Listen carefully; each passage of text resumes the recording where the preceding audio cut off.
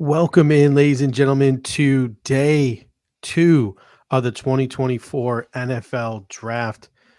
Surprise, you have the air raid hour again. Unfortunately, Anthony Prohaska, he's a little bit busy this evening, so we will be taking you through day two.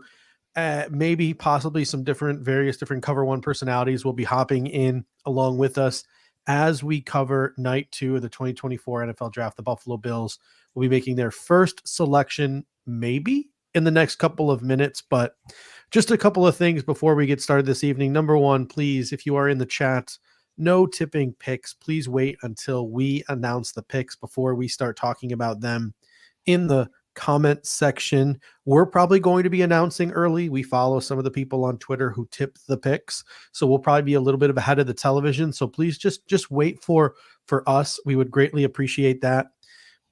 But that being said, we want this to be as interactive as possible this evening. So comments, hit it up, smash that like button, share this, get as many people as you can in here to experience night two of the NFL Draft with us, as the Buffalo Bills right now have 3 picks tonight. They are currently on the clock with pick number 33. They have pick number 60 of round 2, and they have a 3rd round pick now, pick number 95. But this pick right here, pick number 33, could be for sale. But currently the Buffalo Bills are on the clock. Dave, what are your thoughts here heading into night number 2? After having a night to sleep on everything, it's like, obviously yesterday we were like in the moment, and like that's part of what makes this live coverage great, is reacting to in the moment things that happen. Yeah. And My and perspective was a lot different 20 minutes after the draft than it and was when we were and live. yeah, and like people were getting on our case for like reacting a certain way. What I will say is, like, having a night to reflect on everything, I'm okay with how things went, and I'm also okay if people want to feel a way about all of this, right? You can feel however you want to feel. And I don't want to tell anyone how they should feel about how things went down last night. If you're upset, Mhm. you can be upset. If you're not upset, that's cool too. Like, I think what I'm going to try to do, at least from the perspective of where I'm sitting, is I'm going to try to at least like make sense of it and then Mhm. just give my opinion. Right. And like at the end of the day, like, I'm not going to tell people how to feel about it. Tonight is shaping up to be a lot more interesting than we thought at this same time yesterday. At this same time yesterday, Mhm. we literally had one pick picking tonight, and it was going to be pick 60. Now we're the first Mhm. team on the clock to start night two. Interesting dynamic with now the draft being across 3 days. Brandon Bean has had an entire night and day to figure out what to do with this first pick of the second round. Probably been fielding phone calls. It'll be interesting to see if the Bills actually have zeroed in Mhm. on someone here, or if they're willing to maybe move down again at this situation, because there are a lot of wide receivers on the board still. And that's, I think, where a lot of people's minds are at. But there are also some, borderline top defensive guys still out Mhm. there. Dean, Johnny Newton are out there. At corner, Kool-Aid McKinstry's out there. So there's a lot of interesting names still out there. And this is what always happens. There's a good dozen to 15 names after round one settles that you're like, wow, can't believe these guys slipped in round two. And now the Bills are in the driver's seat here with the first pick Mhm. in the second round. Justin Tindall coming with the super chat. I always appreciate the super chat. Thank you, Justin. He says, glad you guys get to talk about new Bills players. Yes, obviously, we did not get the opportunity to do that last night, but we had a lot of fun talking about the players as they came off the board. We had a lot of fun talking about the Buffalo Bills options as the board fell. And right now, we're sitting at pick number 33, and we've added a 3rd round pick. We've moved up from the 4th round. We now have what, 3 fifth round picks to play with. 4 5th-round picks to play with, excuse me. The Bills have moved up in a lot of rounds. They got better draft capital. And a lot of those similar players that we liked at pick 28 are still on the board. Some options for the Buffalo Bills as we enter day 2. I'm just going to go in order from position. I'm going to get a lot of flack for this first one, but he had a top 30 visit with the Buffalo Bills. He's projected to come off the board somewhere in the 2nd or the 3rd round. Trey Benson is still available, the running back out of Florida State. You've got Adonai Mitchell, Lad McConkey, Keon Coleman, Troy Franklin, Tez Walker, Roman Wilson. If you're looking for some offensive line help, Patrick Paul, Roger Rosengarten, Kingsley Samadia, Jackson Powers Johnson, Zach Frazier, Christian Haynes, Cooper Beebe. If you're looking for some defensive help along the defensive line, Marshawn Nealon, Chris Braswell, Adiza Isaac, Johnny Newton, Chris Jenkins, Braden Fisk, Michael Hall Jr. If you're looking for corner help, Mike Sandstrill, Kool-Aid McKinstry, as you mentioned, Andrew Phillips with a top 30 visit, Kyrie Jackson, Kamari Lassiter, TJ Tampa. Hey, guess what? It's also the time of that safeties start to come off the board as well. Cooper DeJean, Mhm. Von Bullard, Kalen Bullock, Cole Bishop, Tyler Newbin, Jaden. Mhm. I just rolled off like 30 names. There are so many directions the Buffalo Bills can go. There is so much talent still on the board, and the Buffalo Bills now have 3 picks today. Dave, who are you zeroing in on here at pick number 33 if the Bills decide to keep this pick? Well, here I put a tweet out earlier today, and it was like different combinations of guys that I kind of liked, depending sort of on if the Mhm, Bills, like, let's say, kept all of these picks in the exact spots they were, right? So one of the combinations I put out there was take Johnny Newton here at pick 33, take a wide receiver, whoever's available at pick 60, and then take Javon Bullard at pick 95. I think that could have been interesting an interesting combination. And the reason I didn't specify which wide receiver at 60 is because you just mentioned 7, 8, 9 guys. mhm, If all these guys are graded fairly equally on your board, then maybe you still like do what the Eagles did yesterday and you take like a Quinyon Mitchell, who's by far and away probably the top guy on their board. That could be interesting. Another option, Cooper DeJean here, and then the same thing, a wide receiver with the pick after that, and then maybe you can go defensive tackle or even uh, Jalen Wright, who I mentioned earlier. I'll get some flack for that. Or as the popular pick, and what a lot of people talk about, you take the wide receiver here, you see what falls to you at 60. Maybe if another wide receiver is still at there at 60, that's when you double dip and you mhm, make your first 2 picks wide receivers, and then you're kind of set to really do whatever you want the rest of the draft. There's not going to be as much pressure to take wide receivers later on, because I do think there is pressure for Brandon Beane to come away with at least one wide receiver tonight. mhm, But if you do that double dip right now with these first 2 picks, then you kind of like ease all of that tension probably for the rest of the draft. My betting money right now is if the Bills stay at this pick, it would be either Keon Coleman or dark horse candidate, maybe Roman Wilson as an mhm, option here at 33. But I feel like Keon Coleman seems to be like a guy that would be of interest to them. And then maybe the wild card in it is AD Mitchell, mhm. right? You've got the medical stuff with the diabetes with him, the questions about effort. I don't know if they've had a personal interview with him to figure out where his head's at, but a lot of other stories are coming out about how AD Mitchell really is a great dude, and he's like a real stand-up guy. So I don't know, right? But we've got John Helmkamp's guy, Troy Franklin is also a possibility here, who the Bills have met with heavily. So that would be Mhm. a name I wouldn't be surprised to hear called if the Bills stay put. That's kind of where I'm leaning right now as far Mhm. as a short list. Yeah, we got Justin Tindall coming over with another super chat. He says trade down and use the fifths to trade up later. I sent you a text earlier, kind of joking, like, hey, maybe the Buffalo Bills should trade down again from pick 33, try to add another third round pick, and then try to use some of those fives and those sixes and that 7 to come back up again. And let's just take 7 guys tonight and be done with the draft. Like let's just do that. Like, because I think this is where the talent in the draft lies, is here on day 2. It's my favorite day of the draft. I love round 1. I love the excitement. I love how the thing has finally arrived. But now, as a Bills fan, you're waiting until the late 20s for you to pick a player. Maybe, back in the drought era, it was a little bit more fun when we had top 10 picks and things of that nature. But to me, day 2, this is where truly contending rosters are constructed. This is where the backbone of your football team usually gets constructed, gets drafted, gets developed, etc. Is right here on day 2. You whiff on day 2, you're going to have depth problems on your football team. You're going to Mhm. have to go overspend in free agency, etc. So if I'm the Buffalo Bills, get as many darts as you can throw on the board here on day 2. I personally think AD Mitchell, the ceiling guy, would be the most tempting to me from the wide receiver group. But at the same time, that's a fan perspective that we think, oh, it's got to be wide receiver. It's got to be wide receiver. That might not be the Bills' perspective. Cooper DeJean is sitting on the board. That's tempting. Johnny Newton is sitting on the board. That's tempting. We had a top 30 visit with Marshawn Nealand. He is maybe a fringe top 40 prospect. That could be tempting to the Buffalo Bills.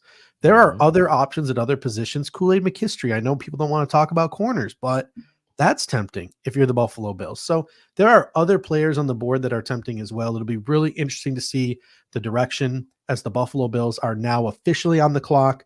They've got 6 minutes and 30 seconds to either make a pick or make a trade. It'll be really interesting to see. Maybe they've declined all offers for trades, and Brandon Beane is trying to pull like his movie type of moment here, where he's just like, all right, I'm gonna let the clock whittle down, see if anyone comes and makes a last second desperation final offer that we can't refuse. So who knows what's going to happen here? The Bills are staring at the television, maybe like they've already made a decision. I don't know, but they do have that live look in the Bills war room. Whether it's live or not, I don't know. But They it'll be were really just sitting interesting to there. see. It'll be really interesting Oh, to see the direction that they go here. they're showing Lad McConkey on the screen, so who knows, man? Ooh, yeah, those shots have steered us wrong before, though. They have. They have, and there's AD Mitchell they're showing on the screen Mhm, as well now.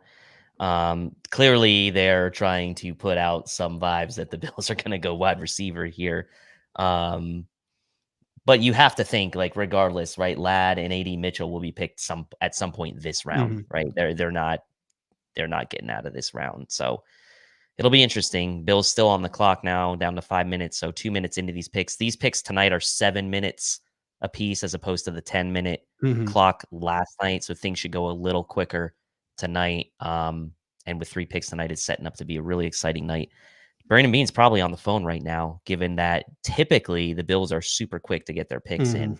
Um, they have been very quick to get their picks in when they've been in this Brandon Beane GM regime. So guessing that they are still not settled on what exactly they're going to do here yet. I'm sure they're settled on the player they're going to take if they don't get a trade they like, but Mhm. the fact that they've already taken this now 3 minutes tells me, and they've had the whole night and all day to figure this out, that they are still fielding offers.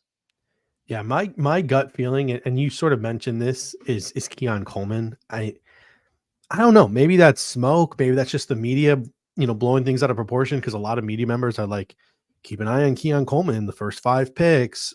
My prediction for the Bills is Keon Coleman at 33. Keon Coleman is the guy to keep an eye out. Like, there's been a lot of hints over the course of today that Keon Coleman could be the first pick off the board here in the second round. Did I just see a fist bump from somebody? I just saw a tap on the back. I think the Bills Yep, might have there's made some a pick there's some here. handshakes. There's some handshakes. Is this a trade handshake? Is this a draft pick handshake? This is going to be really interesting to see. This looks to me like we This just looks like made a a pick. This this makes looks look like a me. pick. This This looks makes like a look a pick. pick. It looks like the Buffalo Bills have made a pick. It looks like Sean McDermott has talked to somebody. So let me check some of my usual sources here to see if there's anyone ahead of the television here. And we have a pick. The pick is in. I'm going to go find that logo, and then we're going to announce the first pick for the Buffalo Bills tonight.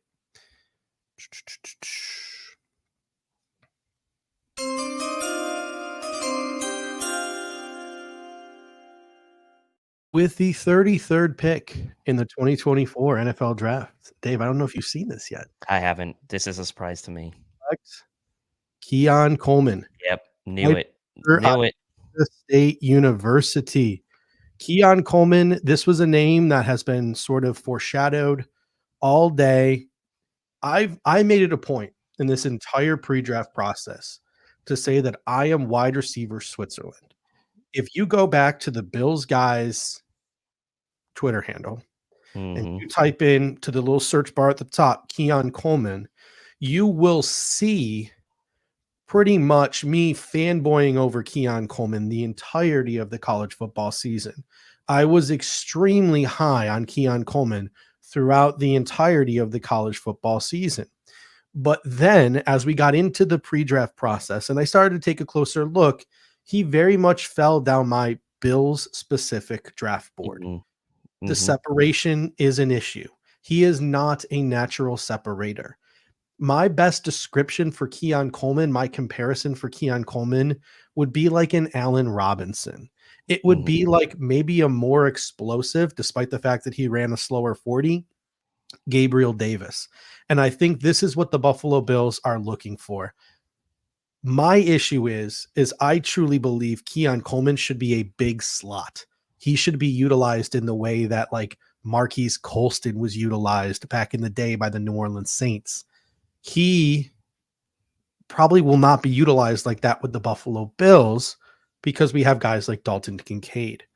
My guess is the Buffalo Bills plan on using him as a souped up version of Gabriel Davis.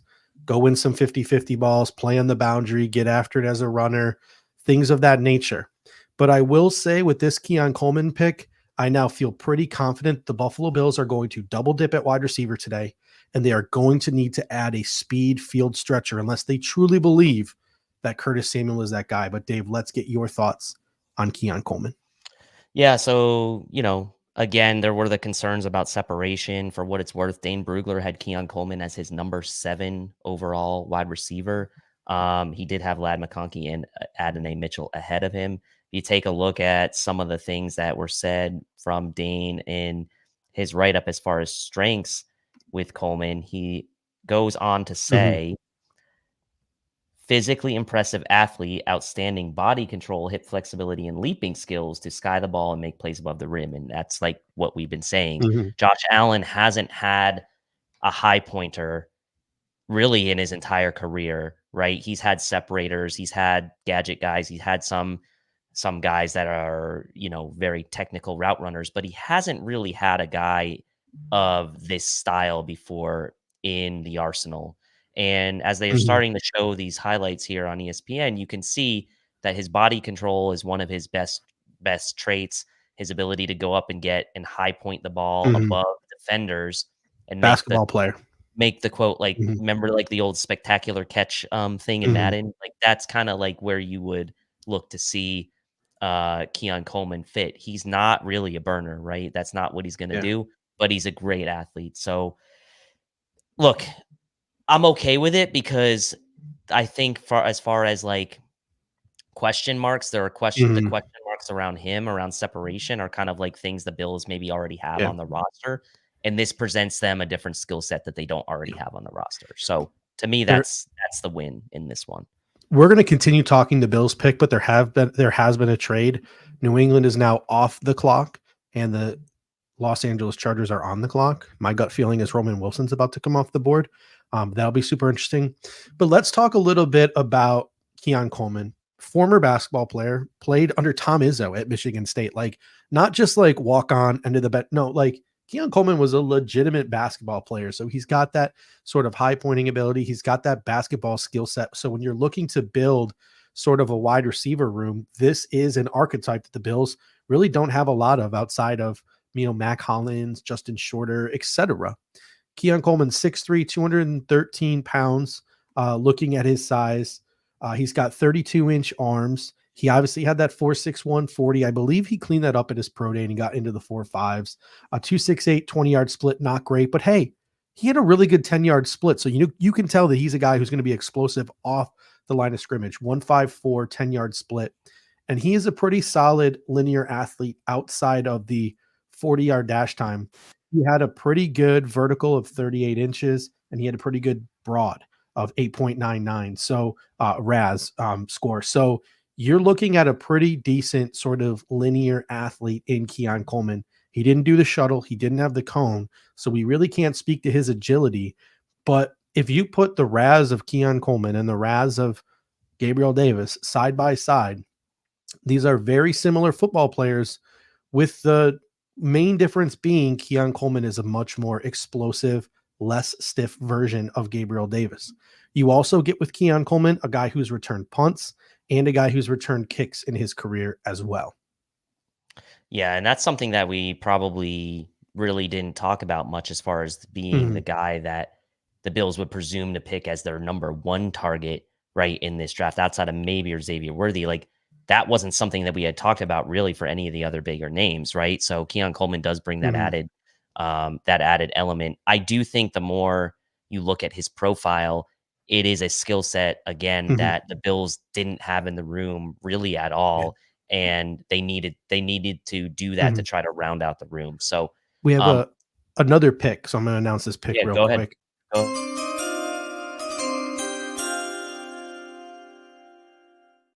With the 34th pick, a little shocking to me, But the Los Angeles Chargers have traded up with the New England Patriots and selected wide receiver Lad McConkey out of the University of Georgia.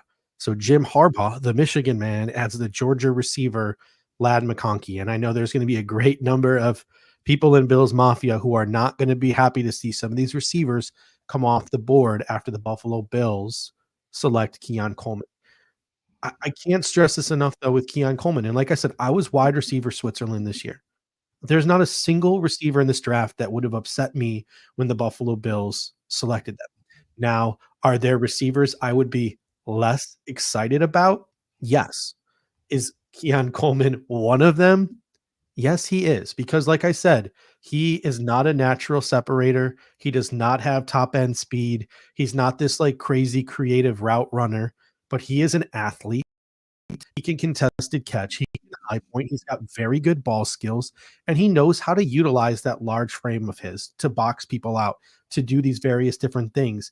And as he gets more coaching in the National Football League, as he develops in the National Football League, this is a archetype that we just don't have in our wide receiver room that we do now. But I cannot stress this enough. I do not think the Buffalo Bills are done receiver shopping this evening, because I do think, unless you really think Curtis Samuel is all you need, I do think the Buffalo Bills need a boundary field stretcher in the in the style of a Troy Franklin, in the style of a Tez Walker. Yeah, it's really interesting. It's going to be interesting to see because Mhm. at some point we do expect the Bills to take another wide receiver in this draft. Is it going to be today? Is the question, or are they going to Yeah. wait? If it is today, what type of style are they going to complement with Keon Coleman? Like you mentioned, the boundary sort of field stretcher. I think it could be interesting as well to like Mhm. pair him up with a guy who we mentioned at the beginning, and Roman Wilson, who's been primarily a slot but is also a pretty good route runner. Like there's a lot of ways that the Bills can go if they choose to double dip tonight. I think, but the fact that they picked Coleman here and stayed pat at Mhm. 33, I I would bet right now that they aren't going to double dip today. That Mhm. that would be my gut feeling, is that they're gonna wait unless they end up with more than 3 picks today. If they end up with somehow another 3rd rounder today at some point, I don't think now that's probably likely Mhm. given they don't really they're not gonna really be able to get that much value from trading down from 60 to get another 3rd Mhm. rounder maybe. I don't think they're double dipping tonight. Yeah. That's just my gut feel. Here is the write up from the Draft Network's Brentley Wiseman, who had a round one grade on Keon Coleman. Coleman is outstanding with the ball in his hands at Florida State, wisely utilizing him on screens and quick hitters just to get him the rock as much as possible. Something that, Joe Brady likes to do. He displays very good change of direction and an ability to make the first defender miss. This is also evident on special teams, as he is the team's primary punt returner. One of the truly special things about Coleman's game is his ball skills, hands, and ability to excel in contested catch situations. He is a weapon in the red zone and is open when he is covered. He can elevate above most defenders to high point the football, and he understands how to use his size to his advantage and always works to get in position to secure the football. Coleman will have to get better with some of his route running, as he will get lazy at the top of his route at times, and that will be something he cleans up when facing NFL defenders. But overall, Coleman has everything you want to be a team's number one option and will likely be a difference maker early on in his NFL career. So I don't know if he has number one ceiling. If he does, I think it's low end number one. But I do agree that this is a skill set that fits into the Bills' room as something we do not have right now. Yeah, I agree, and it looks like the Falcons trade Mhm. in here with the Cardinals, it looks Yeah. like.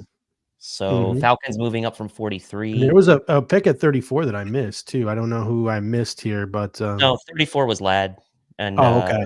so we're on 35 now. This is pick 35, And the and Falcons, it's ooh, they get Jarzon to go with Grady Jarrett there. That'd be fun for them. I know they see Jarzon does not look happy at his home in Orlando, Florida, though. Um, let's see if maybe the pick is in. So let me go and see if maybe it's been tipped. I wanna see what that's a decent move up, right? That's like, Mhm.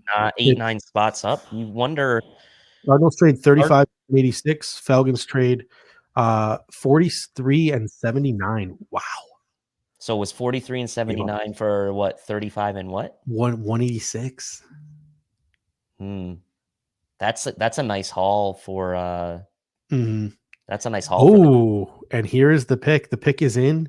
It is a man who had a top 30 visit with the Buffalo Bills. I don't know if we have a logo for this, so I'm going to pull it up, but the pick is in.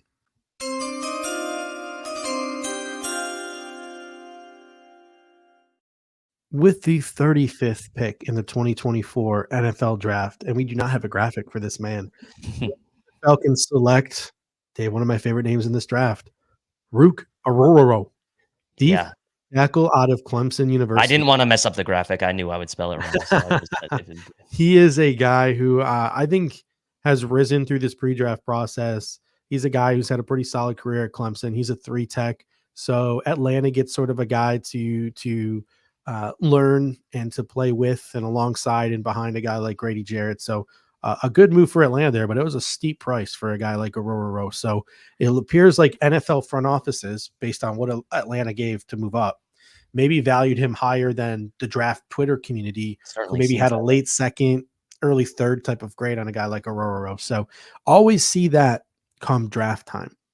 All right, Dave, let's talk about it. Where do the Bills go from here? Their next pick is pick 60. Do you expect the Buffalo Bills to work the phone to try to move up? And if so, who are maybe some of the guys that they would be targeting?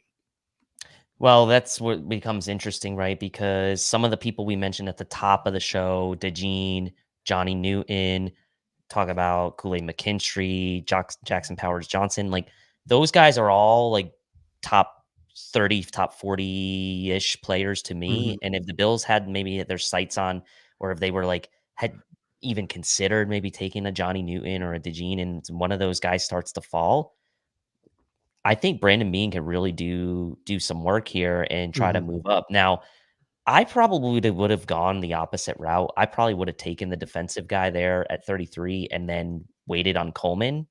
But clearly they wanted Coleman and they didn't want to let him slip. So Yeah. I'm gonna do kind of like what Brandon Beane did last night. At this point, stay patient. Now we're now back into our normal sort of Mhm. 28th slot in the round. We've made the pick, and I'm gonna stay patient and see kind of how the board falls here. There's still a lot of good And players sitting there's out.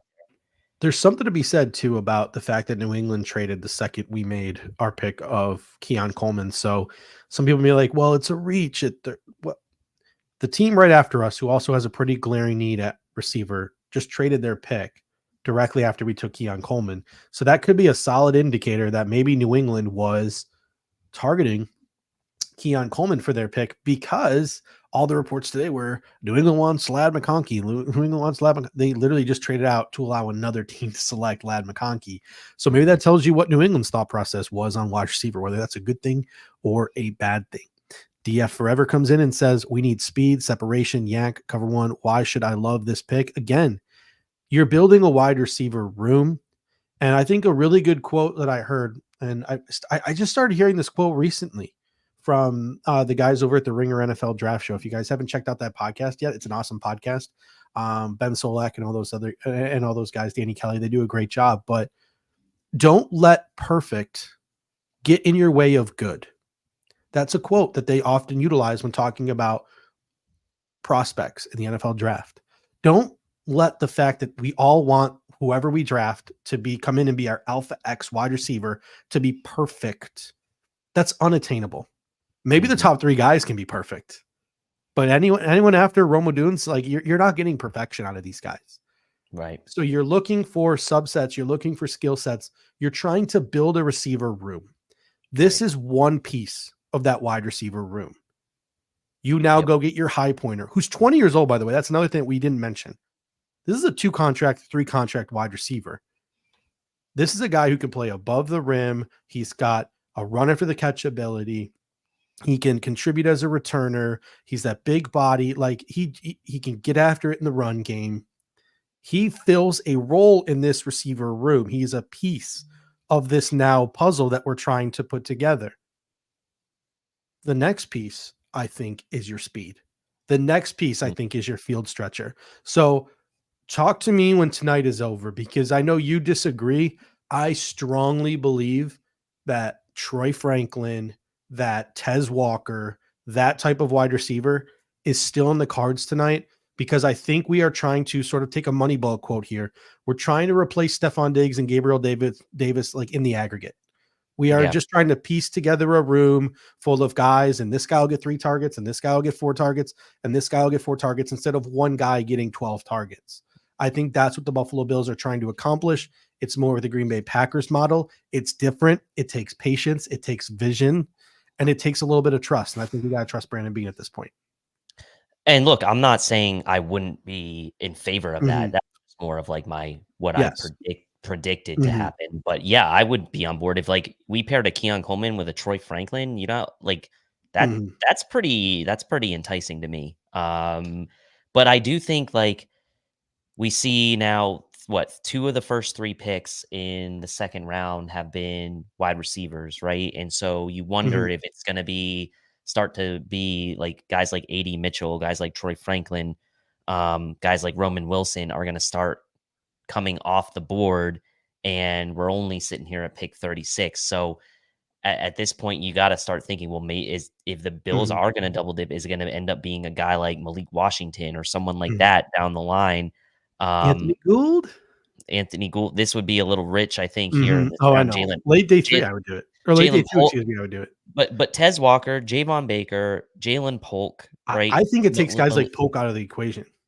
Yeah, 'Cause they're maybe. not the Polk is like kind of like Coleman, like he's faster than Coleman, don't get me wrong, but Polk and Baker are more in that Gabriel Davis ish mold, kind of like Keon Coleman. So I think those traits mix and match. I don't think the Bills are looking for 2 of Keon Coleman's. true. And But I'm not then, so saying Baker, like, because again, no one's exactly alike, but in the same vicinity.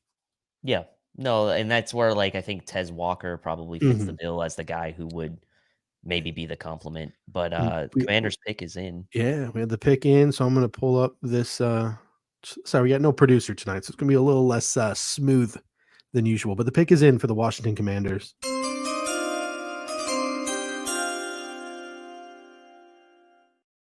With the 36th pick in the 2024 NFL Draft, the Washington Commanders select, this is a great pick for them, Mhm. Jerzon Johnny Newton, 3 technique defensive tackle out of the University of Illinois.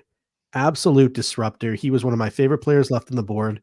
I had this conversation yesterday. I'm absolutely perplexed that a player like Chop Robinson will go in the first round and a guy like Johnny Newton can't find his way into the first round somehow. This guy, I know he's got the Liz Frank problem that maybe the medicals dropped him, but this dude played on it last year and was still just absolutely terrorizing quarterbacks in the Big Ten.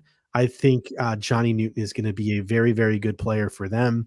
And we have another pick in as well, as the New England Patriots are now on the clock.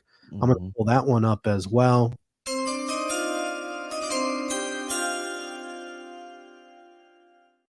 With the 37th pick in the 2024 NFL Draft, and we don't have a graphic for this one, but the New England Patriots select Jalen Polk, wide receiver out of Washington University. So Wide receiver run is coming.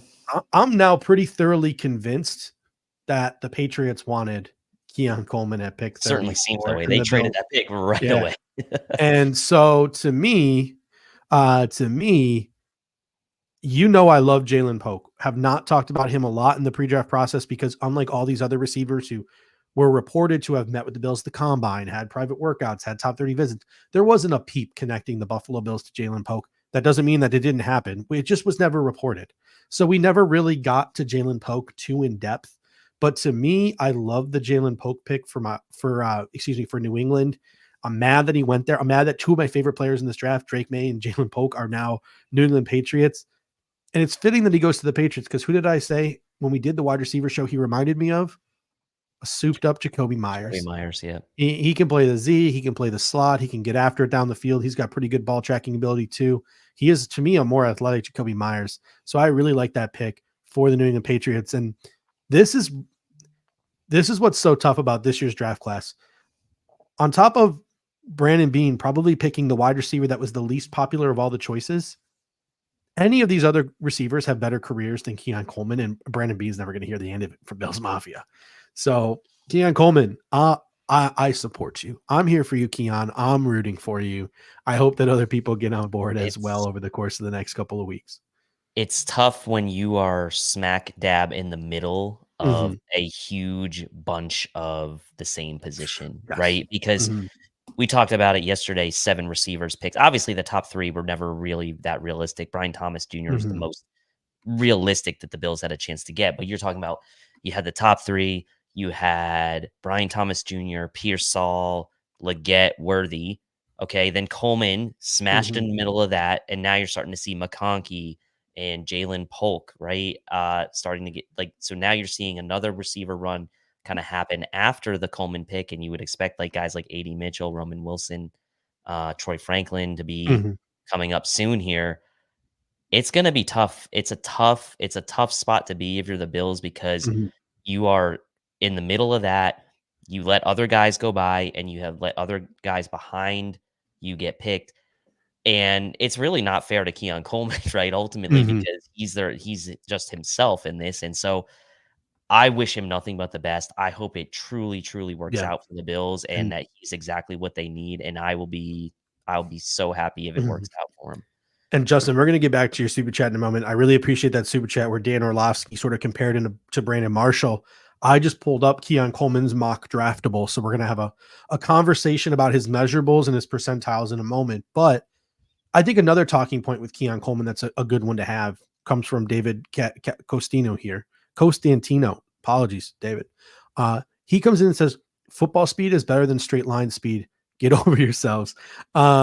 So remember, Dave, the conversation we had in the combine reaction show, Mm. right? We were disappointed by Keon Coleman's 40, but then that gauntlet was, and everyone was sort of ensorcelled by Lad McConkey's gauntlet. I think Keon Coleman had the best gauntlet drill of the entire combine. The way that he surpassed 20 plus miles an hour, 21 miles an hour, he caught everything. It just stuck to his hands. He was just in rhythm the entire time. He was not swerving. He was just moving in a straight line. I think Keon Coleman showed exactly what he was as a football player running that gauntlet drill. He might not work for him on it might not work for him in underwear running in a straight line out of a track stance, but this guy does, despite the separation issues and the analytics, he does have legitimate football speed. Now, it might not show up in some places where the Bills traditionally have expected that speed to show up, but that doesn't mean that there can't be a role or a fit for him again in this puzzle for the Buffalo Bills offense. Yeah, absolutely. The age is also, like you mentioned, a big benefit. Not even 21 years old yet. Look, this pick's gonna be debated, hotly debated until training camp, until the season starts. Like it's not gonna let up, right? But I think that taking things into consideration again, it's like we don't even know what the Bills' plan is for the rest of tonight, let alone the rest of the draft, right? We talk about Keon Coleman, and people have talked about double dipping and what styles you want to pair with each other. Like, who knows? We could end up taking another wide receiver here with the next pick, like you said, and it could be something where we're saying, hey, now these guys come in, they're perfect complements to each other, they're going to add to the room. I think you're right about like the speed that the Bills haven't traditionally had, but I also think it's worth a shot to take a guy that has something that you've never had before with Josh Allen. Like you have never had a player like that for Josh Allen. So we talk about a lot guys that can get open, guys that can separate, and the Bills have those guys in Samuel, Yeah. they have that, right? Kincaid. Mhm. But you gotta have some some different traits in Mhm. the room, right? You gotta have some guys that you can call upon in certain situations to do different things. So look, we'll see how the rest of this Mhm. night gets out, but I feel okay about it. And the Cover One chat, it's a debate right now as well. Mhm. Right? They're debating in there. I have too many screens open to even get involved in that chat right now. So kudos to you for having the ability to wade your way through all of those waters. But Pat Q34 comes in and says fastest gauntlet of 2023, Puka Nakua. And then Keon Coleman then had the fastest gauntlet of The 2024. the Greg and Eric are going through some like analytic stuff. Drop rate, very, very strong numbers for Keon Mhm. Coleman, only a And 4.2% drop rate. And some quotes from Brandon Bean, who apparently I'm just seeing it on my social media feed. Apparently, he came out and talked after the pick, so he's given some quotes. Big physical size, plays above the rim, were some words used by Brandon Bean. Has some run after the catch ability too. Really good release for bigger guys. We thought his release was as good as any. I think that's notable. I really do think that's notable because on Tuesday night I was listening to Disguise coverage and there was a great conversation between Bruce and Anthony. I wish Anthony could be here with us tonight, but obviously he's got some other things going on, so he can't join us. But they were having a really good conversation about wide receivers in this class. And they said how we love to highlight all the good things with receivers, but we don't like to talk about the things they struggle with unless we like those receivers, or unless we don't like those receivers. So everyone wants to harp on Keon Coleman and how he's not a natural separator. I think I'm kind of guilty of this too, because like when I said Xavier Legette was my guy, I highlighted all the reasons why he was my guy, and I didn't talk about one glaring weakness in his game. And that one glaring weakness was he had struggled throughout his entire career getting off press man coverage. But my answer to that was, well, he's got long enough arms. He's got a big enough body. You can teach him how to get off the press in the pros. It's just a matter of him going out there and learning how to do it. He'll be fine. I think the Buffalo Bills clearly disagreed. So now you have Brandon Bean coming out here and saying, really good release for bigger guys. We thought his release was as good as any.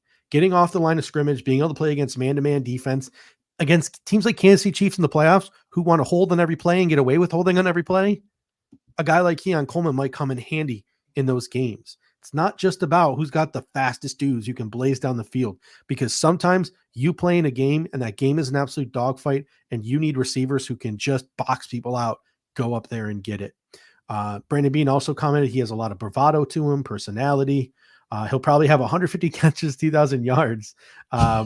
He joked, said, we'll bring him along. He'll have to learn the offense. He'll help us a lot. He's a big body. And then speaking to the media, Keon Coleman said, I'm a hard worker. I don't like to be given anything. I want to earn it. I'm a great guy outside of just a football player. So this seems like another guy. After watching the Bills embedded in Terrell Bernard and Khalil Shakir and just the way they operate and the way they carry themselves, no surprising to me that that character also plays a role in this Bills decision as well. Not at all. And the Titans pick is in. I threw it through the name there Yes. in the chat, so we can. All right. Let me pull this up.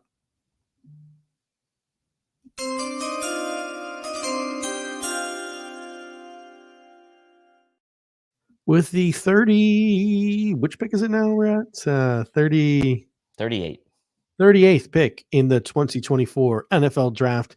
The Tennessee Titans select T'Vondre Sweat, defensive tackle from the University of Texas. And Dave, as a Bills fan, this defensive tackle run is going now, and we've had conversations. I think Brandon Bean wants a defensive tackle in this draft. Now we Burrow go, we see T'Vondre Sweat go, we see Johnny Newton go. The pickings are getting a little slimmer as we move along here. Looking at the defensive tackles remaining on the board, if the Buffalo Bills are interested in that, and we don't know, but I have There's some good ones. There's some good ones. assumption. Maybe he just goes bargain shopping on day 3 or early day 3 for like a Jordan Jefferson type. But if he wants one of the more bona fide defensive tackles in this draft, Chris Jenkins, Braden Fisk, Michael Hall Jr., Mason Smith, Dwayne Carter sort of stand above the rest here of what remains. Yeah, and if he wants a tweener type that can get to the passer and maybe ends up playing 3-tech in the pros, Brandon Dorless is a name that's out there as well. I like Fisk and Jenkins. I think if they want to take Michael Hall in the second round, I'm not going to lose sleep over it. I know that probably a lot of people would want to wait till the third round to take him, and I get that. And we'll see, right? Like this is a run here. And T'Vondre Sweat, by the way, I know a lot of Bills fans really liked him, but like he was not an archetype fit for what the Bills have ever done at the defensive tackle position with Brandon Bean as the GM. Like they've never gone for that huge, heavy sort of, yes, he's a 2-down player, but they've never gone really for a guy at that spot that's more than 320, 330 pounds. This is a guy that was like, what, 360 pounds, and we got a trade alert now happening. It looks like the Panthers have traded the pick to the Rams. Yes, and this is the Brian Burns pick, I believe, too. So hold up, Dave. We got to get this You did such a good job on these graphics. We got to get it in here. Could the Rams be quarterback shopping for Spencer Rattler, quarterback of the future? I know we just got into the defensive tackle situation and we've been talking sort of Keon Coleman to death, but Jordan Schultz just sent me sort of a message. He messaged me sometimes with his posts relating to the Bills. And he shared with me this tweet that he sent out about the Buffalo Bills. Keon Coleman was a top wide receiver left that Josh Allen wanted last night. The Bills knew they could move down, get more picks, and still get him. So it appears like, and we've seen Josh Allen sort of make some comments in various different interviews he's done, that he's watching some of the tape on some of these college guys, and he was going to give his input to Brandon Beane. Now, we're not saying that Brandon Beane is just going to go and draft whoever Josh Allen wants to draft, but I think it's smart when you have a franchise quarterback to maybe run the receiver options by him and see what his cup of tea is. And it appears like, right or wrong, Josh Allen's cup of tea of what was available last night when the Bills got to pick 28 was Keon Coleman. Yeah, he's getting kind of the LeBron treatment here a little bit, right? Letting them run the team a little now. But it looks like the Rams moved up quite a few spots here, Pick by the is way. It in. looks like they got a second-round pick. Yes, for and next year, the Panthers got a future second-rounder, which is nice for them, right? Like this next pick is going to sting Bills Mafia here.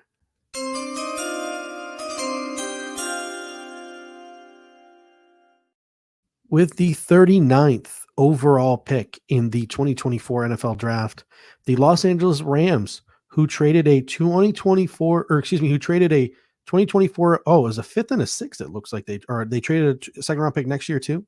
Yes, because they didn't. Okay. They're keeping their second round. They're keeping their third round pick this year. Okay, they're trading a second next year to move up. It was like about 20 spots they moved up. They've selected another Florida State player and a Bills Mafia favorite, Braden Fisk, and the defensive tackle run in this draft continues early day 2. People have noted that while there were some quality defensive tackles in this draft, a lot of NFL executives have made comments over the course of the pre-draft process, whether you want to take that for serious or you want to take that with a grain of salt. They said, like, there's some good defensive tackles in this class, but the class is shallow.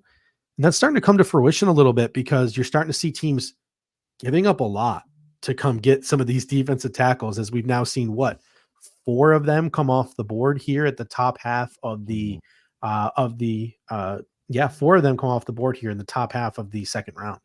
I like what the Rams are doing. They're trying to rebuild that defensive line, which was previously a force for them in years past. Obviously, you're not going to replace Aaron Donald, but 2 Florida State guys. I just Jared Verse, right, in the first round, and now Braden Fisk here in the second. I mean, he's been a favorite of ours pretty early on in the process, right? Even going back to the Senior Bowl. So we're fans. I know Casey Reed, obviously fan, being the Florida State guy that he is, but I like what the Rams have done so far this year. They've kind of zagged when everyone else is zigging with going 2 defensive players.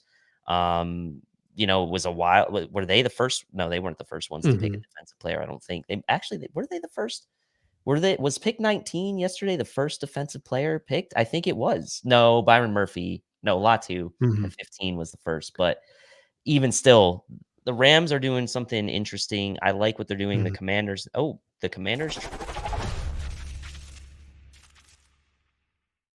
Cut you off there with the Eagles. Oh, that's okay. That's okay. The Eagles are now at the 40th pick, and on top of that, their pick is in. So I will see if I can get their pick here as the board starts to fall as we get further and further in. And it looks like they traded. The details of the trade are in from Aaron Wilson. I hate the way right he now, shows the player. Oh, dude, they're terrible. So, oh boy. All right.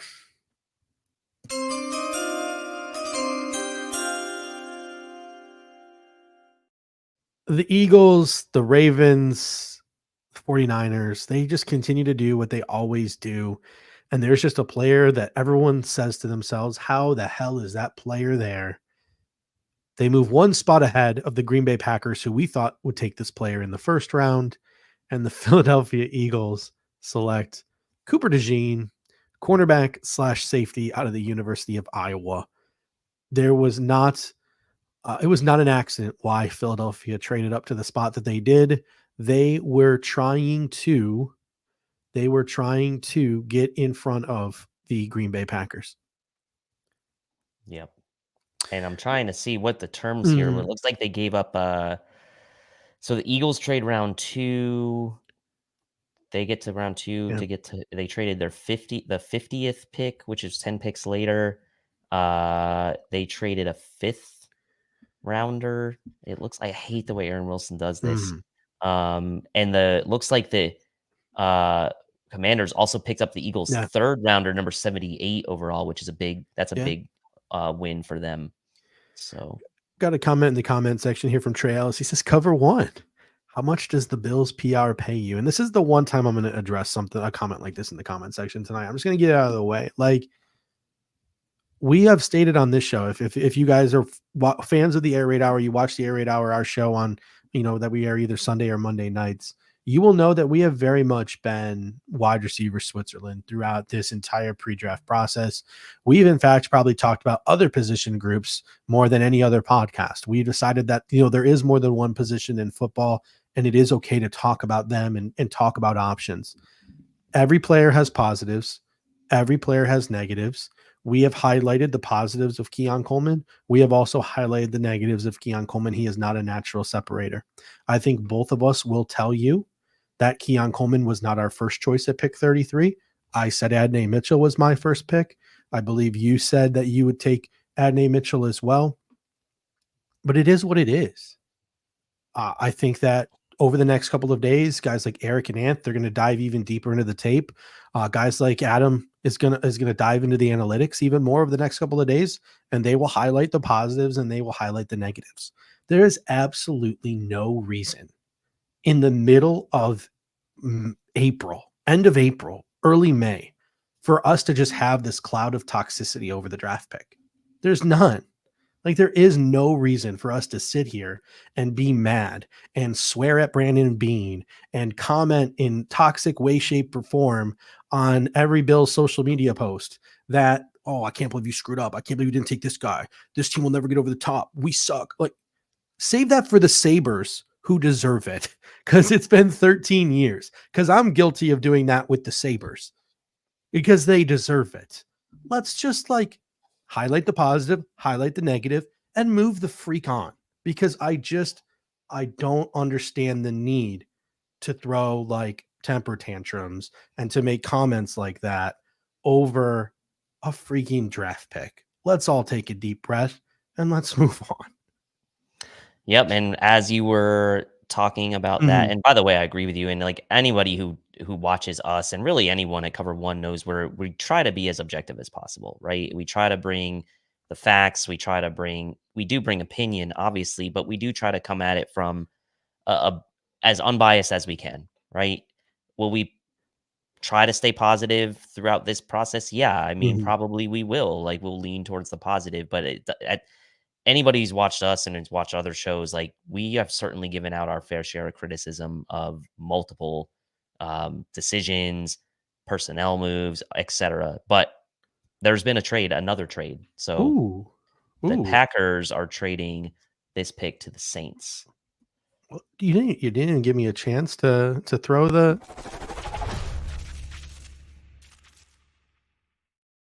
Saints are on the clock. We had the fun discussion with the Saints last night.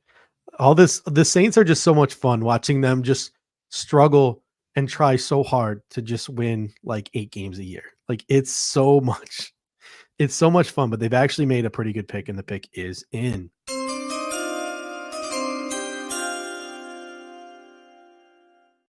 With the 41st pick in the 2024 NFL Draft, the New Orleans Saints have selected Alabama cornerback Kool-Aid McKinstry, definitely one of the better names in Mhm. this draft. Key and Peele would be proud of this selection here by the New Orleans Saints of Kool-Aid McKinstry. Again, I said this before when I talked about Terry and Arnold. These are just two professional corners playing college football. I think the Saints got another really good pick here. It's just a shame that all of the positive moves they do make is just going to help them win 8 games. Like, it just really is a shame. Because Dennis Allen is your coach and Derek Carr is your quarterback, and you are in literally if there was a place below hell, I think that's where the New Orleans Saints would find themselves in terms of the salary cap situation they find themselves in. I it was like a couple years ago when the Titans made that trade and they traded Mhm, AJ Brown and they drafted Traylon Burks, and we were like, what is the Titans' plan? What is their mhm, vision? Like, we were like, we don't know what they're trying to do. And that's kind of like what I feel like for the Saints. However, I will give them credit. It seems like the Saints are at least just like trying to take the best guys they can, mhm, best players they can. So like maybe this is a start of them just trying to like retool a bit. Like at the end of the day, like they went out and they gave Derek Carr big money, and ultimately that combination of him and Olave is going to be the mhm, cornerstone of that team. Obviously, Kamara is still there as well, but I don't know what that team is going to be. But glass half full for the New Orleans Saints. That division seems to turn over every mhm. single year. It's been Tampa Bay the last 2 years, I believe, but you just never know. The Panthers Yeah, are awful. The Falcons, Kirk Cousins, maybe now they're the favorite to win that division, but mhm, it's a new coaching staff, a new quarterback. It's gonna be still a dogfight in that division, and maybe the Saints, mhm. who were the favorite to win the division last year, by the And way, could make a move. I've already ranted once tonight, but I'm going to rant again because the Philadelphia Eagles just went back to back Quinyon Mitchell and Cooper DeJean in the first and second round. And then the New Orleans Saints went to Lee's Fuaga and then Kool Aid McKinstry back to back first and second round. Guess what? Draft simulators aren't reality. I meant it when I said it last night, Dave. I mean it. I mean it, Dave. I seriously mean it. I'm not doing a single mock draft next year. I'm not going to do Okay. it. I'm done. I'm forsaking mock drafts. And I know this is probably coming from the number one person who sits up till 1 a.m. on his phone while his wife is asleep and just lays in bed and just plays with the mock draft simulators. Even if I do that, I'm keeping it to myself. I'm keeping it to myself next year. I'm done. It's not Cat Madar. I'm done. Like I think we as a society need to cancel mock draft simulators. I think it's time. I'm going to lead a movement, and this is the hill I'm going to die on next year. I'm done. So when we have to do the mock draft at the end of our show next year, because that's what people tune in for, Dave, I'm gonna let you do it by yourself. I'm just gonna walk out, or I'm just gonna sit there silently and just let you do the whole thing. Just my arms Okay. crossed. I'm not gonna No, participate. the one we will have to do because it was such a success this year was the Dane Brugler. Okay, all right. I'm gonna give Because myself one. I'm gonna give because myself one. because That's not a simulator. it wasn't a simulator, it Not wasn't a really a simulator. mock draft, it was more of like an alignment of Mm-hmm. players to the picks. Mm-hmm. You're right. I only did 2 that I put out all Yeah. year. I mean, that's it. I don't like to put out a lot because I don't like to be the guy that's like, "Oh, this mock draft I did Mm-hmm. on, like, Yep. March 31st, I had this guy." Like, I don't know. It's just not for me. There's enough Mm-hmm. mock drafts out there. Try to not get caught up in that. But, John, an interesting That's question. great. Should we This is a great discuss if question, the John. Bills should Thank you for getting us back on track here. we're getting back on track. It's gonna be a long night. It's okay. Could we see the Bills start to think about trading up here? We're starting to now get into the uh, Mhm. the mid 40s here. The Texans pick is in, by the way, Yes. and I do think we have a graphic for this guy as Ooh, well. can you send me the name in the chat, or if you want to pull it up, you can Yeah, pull it up. I'll send you the name. Then we'll get back to your comment, John, because I actually want to talk about how the board is falling at a couple of positions here. There you go. Ooh, another Bills linked player here.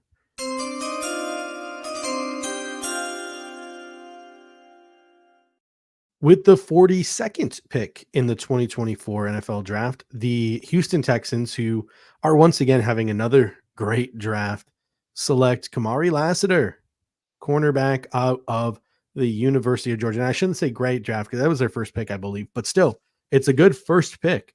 A guy like Kamari Lassiter now play opposite of Derek Stingley Jr., the sticky man corner from the University of Georgia, a guy who's played a lot of big games in the SEC to go along with another guy. And Derek Stingley Jr. has played a lot of big games in the SEC. Man, did the Houston Texans do a major about face when they got rid of Deshaun Watson? They are building a juggernaut there. Buffalo Bills have to play them on the road this year, and they are going to be a legitimate contender as long as CJ Stroud stays healthy in the AFC. Whew. I love that pick CJ for the Texans. CJ Stroud, I think is my favorite non-Bills Mhm. player in the league, and I know it's only gonna be his 2nd year, but man, was he fun to watch last year. And hearing him Uh talk too, some like the Micah Parsons podcast he just did, like He's just a phenomenal dude. Like, just I'm a love him. really big fan, and then you look at what the you go on the total opposite Mhm. with the Carolina Panthers, who picked Bryce Young number 1 overall, gave up that huge amount of assets to draft Bryce Young, and they're just, like, in total disarray. I mean, they The get Leggett, they've signed like, they got the Thielen last year, but, the like, trade oh, the trade for that um ended up being Caleb Williams, Bijan Robinson, somebody else, and next year's second round pick for Bryce Young. Like, it was just brutal for the Carolina Panthers. Set that franchise back. David Tepper is still yelling at waiters in restaurants now too. Like, just oh, I saw that, yeah. just things are absolutely falling apart. And the pick is in, and we are now seeing a run on cornerbacks with the Arizona Cardinals adding to the fray here. I'm going to pull up the little. We got it. We got to do it.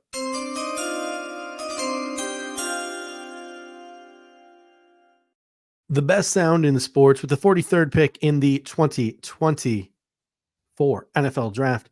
The Arizona Cardinals select Rutgers cornerback Max Melton out of the University. I already said Rutgers. Sorry, it's the University of Rutgers. So the run on corners now, as we now see our first, second, third, we now see our fourth cornerback off the board in the second round here. Max Melton out of the University of Rutgers, and I actually didn't even have him on my second round board, my second or third round board. So I had to add him. That was a mistake on my part. That must have been a copy paste error. But yeah, we've now seen 4 corners go. We've seen a safety go. We've seen 3 corners go. We've seen a safety go. We've seen 4 DTs go, and we've seen 3 wide receivers go. So some position groups are dwindling, and that brings us to that question from John. Where do we go from here? If we want to go defensive tackle, Chris Jenkins, Michael Hall, Mason Smith, those would be trade-up candidates if the Bills want to get into the fray here. If we want to get into the safety fray with the trade-up, I wouldn't, because you still have Javon Bullard, Kalen Bullock, Cole Bishop, Tyler Nubin, Jaden Hicks, D'Adarian Taylor-Thompson, like Malik Mustafa. Like, please don't trade up for a safety, guys. Like, I know you might love Javon Bullard. Wait, don't do it. So defensive tackle makes sense. Interior offensive lineman, Jackson Powers Johnson, Zach Frazier, Christian Haynes, Cooper Beebe, all still remain. So maybe don't do that. But wide receiver, Troy Franklin, Tez Walker, Jermaine Burton, Javon Baker, Brendan Rice. Roman Wilson. Yeah. We can start to talk about the Malik Washingtons of the world as well, if we want to. The Jamari Thrashes of the world. I think second round might be a little early for that, but there are now complementary wide receivers, gadgetier wide receivers that we can start to have a conversation with now. And it looks like we have a couple of, or at least one here. One guest coming live from Detroit. Look at this. We are Guys. Oh, maybe the audio is not ready. Thomas, give us a thumbs up when you're ready to go and join us here. Well, Thomas, give us a thumbs up when you're ready. I don't know if he can hear us, but Thomas, give us a thumbs up when you're ready to go here. And we're going to bring in some people live from Detroit. Joe, give us a thumbs up as well when you're ready to go here and join us. Dave, maybe if you want to handle getting them into the fray. And I think we might have John as well. Yeah, John as well. So when they give you the thumbs up, or let us know in the chat, guys, when you're ready to join us, and you can join us here to talk about the Buffalo Bills selection of Keon Coleman. But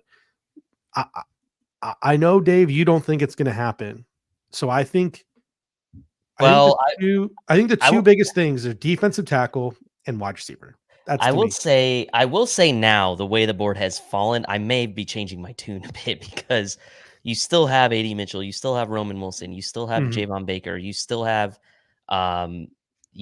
Troy Franklin on the board. So it is getting to that point now where I could say, like, okay, I wasn't banking on the Bills to double dip maybe tonight, but if all of these guys are still there and we're starting to see defensive tackle runs, and you're seeing other positions where there's runs happening and there's still these receivers sitting out here, then maybe this is a situation where the Bills double dip, and I'm all of a sudden Colin Cowherd and talking out of both sides of my mouth.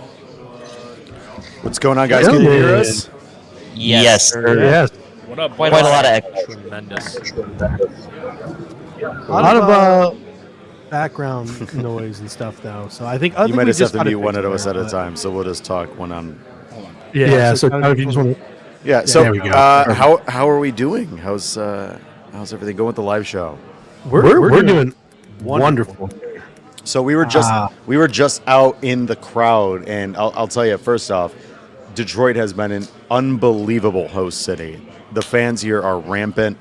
The crowd, I mean, there's at least 100,000 people out there. It is unbelievable.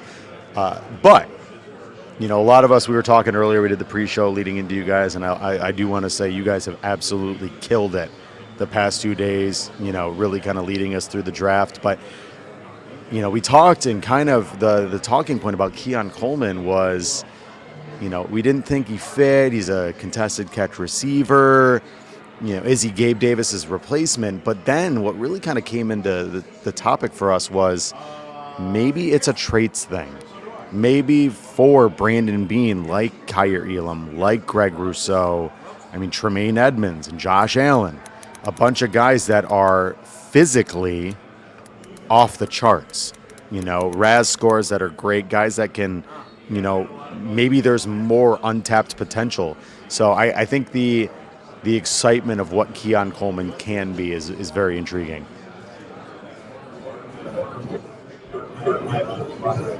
Hey, fellas, can you hear me okay? I want to make sure it sounds good. Yeah, we're basically gonna have to like mute all of you guys except for one at a time if this is gonna work. So, who's next? Joe, are you next? We'll get Joe. Bad does it sound? Yeah. There we go. Go ahead. Hold on. All right. Can you guys hear me okay, or is it better? It's not good. I would say.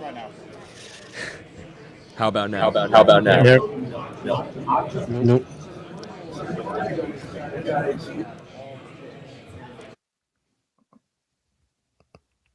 We might have to just abort this option.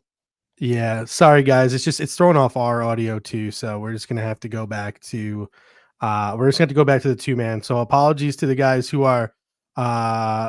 came in from Detroit. We try to make it work, but it's busy. It's hectic there in the war room, there in the media room at the NFL Draft in Detroit, which kudos to the city of Detroit as well, because they had 475,000 yesterday, and then like they had like maximum capacity again today. So that's a big day for them. While they were joining us here, we got Jackson Powers Johnson to the Raiders as well. So now maybe do we see a run of interior offensive linemen?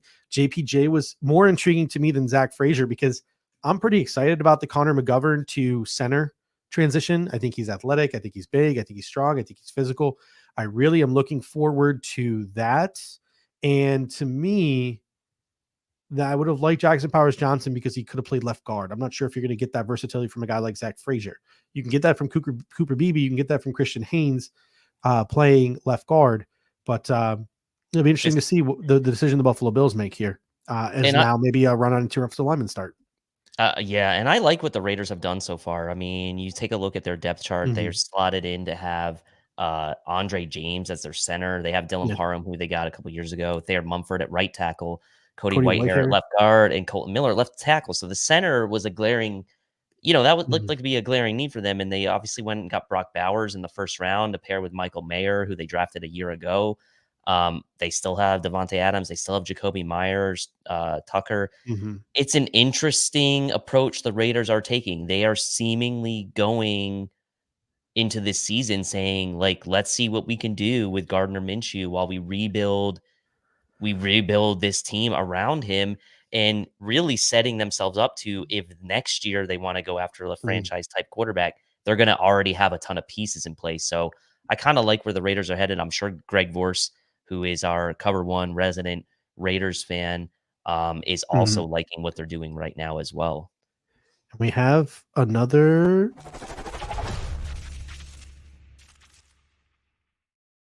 Panthers are moving on back up in this draft. They now sit at pick number 46, but the Packers picked before them, and I missed the Packers pick.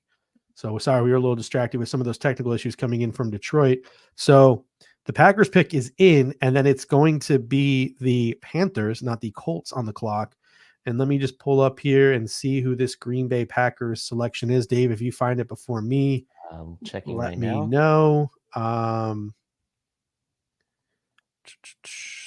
Yeah, it looks like this might be the first pick tonight. We're not going to get tipped. The TV's going to beat us here. So we're getting it in at the same time as you guys here as the Green Bay Packers are on the clock. They have someone who looks familiar, an offensive lineman of some kind, making their selection for them. There it is. Edgerrin Cooper. Yeah. Nice.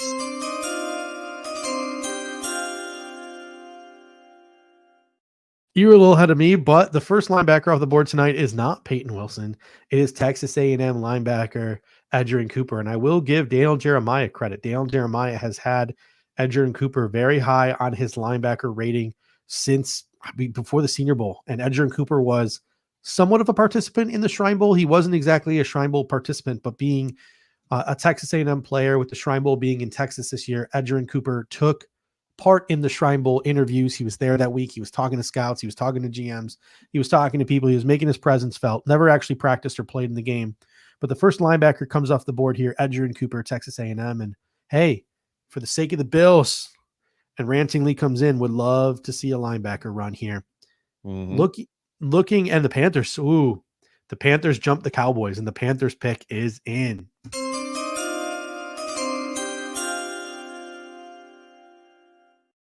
Unless Jerry Jones was fibbing, Jerry Jones should have kept his mouth shut, because with the 46th pick in the 2024 NFL draft, the Carolina Panthers take the first running back off the board. The first running back off the board before Trey Benson. Jonathan Brooks, University of Texas, the guy who Jerry Jones yesterday said was the best interview of any player they had in 30 years.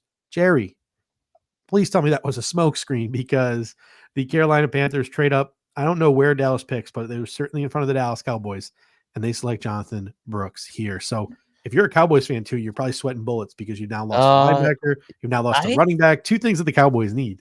They were already ahead of I'm looking at the trade. Like the Colts were 46, the Panthers were 52. They were already ahead of the Cowboys? They were already ahead of the Cowboys, it looks like. Maybe they're trying to get ahead of the Giants, who lost Saquon Barkley. Yeah, the Giants were right after the Colts. So that's my thinking with that pick. Jonathan Brooks, the first running back picked tonight. A lot of people were wondering when would the first running back get picked, and here he is now getting picked in the late 40s. My hot take in the pre-draft process was there wouldn't be a second round running back, and that ends up not being true. I still think that Trey Benson should have been the first running back off the board. Speaking of Trey Benson, these are the Buffalo Bills players. Keon Coleman was a top 30 visit.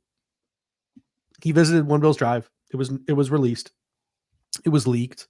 Not all of the top 30 visits have been leaked, but of all the known top 30 visits, here are the players who remain who are projected to go on day 2 of the draft.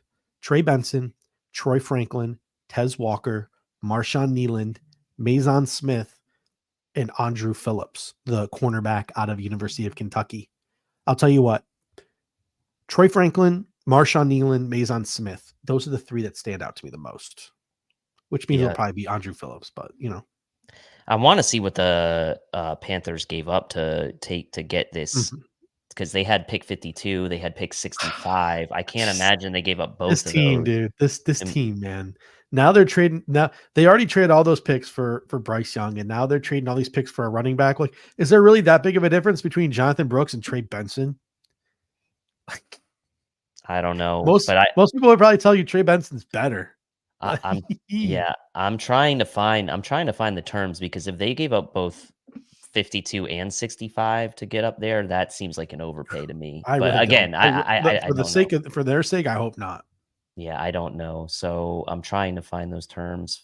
But yeah, anyway, so that leaves now what the Giants are on the clock, right? At this point. The New York Giants are on the clock. Who's Joe Shane going to pick that Brandon Beam would have picked if they were on the board? We're now what, 3 years removed. I still look at who the Giants scout every year. Still track their pre-draft visits and stuff too, because I do think, and I follow Carolinas now too, because I do think, coming from the Brandon B tree, I think Dan Morgan probably thinks a certain way. I think that I think that Joe Shane probably thinks a certain way. I think they have probably a like mind to Brandon Beane. Isn't it exact science? No, but it's something I definitely take note of. And here we go. The pick is in for the New York Giants, and it's a position that I think a lot of Bills fans want addressed at some point.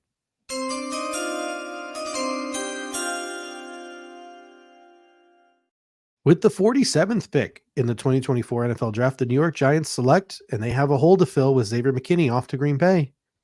Tyler Nubin, safety out of the University of Minnesota. So if you don't want to count Cooper DeJean as a safety, Tyler Nubin becomes the first safety off the board. Just has been projected since, I don't know, January. There's a lot of talk. Could it be Javon Bullard? Could Cole Bishop be making a run? Could, someone else? At the end of the day, it's chalk. It goes back to the guy who everyone said was safety number one if you don't want to count Cooper DeJean since, I don't know, mid-November. Tyler Nubin is the first safety off the board here at pick number 47 to the New York Giants. Not the greatest athlete in the world. He does need some work at the way he takes angles in the run game, and he needs a little bit of work at the line of scrimmage, but a ball hawk nonetheless there, center fielding for the Minnesota Golden Gophers. He's just got great awareness and ball skills. And while you were doing that, I found the terms of the trade with the Panthers and Colts, and the Panthers get absolutely hosed in this trade. What are they doing? They give up picks 52, 142, and 155 to get up to pick 146 or to pick 46. Panthers give up 1,930 points on the FS trade chart and only get back 1060 in return. So I just feel so bad for the fans. Didn't look like a great value for them, but hey, if that's who they really wanted, then there you go. People in Charlotte deserve so much better. And I refuse to believe Dan Morgan's that stupid too. I feel like David Tepper is just pulling all the strings there. You never know. Dan Morgan's CTE might be kicking in. Is that too soon? At least he's not murdering anybody. Yeah, that's true. That's true. So Anthony Northrup comes in and says, late to the party, boys. Quick take on Keon. A summary of what we talked about at the top of the show. He is a piece of the puzzle. I'm convinced the Buffalo Bills are not done at wide receiver tonight because another piece that is still missing is a down the field stretcher, unless the Bills really feel like Curtis Samuel is the only one that they need. But he's a guy who can play above the rim. He can get after it in the run game. He can box people out. We talked about those games against the Kansas City Chiefs when they're playing grabby, they're playing handsy. Sometimes guys can't run down the field past people. Sometimes they just got to be able to go up and get it and make those physical contested catches. Keon Coleman also gives you return ability. He gives you that big body. So there are negatives to Keon Coleman. He's not going to probably beat people over the top. He's not a natural separator, but there are a lot of positives to Keon Coleman's game as well. So a piece of the puzzle. I don't think he's ever going to be a true X receiver in the National Football League in terms of he's going to be an alpha, bona fide number one guy, but I do think he'll be a solid piece to this wide receiver room.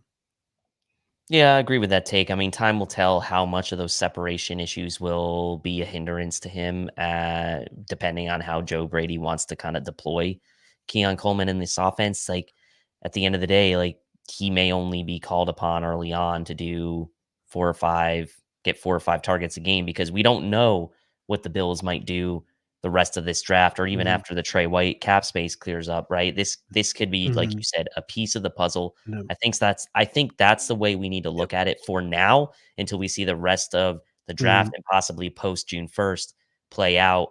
Then we can really say okay, if there's no other plan and there's no other receiver in place, then that's the plan, right? And then we can really kind of criticize it maybe at that point. But the Jags now on the clock, it looks like. And pick is it?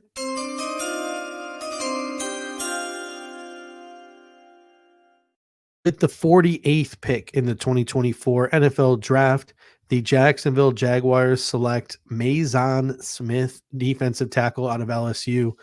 Dave, we talked about this at the Combine. Mason Smith was projected to be 4th, 5th round pick, had a down year coming off of an ACL tear. But what was the comment that we made at the, oh boy, and we got another pick coming in too.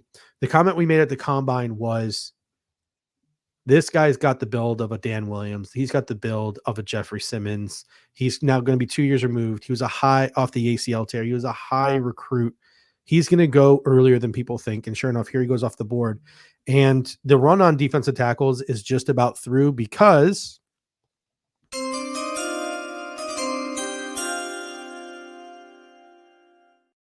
with the 49th pick in the 2024 NFL draft, the Cincinnati Bengals select Chris Jenkins, defensive tackle out of the University of Michigan.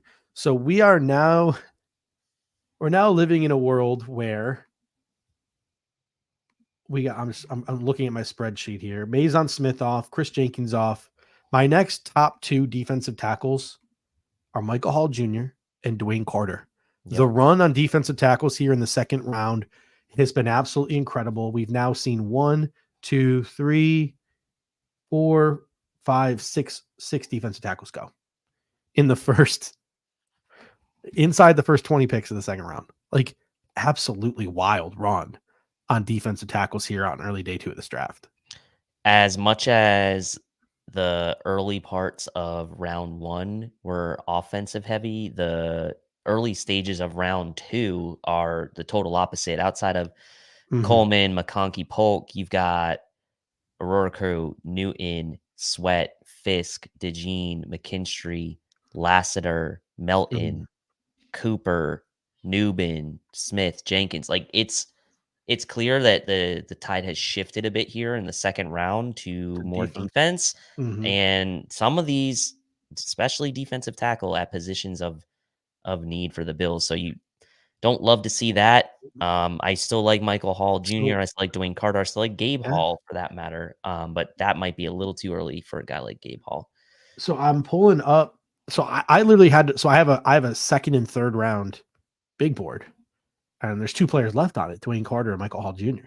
So I just had to go back and look at my overall list. So these are the top defensive tackles I have left. Michael Hall Jr. sticks out like sore thumb. Second round grade on Michael Hall Jr. Dwayne Carter, third round grade. So Dwayne Carter's still on the board. Then it gets into my 4th round guys. Gabe Hall, Christian Boyd, who had a top 30 visit with the Bills, Mekhi Wingo. And then it gets into the 5th round guys. Guys like Keith Randolph Jr., Jordan Jefferson, Tyler Davis, Justin Ebogi. Like, so really, Michael Hall Jr., Dwayne Carter, Gabe Hall, like Michael Hall. I like Christian Boyd. I wouldn't want to take Christian Boyd on day 2 of the NFL draft, especially not at 60, which is the next pick. So, I mean, we're almost talking 95 here. The only 2 I would put in consideration at 60, and everyone knows how much I love Gabe Hall. He was my guy. I wouldn't pick him at 60. Michael Hall Jr. and Dwayne Carter, that's it.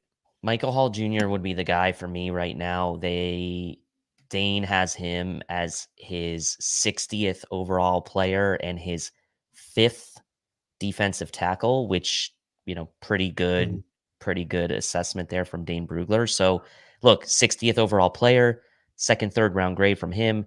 You had him in the 2nd. I think 60 might be a bit of a stretch. Do the Bills maybe move up a few spots to get a guy like Michael Hall with this run on defensive tackles? You'd hate to maybe see them trade up for a defensive tackle, but is it possible? I guess so. Or do they just kind of keep letting the board fall and say, hey, these wide receivers are falling. Maybe a double dip is in store for us here at that position with the first 2 picks of our draft. So this next pick coming up for the Bills is going to be super, super interesting because it's not obvious that it's a defensive tackle at this point, but it could be receiver. Yeah, I think the way the board is falling right now and the lack of wide receivers we've seen since the top half, I really do think that we're going to get into a situation now where wide receivers could fall in here. The Bengals obviously just took, Chris Jenkins that's popping up on the TV now. I'm going to go see maybe Washington's pick is in at this point. It'll be interesting to see where Washington goes. Sweet Spike in the comment section says, oh my God, John Worrell versus all of our rookies. I can't even imagine what that buffoon said to Keon Coleman during his interview. Not looking forward to going back and watching that. I just really, there are some people like John Worrell on the Bills beat that I just really, no offense, really wish would retire, as Sweet Spike also mentions in the comment section. It's hard to listen to sometimes, just the negativity that some of those guys carry with them and the way in which they decide to operate. But some interesting moves here. Let's take a refresh look at the big board. If the Bills want to go running back at pick 60, Trey Benson is somebody who would be probably in consideration. If the Bills wanted to go wide receiver double dip, Adney Mitchell, Troy Franklin, Tez Walker, Roman Wilson. A lot of Options for the Buffalo Bills at 60. If the Bills are looking to get a year ahead of Spencer Brown's contract, Patrick Paul, Roger Rosengarten, Kingsley Samadia would all be options at 60. The Bills are looking for competition for David Edwards or want to move Connor McGovern back to left guard and have a center. There's Zach Frazier, there's Christian Haynes, there's Cooper Beebe. The Bills are looking to add to their edge rotation. Marshawn Nealand, who had a top 30 visit with the Bills, Chris Braswell, Brandon Bean was at Alabama's Pro Day, and Adiza Isaac. The Bills met with the edge rusher who lines up alongside Chop at his Pro Day. If the Bills want an interior defender, it's pretty much down to Michael Hall Jr. at this point, unless they want to go and snab a guy like Dwayne Carter. If the Buffalo Bills are looking to go cornerback, you have Mike Sandstreel still on the board, who I think is a nickel corner. I think that's what's dinging him right now, despite the fact that a lot of people have him in their top 40 overall prospects. It's the nickel corner aspect. I think that's dropping him. You have Andrew Phillips, who did a top 30 visit. You have Kyrie Jackson. I just said Mike Sandstreel, and Mike Sandstreel is about to go off the board here, but Kyrie Jackson, corner, big, physical, 6'4", TJ Tampa, Enos Rankstraw, and then safety. If the Bills want to go safety at 60, Javon Bullard, Kalen Bullock, Cole Bishop, Jaden Hicks, D'Adrian Taylor, Demerson, they all still remain as well. But we have a pick in here for the Washington Commanders, and then Dave, I'll get your take with who is still left on the board.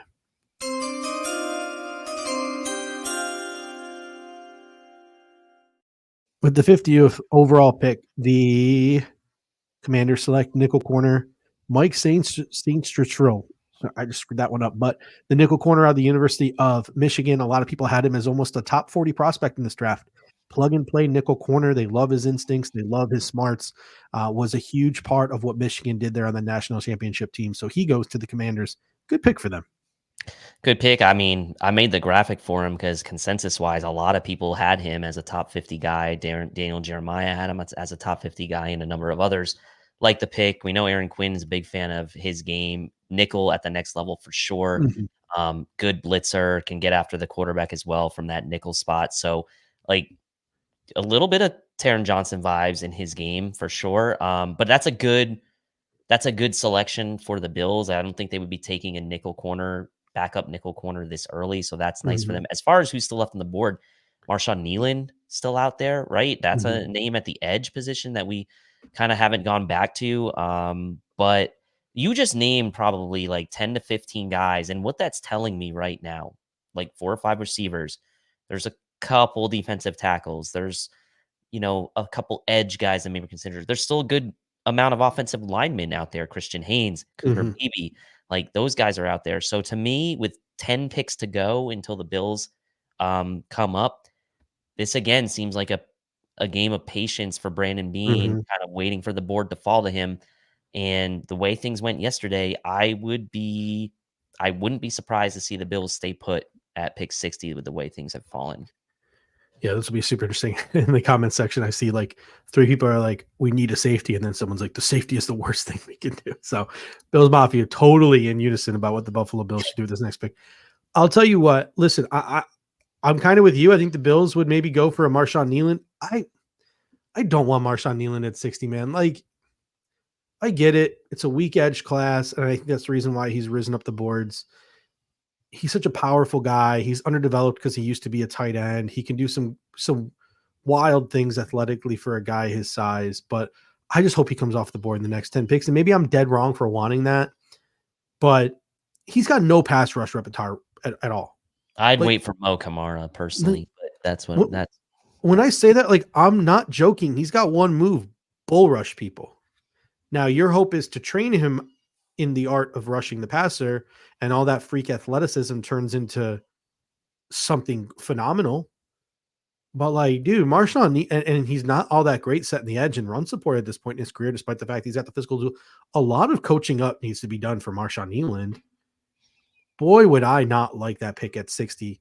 Again, you look at the physical intangibles and you get it, and you just have to trust the coaching staff to coach him up. If he was to pick at 95, I'd be doing somersaults because I would love that kind of upside at 95. But at 60, like the project of Marshawn Nealand over the closer to finished product, high floor Javon Bullard over the field stretching wide receiver and Troy Franklin. Yeah, I'm with you. No, thank you. and so it's probably gonna be Marshawn Nealand now, but watch it be Andrew Phillips again. Me and just convinced the Bills are gonna take a corner with every draft pick. Yeah. I don't know what ingrained that in my mind, but something did. Well, you got to stop saying it because you got away with one with Nate Wiggins yesterday. Roman Wilson, yes, I love Roman Wilson. I would have actually been fine taking Roman Wilson So, at 33. I will say this, and Dave, we've talked about. I don't know. I mentioned it on the show. All right, so we can go back and pull receipts if we want to pull receipts. I'm not trying to beat my chest or anything, but I said on the show, I've said on social media, I've said in conversations with you, I've said in conversation on the Cover One group chat, who are the two receivers I thought the Buffalo Bills would be the most drawn to? Keon Coleman. I said they're going to see a souped up Gabe Davis. And who was the other guy I said that they would fall in love with, even though he doesn't make any sense? Roman Wilson. Pint-sized slot who can also play the Z, but is just a natural separator, is an absolute dog getting after it in the run game. You got to be to play at the University of Michigan. I think Roman Wilson is another guy the Buffalo Bills would absolutely fall in love with. Just like I thought Keon Coleman was another guy I thought the Buffalo Bills would absolutely fall in love with. It's just crazy because I think a lot of people in Bills Mafia are more drawn to other things and want other things for this wide receiver room. But I saw so much in Keon Coleman that I thought the Bills would like. And I see so much in Roman Wilson I think the Buffalo Bills will like. And the Steelers. So I'm going to announce that, and another interior offensive lineman is off the board. It's like, this is such a Steelers pick.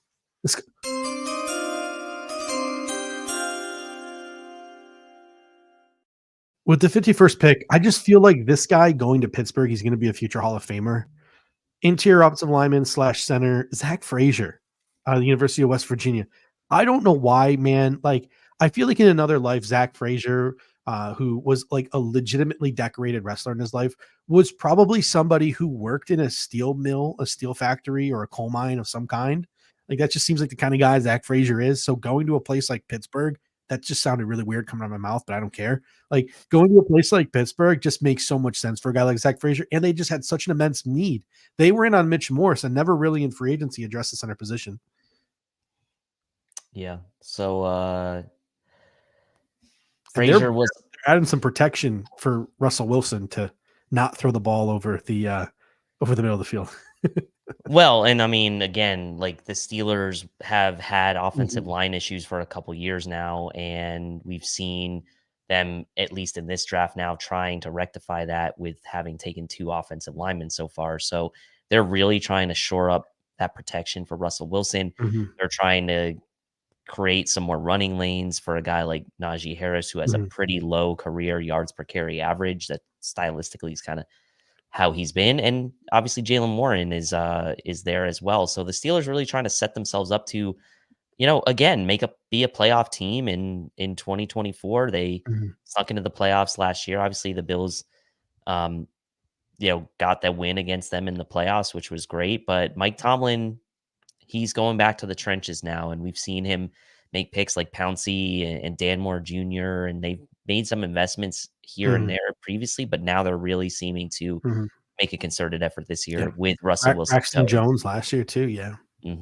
Knowing.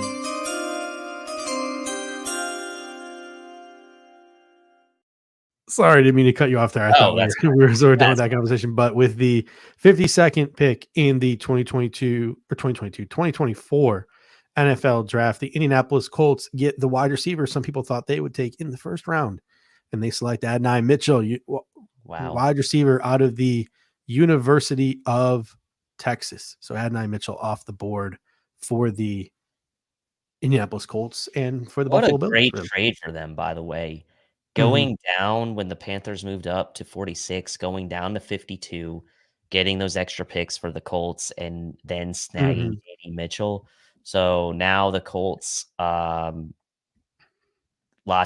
in the first, AD Mitchell in the second, really in picking up picks along the way. Like Colts are doing a good job in this draft. So we're now We're now 8 picks away from the Buffalo Bills, 53, 54, 55, 56, 57, 58, and 59. So we're 7 picks away.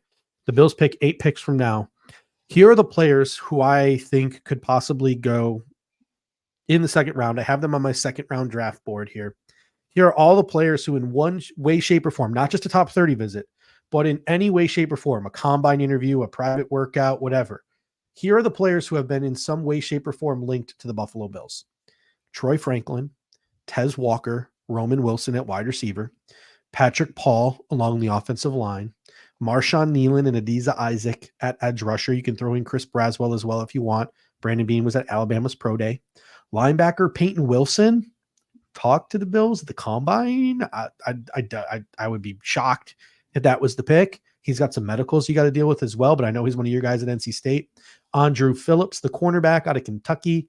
Javon Bullard, who spoke with the Bills at the combine and also has the relationship with Jamil Adai from the University of Georgia. And then Kalen Bullock out of USC. Franklin, Walker, Wilson, Paul, Nealon, Braswell, Isaac, Wilson, Phillips, Bullard, Bullock. Where's your head at right now? My head's at Troy Franklin or Roman Wilson right now. I'll tell you that right now. Exactly where my head's at. I mean, look, It's if you gonna be don't Nealon. It's gonna be Nealon. I think Franklin and Wilson to me are just sticking out like a sore thumb. I could maybe be convinced to take a guy like Christian Haynes here, but that would be really, I think, a stretch. Back to back, big beefy offensive lineman. I would love that. It would be interesting. No Javon connection Bullard to the Bills yeah, in the pre-draft process, no. though, that we know of. But we know from the film studies that Eric has done that he is a very big supporter of Christian Haynes. So I could get on board with that.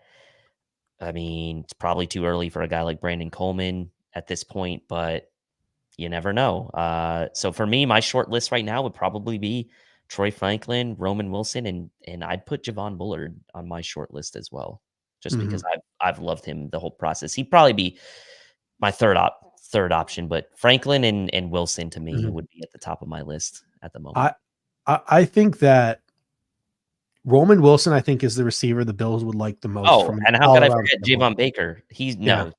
Baker's third on my list ahead of Bullard. Thank you for reminding me. I'm like my head spinning. So Roman Wilson to me, I have Baker as a third round guy, but he probably won't be there at 95. So 60 would be the play for him. That's why I haven't mentioned him yet. But yes, and he's another guy. There's not a single even ounce of or inkling. Just like we talked about with Jalen Polk, like the Bills were connected to so many wide receivers in this pre-draft process. Javon Baker was not one of them. But vibe-wise, Roman Wilson screams Buffalo Bill. We just mentioned that. I'll tell you what, I think Troy Franklin or Tez Walker. We're looking to replace our receivers in the aggregate. We're looking for traits. We're looking for puzzle pieces to put this whole thing together. To me, and again, Curtis Samuel is capable of doing this, but you don't want him to be the only one doing it. Boundary field stretcher. Troy Franklin, Tez Walker are two boundary field stretchers sitting there to add to Keon Coleman, to add to Curtis Samuel, to add to Khalil Shakir, to add to Dalton Kincaid, to add to Dawson Knox, to add to James Cook. Those two guys highlighted top 30 visits. The trait I think the Buffalo Bills are looking to add to the wide receiver room next. I don't know, man. I mean, my gut's telling me Marshawn Nealon because I can't picture the Bills taking wide receivers back to back. But my head is like Franklin Walker just makes sense. And I like Franklin way more than I like Walker. And I don't really like Walker as a second round pick. I prefer him in the third, but it is what it is. So it'll be interesting to see what the Buffalo Bills decide to do here. Yeah. The early analysis from the pundits out there is not loving the Keon Coleman pick. We're getting some marginal grading on that. But again, take these with a grain of salt. They always look. I don't love the idea of grades right now. I do like the idea of determining whether it's a good fit, and I do think it's a good fit. So we'll see. The Bills could complement him, yes, with Franklin. Yep. Walker would be interesting. I still think Baker would be really interesting for me as well. But yeah, 7, 8 more picks here until the Bills go? Well, about 6 now.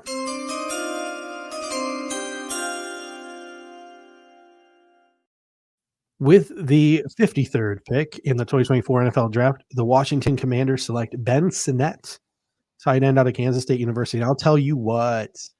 Listen, I'm not comping him. I'm not comping him.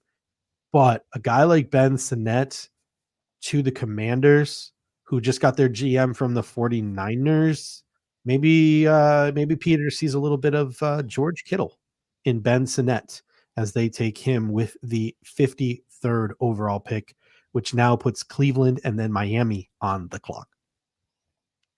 Cleveland, then Miami, then Dallas. So interesting run of teams here, right? Because we thought Dallas was a candidate to maybe take Xavier Worthy in the first round, and they didn't. And so who are they going to pair with CD, right, going forward? No more Michael Gallup. They still have Brandon Cooks, but he's obviously an older veteran.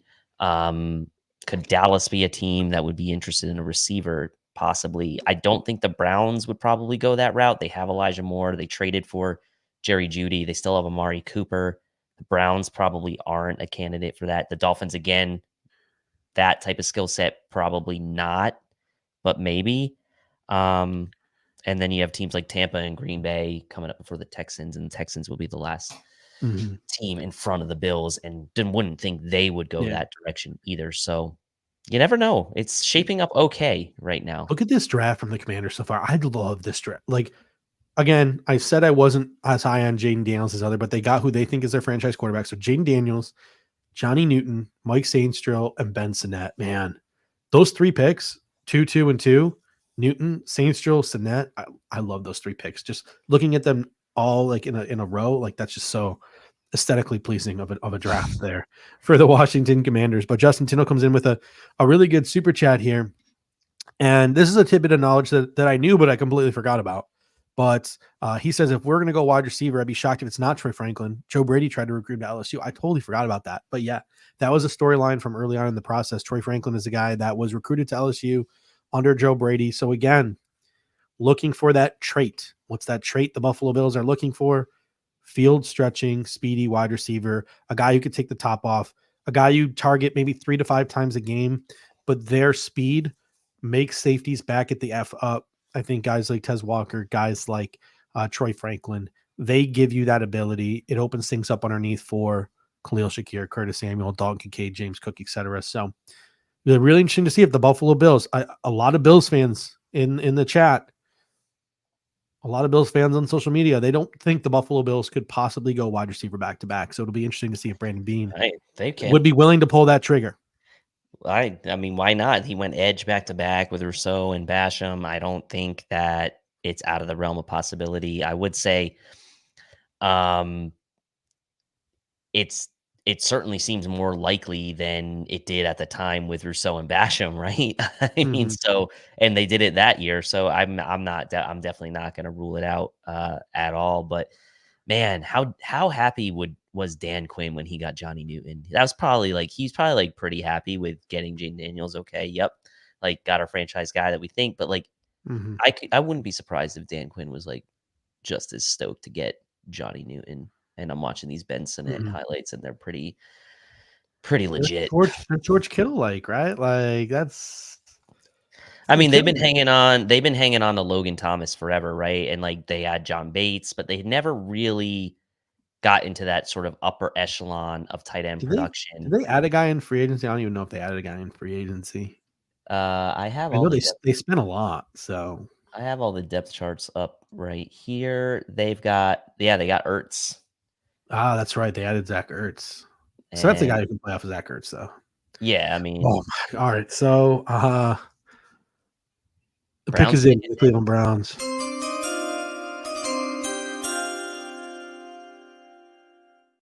With the 54th pick in the 2024 NFL Draft, the Cleveland Browns select Michael Hall Jr., defensive tackle from Ohio State University. And the guys, listen, I love Dwayne Carter. I love Gabe Hall. But anyone within the realm, I think, of being a blue chip defensive tackle, I shouldn't say that because I do like Dwayne Carter. man, it's done. It's done. Pack it up. Trade up from 90. Trade up from 95 if you want a defensive tackle. Like you cannot take the sloppy eights at 60. You can't do it. It's Dwayne Carter. It's Gabe Hall. That's what's left.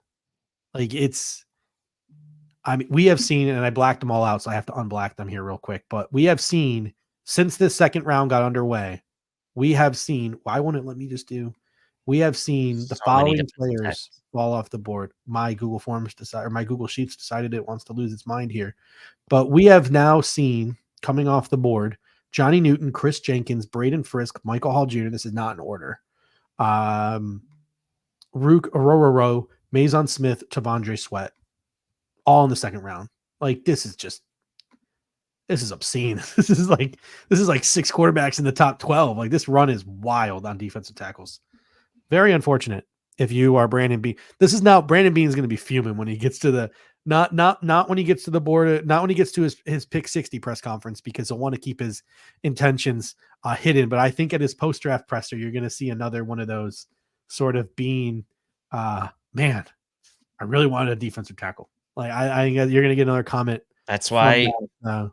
That's why I was a proponent of taking Newton at 33 and waiting on a receiver. I mean, to me, that would have been the play that I would have gone with, but they clearly felt a way about Keon Coleman. So for all those people who think we're just, sniffing the Bills' jock here, I would have gone a different direction in my approach. I think we both would have. If we were the GM of the Buffalo Bills, I wouldn't have picked Keon Coleman at 33, but I'm also not going to lose my mind. I'm done. I'm not ranting anymore, but yeah. Michael Hall Jr. off the board. So now it's Miami, Dallas, and then who are the teams that stand in front of us as well? I just, like I said, I got tabs open here. Yeah, so we got Miami, Dallas, Tampa, Green Bay, Houston are the next ones in line. And you did a good job just walking through them and sort of see to me, it's Andrew Phillips from Kentucky, it's Javon Bullard from Georgia, it's Marshawn Nealand from Western Michigan, and it's Franklin and Walker. Those are the ones I keep coming back to, mostly because of Bullard's relationship with Jamil Adai, even though it was just a combine interview, it wasn't a top 30. And these are the 30 guys: Andrew Phillips, Marshawn Nealand, Franklin and Walker. Who knows? There were probably unreported 30s that we don't know about. There were probably combine interviews that we never heard about where they hit it off. So there's a lot of unknowns here. But if you're just trying to read the tea leaves, Franklin, Walker, Nealand, Phillips, those all seem like really viable names. And then I'm gonna throw Bullard in there as well, just because of his relationship with Adai. I think the Buffalo Bills could use some competition for Mike Edwards, because if Javon Bullard can start from week 1 at free safety, Mike Edwards now becomes this like Swiss Army knife backup who can back up Taylor Rapp, who can back up Javon Bullard, who can back up Teron Johnson, who can come in those dime packages the Buffalo Bills like to use towards the end of the year last year. I know it was because one of our linebackers were hurt, but makes a lot of sense. And then if the Bills truly want a center fielder, Kalen Bullock, I'm a lot higher on Kalen Bullock than a lot of people. I think if you're the Buffalo Bills and you want a center fielding free safety, he has a lot of other aspects of his game that he needs to work on, especially at the line of scrimmage. He is kind of thin.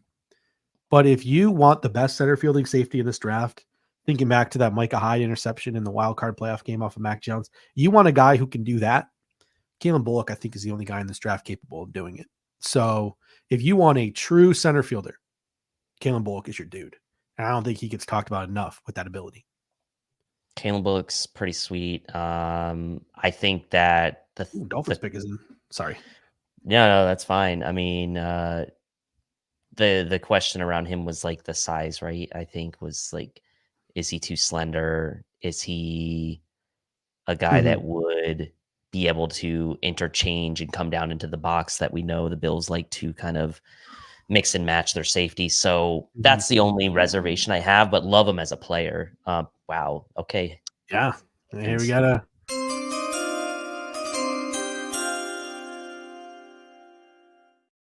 big man comes off the board to the Miami Dolphins. Patrick Paul, the offensive tackle out of the University of Houston. He's got all the intangibles you are looking for. He analytically grades out very, very well as a pass protector. Still needs, in most people's opinions, a lot of work in the run game.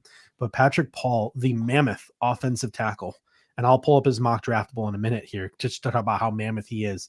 to the Miami Dolphins. I think that's a really good offensive lineman for what Mike McDaniels wants to do. I don't think he'll have to start right away with Armstead and with Austin Jackson, but I think this is a guy who is just a really good pick for them, especially with how much Teron Armstead is hurt. Yeah, I mean, look, the issues around Miami and that offensive line, that's been one of the advantages the Bills have had against that team in the division, right, over the last couple of years, is seemingly when the Bills have matched up with Miami, even when they're somewhat healthy, it's just been kind of a mess for them with that offensive line. Now they've gotten around it because Tua has essentially, for 80 to 90% of his throws, is going with that first read and it's out, and the ball is out of his hands quickly. So they've masked a lot of that with Tua's ability to get the ball out quickly. But as they progress, and he's going to need to, His mock draftable 6'7.5", 91st percentile, 331, 87th percentile, 86 and a force wingspan, 96th percentile, arm length of 36 plus, 97th percentile. His small hands, I guess, 9.3 is only 9th percentile. And then a 29-inch vert, which is the only thing he had at the combine, 60th percentile. He is mock draftable comparison. Paris Johnson Jr. is up there for him as well. So Jawan Taylor is another guy who's up there. So again, a lot to work on with his game, but what an athlete Patrick Paul is. He was getting some first round hype late. Didn't come to fruition. I think his agent was being a little too rosy with the truth, but yeah, that's a good pick for Miami, I think. Yeah, it was a good pick, and I think, and Joe DeRosa just said in the Cover One chat, Cleveland getting Michael Hall Jr. is unfair and rude.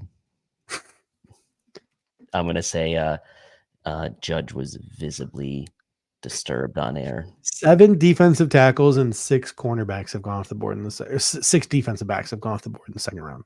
So yeah, it's Trey Benson. I think it would be a good pick for Dallas here. Peyton Wilson would be a good pick for Dallas here. Yeah, dude. Yeah. I don't know. I know they wanted a defensive tackle. Maybe they reach for Christian Boyd, or maybe they reach for Dwayne Carter. I know Micah Parsons told Jerry Jones he wanted a linebacker and a big beefy defensive tackle. He just never was just going to do what Micah Parsons wants. But they drafted Mozzie Smith and made him lose 30 pounds. Like, what the fuck are they doing in Dallas? Like, I don't know. Dallas still on the clock though. Maybe trying to trade, making a call up to maybe the trying Cowboys. to jump someone. Yeah, we've made deals with Dallas before, haven't we? Yeah, I believe so. Maybe trying to, like, I don't know, Tampa Bay, Green Bay, Houston. I don't know. This doesn't feel like a spot that you need to jump anybody here. But maybe Brandon Beane doesn't want to risk it. So we'll see. Dallas coming now down to so Green Bay got jumped for Cooper DeJean. Yep. Who did Green Bay end up taking with their second with the pick they traded? Is that Green Bay's trade back pick?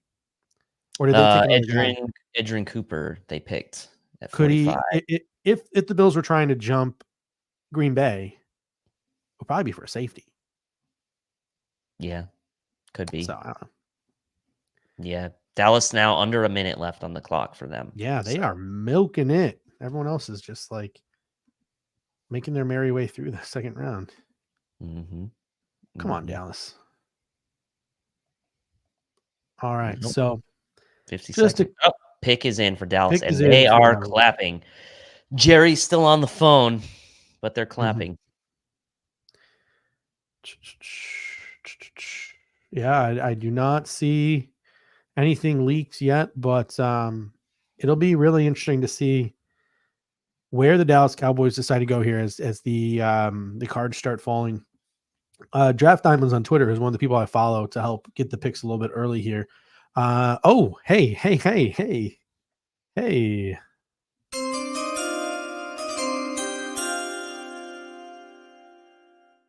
With the 56th pick in the 2024 NFL Draft, Dave, my dreams have come true, which means this guy will probably turn into be an All-Pro. Marshawn Nealon going to the Dallas Cowboys at pick number 56. So there you go. Maybe the Buffalo Bills were trying to trade up for Marshawn Nealon, like, because we said Dallas took it all the way down, right? So again, we can just make stuff up. Why not? Maybe there is a world where Brandon Beane wanted Marshawn Nealon because he was a top 30 visit. The Bills need help at edge. And maybe he's calling Dallas and he's offering, and Dallas is like, who are you going to take? Who are you going to take? Who are you going to take? And Brandon Beane's like, no, I'm not telling you. Dallas is like, tell us. We're not making this trade with you unless you tell us. And he's like, Marshawn Nealon. They're like, cool, we wanted him. We're not going to trade with you. It's not worth it. Like, I can envision a thing like that happening in some war rooms around the NFL. Or Jerry Jones like, you know what? That's actually a good idea. I think I'll take it. Like, here we go. There we go. Maybe we didn't trade with Dallas. Maybe we just absolutely hosed them for Dalton Kincaid, and that's why they're salty. So I'm with you, Walter S. Like I said, I would have been doing backflips for Marshawn Nealon at 95. At 60, it's too rich for my blood. No pass rush repertoire at all. Not a day one edge setter in the run game. Like, I don't see a path for Marshawn Nealon on the field in year one. I don't. At least not early in year one. So give me Mo Kamara. The Dallas Cowboys. Maybe the Buffalo Bills take Trey Benson, because what have I always been saying? Hey, Kareem Hunt and Zeke Elliott are sitting out there.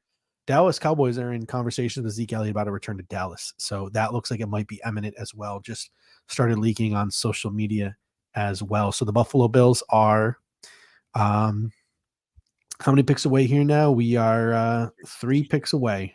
3 picks, yeah. From hearing our name called. So maybe the Zeke to Dallas news puts running back on the board for the Buffalo Bills. I doubt it, but and just they did top 30 with Trey Benson. I would not put it past Brandon Beane to draft a cornerback, Andrew Phillips, or a running back, Trey Benson, here at pick 60. I would not put it past him. I would not at all. Yeah, but man, the Franklin, Wilson, and Baker sitting out there, and Tez Walker, that's 4 receivers I could be pretty happy with in a double dip scenario. And mathematically, you would be guaranteed to get one of those 4 if you wanted one of those 4. So that's tempting for me. If I'm kind of power ranking, like, I might put those 4 guys at the top of the list. Like, I don't know, John Bullard would be in consideration for me. Christian Haynes maybe would be in consideration for me. Andrew Phillips, like you said, but man, Franklin, Walker, and Baker, right? And Roman Wilson obviously being kind of the guy that's not stylistically like any of those other 3, but there's some good receivers still on the board as well. So I think that's where my heart would want to go.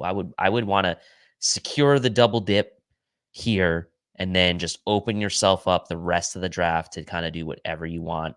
Take that pressure off yourself from taking a wide receiver and be done with it. Right? Yeah. So let's go take another look at this draft board with Marshawn Nealon now off the board. Here are the names that I have sort of on my second round projection board that still have connections to the Buffalo. But actually, I'm just going to go through the whole thing. Oh, we got another pick is in. So we got a pick in from the Tampa Bay Buccaneers. This is a very Buccaneers pick here too.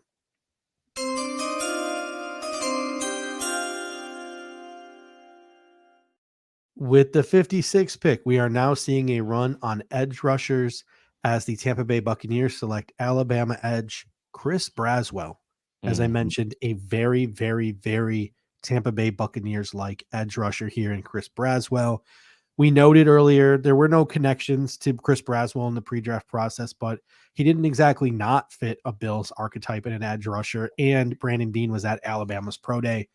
But Chris Braswell is off the board. He is not an option for the Buffalo Bills at pick 60. If the Bills go edge at pick 60, Adisa Isaac, I think, is the one that sticks out as the most likely. I don't have any other connected Bills edge rushers until Jalix Hunt and Javon Solomon, who I think are early day 3 guys. I know you like Austin Booker. He would be the guy who's kind of has been mocked and projected in this area. I don't know. He's kind of thin for a Bills edge rusher at like 240. I don't think he's Brandon Beane's cup of tea. But back to the big board here. Troy Franklin, Tez Walker, Roman Wilson, all still options available to the Buffalo Bills. Offensive tackle Roger Rosengarten could possibly be an option for the Buffalo Bills. They want to go on the interior. Christian Haynes, Cooper Beebe are available. Edge rusher, we mentioned Adisa Isaac. Linebacker, they did have a combine meeting with Peyton Wilson. I don't think they'll take Peyton Wilson, but I'm just going to throw the name out there so nobody jumps out of their seat when it happens. You still will jump out of your seat if it happens, but Andrew Phillips, who had a top 30 visit, projected to go in this range. Other corners projected to go in this range: Kyrie Jackson, TJ Tampa, and Enish Rankstraw.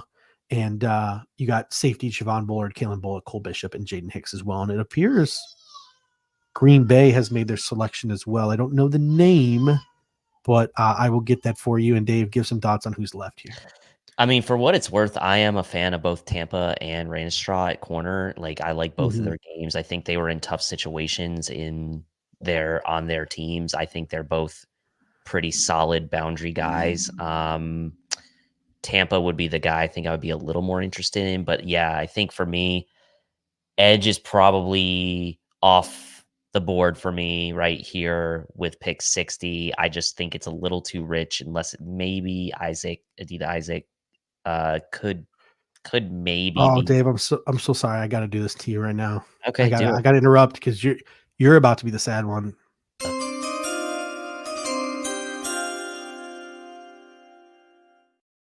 With the 58th pick in the 2024 NFL Draft, the Green Bay Packers select Javon Bullard. No. We talked about it. They got jumped. No. They got jumped for Cooper DeJean, and the Green Bay Packers get their safety now in Javon Bullard. Dave, take it away, because I don't know if you can hear the audio in the background, but I think I got a crying baby that might be making its way through in the audio, so I'm going to mute myself for a minute here.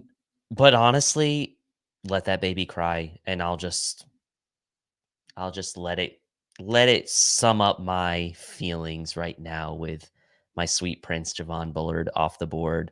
I wish Chris Janke was in the comments section tonight so we could each pour one out for Javon Bullard. I will say the silver lining, it's not going to matter to any of you. My wife's a Packers fan, so in that regard, I'm happy he's on the Packers. At least my brother's a Packers fan as well. Glad he's not in the conference, but man, that one stings because he was one of the first guys I scouted during the pre-draft process, fell in love with him right away. Still love his teammate Tyke Smith maybe for later, but Javon Bullard was definitely my guy. And Eric and Anthony's film breakdowns of him kind of validated my feelings on him. And I always rely on those guys with the film to be a little bit more precise and have that, that more critical eye on the film that I'm not necessarily the expert on like they are. I do what I can, and they validated my thoughts on him. And so I think the Packers, man, between, getting Cooper, now Bullard, getting the offensive lineman in the first round, like I like what they're doing. I like what the Packers are doing. It's sad though. It's sad. Yeah, the Green Bay Packers are in good hands. They got a good general manager there. They got a good head coach there. They got a good foundation put in place, a team that has been built through the draft. Houston Texans are on the clock now at 59. Justin Tyndall says Franklin, Bean said field stretcher, and Yak. So a couple interesting things, right? So field stretcher, Tez Walker, Troy Franklin. You want the Yak in this draft? The Yak King is Malachi Corley. Malachi has been not comped, but there are like shades of Debo in his game. But a lot of people were sort of like, it's lower level competition. If you're looking for the guy closest to Debo, it might actually be a guy like Xavier Legette and the way he plays. And there's just a lot of back and forth that you hear if you listen to as many freaking NFL draft podcasts as I do. But the pick hopefully will be in here at 59 soon. And then the Buffalo Bills are on the clock. To me, Franklin and Tez Walker just stick out so much. Like, let me go back to this board now that Nealon and Bullard are off of it. It's now that Nealon and Bullard come off, it's fuck it. Go get Jalen right. No, it is Troy Franklin, it is Ted Walker, it is Roman Wilson, it is Adiza Isaac, it is Andrew Phillips, it is Kalen Bullock. These are the names that pop out to me, that stick out to me the most. So it'll be really interesting to see what they do here. I think most fans now that we've drafted Keon Coleman, I think most people would probably be pretty Trey Benson. I didn't even mention Trey Benson. I think most people would probably be pretty supportive of a Troy Franklin here. And the Texans pick is in, and the Buffalo Bills are on the clock. Let me get to the little graphic here.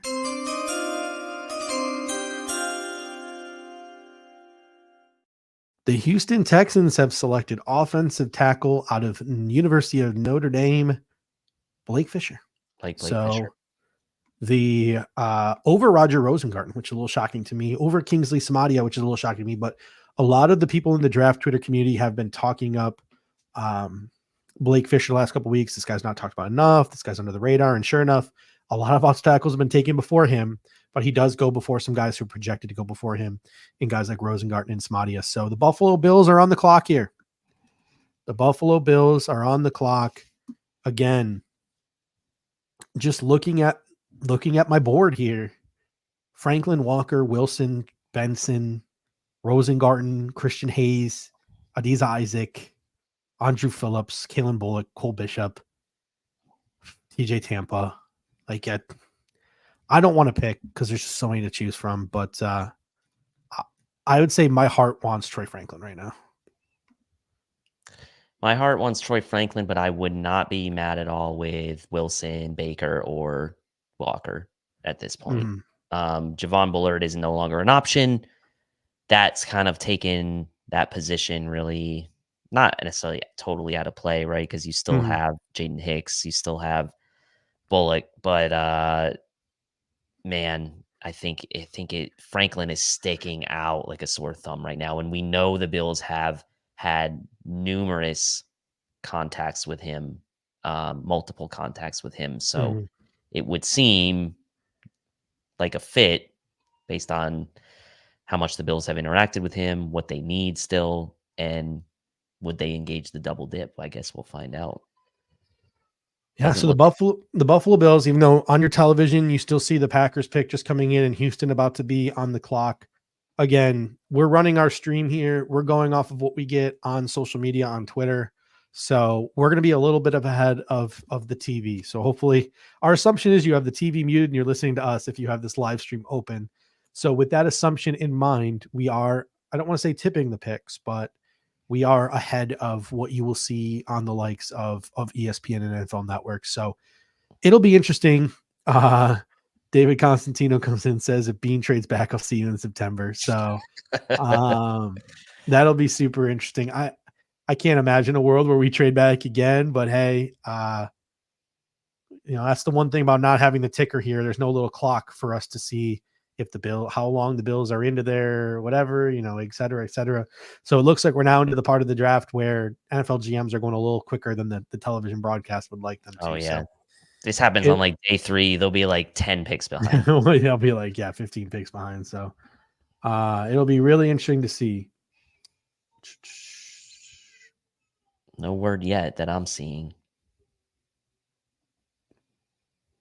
The nerves are killing me a little bit here. I'm gonna like puke at this point. Like I before every Bill selection, I just have the need to want to vomit.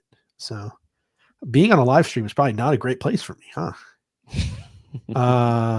So the pick is in for the Buffalo Bills. So now we just await the player.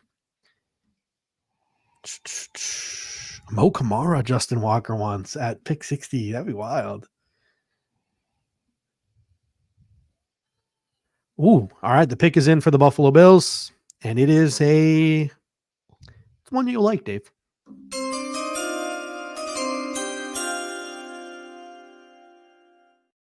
With the 60th pick in the 2024 NFL Draft, the Buffalo Bills go defense, selecting Utah safety Cole Bishop.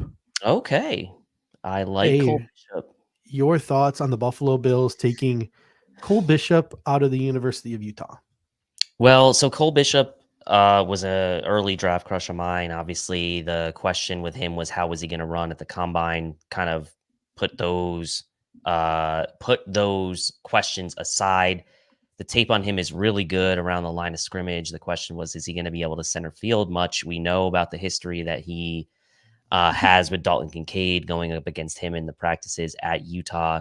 A really, I would say, trendy name after the combine, after he tested, but a guy that I really liked even before the combine, going back to the Senior Bowl. I've really liked Cole Bishop all along. Him and Javon Bullard have kind of been the two safeties that have been sort of my favorites, I would say, during this pre-draft process. And at the end of the day, missing out on Javon Bullard, getting Cole Bishop is a really nice consolation prize for me, just because I like the player. I probably would not have necessarily thought the Bills were gonna pull the trigger for him here, but I'm actually quite happy that they did. And look, there's still a possibility to double dip at receiver later on today. Like there's still another pick. We don't know what they're gonna do the rest of today, but locking up a young safety who you would probably foresee as a starter on this team. Maybe not right away this year, but at some point, maybe down the road, not necessarily in 2024, but headed into 2025, Yeah. I don't think make a pick like this in the second round without envisioning this guy being a starter for you at some point. Barbarous Sloth comes in and says, is Cole Bishop more of a Jordan Poyer or a Micah Hyde replacement? I think he is more competition for Taylor Rapp than I do think he is for Mike Edwards. I think he wasn't asked a lot at Utah to center field. He played mostly in the box, but that doesn't mean he's not someone who is capable of not doing those things. He just wasn't asked to do it a lot. Jim Nagy, who is the person who runs the Reese Senior Bowl, he actually had a thread on Cole Bishop that he posted over a month ago now. And he sort of posed the question on Twitter. He said, tomorrow I'm going to do a thread on a player that's going to go in the second round that no one's really talking about in this pre-draft process. Guess who that player is? And he had thousands of comments guessing who the player could possibly be. And then the next day he did a thread on Cole Bishop. Cole Bishop is a player, Jim Nagy says, with very little buzz, but teams are telling us he's not getting out of round 2. Jim Nagy was correct. Cole Bishop has done 3 things to boost his draft stock during the pre-draft process. Number 1, Nagy says, he proved he has man cover skills at the Senior Bowl after not being asked to do that much for the Utah Utes. 2, he had elite combine testing. And 3, he impressed with his maturity and football IQ in team interviews. He's young. He's a true junior. He's got immense upside. He ranked 3rd among combine safeties in both the 40-yard dash at a 4.445 and vertical jump at 39 inches. And he got the best RAS score of any safety in this year's class. Those are explosive numbers, might have surprised some, but closing bursts consistently showed up when you go back and watch the tape. Nagy further goes on to say one overlooked aspect of Cole Bishop's game is he's highly effective second-level rusher who consistently hurries and alters a lot of throws. That sounds like something that Micah Hyde and Jordan Poyer did a lot of. I think back to the Miami Dolphins games against guys like Tua Tagovailoa. Some safeties just have a knack for disguising and timing blitzes, and Cole Bishop is that guy. Shows some wiggle here in the video that's being showed off, shaking off a running back in blitz pickup. PFF pass rush grades the past 2 seasons. I don't really like to use those too much, but 88.2 and as a sophomore, 79.7. Again, he shows some clips of him showing his closing burst and his closing speed, covering a lot of ground in a hurry, both to deflect passes and to make tackles. They talk about his instincts and his versatility. Good safeties have a natural understanding of positioning and wide vision scope. So again, Jim Nagy just goes on to talk about how this guy is maybe a lot more versatile than Utah used him. He's got change of direction. He's got instincts. He hasn't been asked to do a lot of, but he can do a lot of center fielding stuff. Cole Bishop, I think he gets on the field right away. I don't know if he's a starter, but I think you see a lot of Cole Bishop on defense for the Buffalo Bills in 2024. I agree. And look, at the end of the day, you gave Taylor Rapp that contract, and that was a good starting point for the Bills to kind of reset the safety room, right? Taylor Rapp gave you some good snaps in 2023, right? Some meaningful snaps. You used 3 safeties last year if you were the Buffalo Bills as you tried to navigate through, declining Micah Hyde, declining Jordan Poyer, let's say, for what it is. Like, they weren't the guys they used to be. So you secured Taylor Rapp's services beyond 2023, which we all thought was a possibility when they only signed him to that 1-year deal, which we thought was like a little bit odd, maybe a little bit of a handshake agreement there that he'd be back in 2024. We love DeMar Hamlin, but as a football player, there's something to be desired there. You sign Mike Edwards to a 1-year deal. The future beyond that is murky at the safety position. So securing a young, versatile, athletic, good, complete player like Cole Bishop, to me, for how important the safety position has been for this Bills team over the past 5-6 years, I think is a really good, solid pick for them right here. Yeah, Dane Brugler has him as his number 4 safety. He had a 2nd to 3rd round projection. I'm going to read the strengths from Dane Brugler of The Athletic from his Beast draft guide. Rangy athlete who covers a ton of ground, flashes a burst when working top down, and has the agility to work around roadblocks. Shades his coverage and gets a head start based on pre-snap checklist identifying personnel, formations, motions, etc. Uses his widescreen vision to hunt crossers and smack ball carriers over the middle of the field. Pattern match well as a nickel linebacker in Utah's cowboy package. Squares as a tackler and won't shrink from contact. Physical near the line of scrimmage to handle box duties or set a hard edge. Impactful blitzer who can create havoc from different angles, 39 career pressures, able to diagnose pullers and work over the top versus counters. NFL coaches will appreciate his competitive toughness and passion for the game. Lined up next to the snapper on punt coverages in 2023, and he has the skill set for an expanded special teams role at the next level. Again, sometimes when you just read the scouting reports of some guys, you just read them and you're like, this is a Buffalo Bill. This is what Sean McDermott and Brandon Beane want. So, to me, it's a home run pick. Cole Bishop. The Bills are going younger too. Keon Coleman 20, Cole Bishop True Jr. 21 and a half. I think these are two solid picks. Again, if we were projecting this draft 2 months ago, it's a little underwhelming when you think about the mock draft simulators and all those different things. But then once the Bills actually make the picks, it's kind of just like, yeah, this makes sense. This flows. So I'm really cool with this pick as well. Very cool with it. And then it brings up a good topic here from Justin with the super chat, who's been, by the way, killing it with the super chats. So appreciate you, Justin. Appreciate it. Do we use the 5s to move up in round 3? We have 4 of them. We obviously have pick 95, which is still a ways away. The second round here is just about to come to a close. And we have this ammo, right? You have a bunch of these receivers still on the board that we were talking about coming into pick 60. Would the Bills use ammo to come up and do a double dip, right? That's an interesting thought, and I think they have the ammo to do it.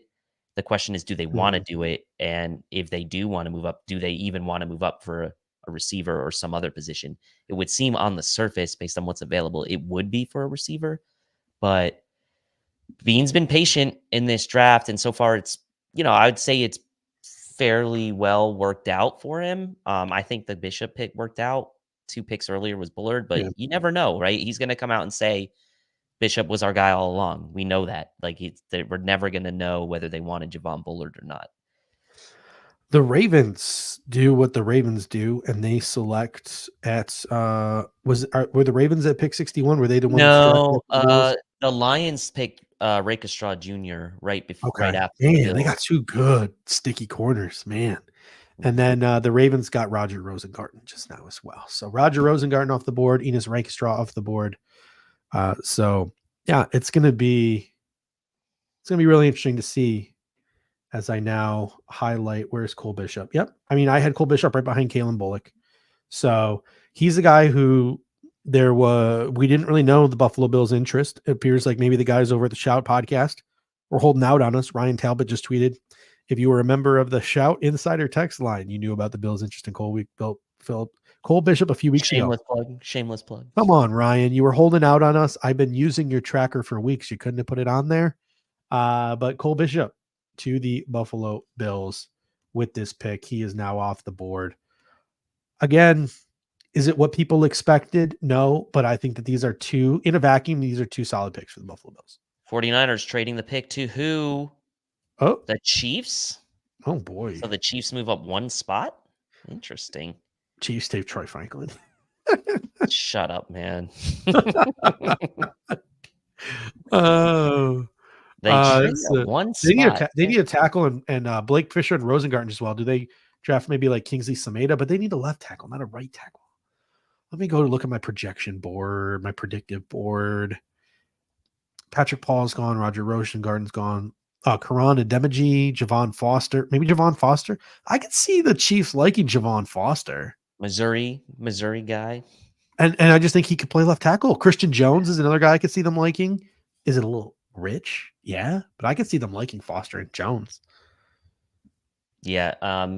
Christopher Lynn's asking, what pick are we on? We're right now.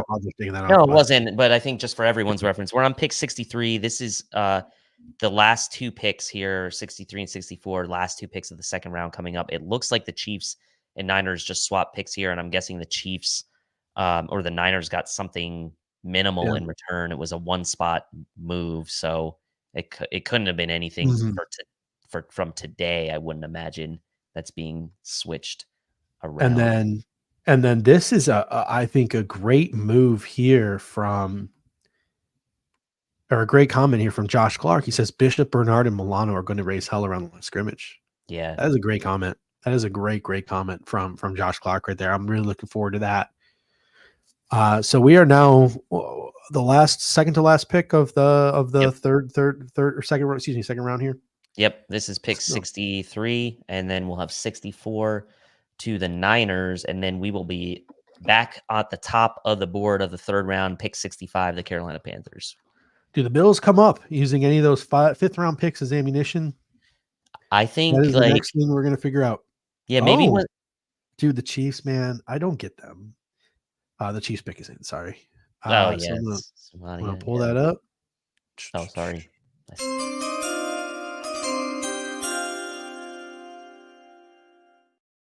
Kansas City Chiefs with the 63rd pick in the draft select Kingsley Samata, offensive tackle out of BYU. I thought he was more of a right tackle, and they have Juwan Taylor, and they're your guy.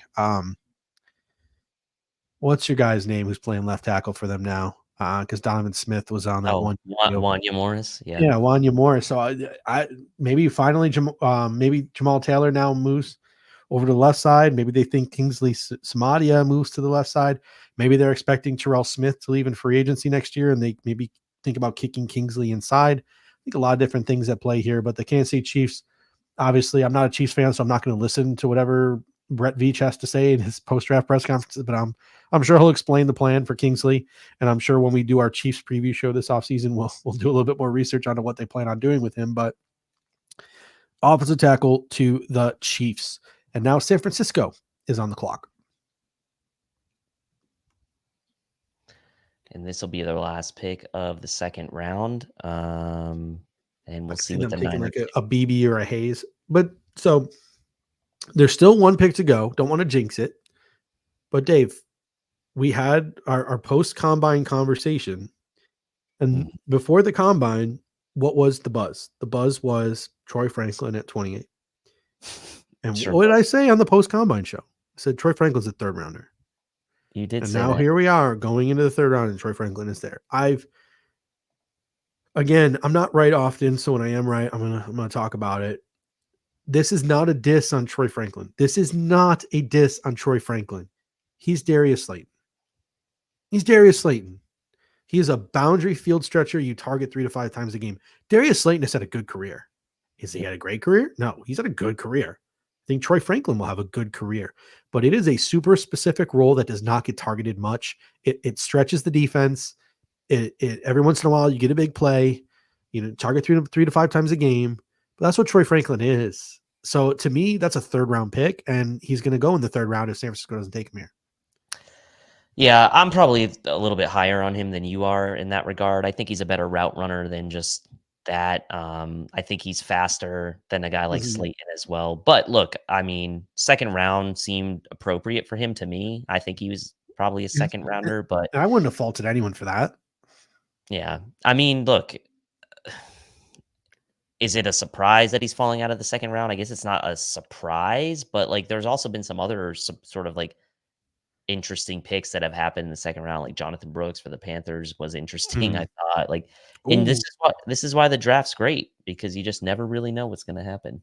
I love San Francisco, man. I am absolutely avenged here. I'm gonna share a story that I probably shouldn't share once I announce this pick here for the San Francisco 49ers.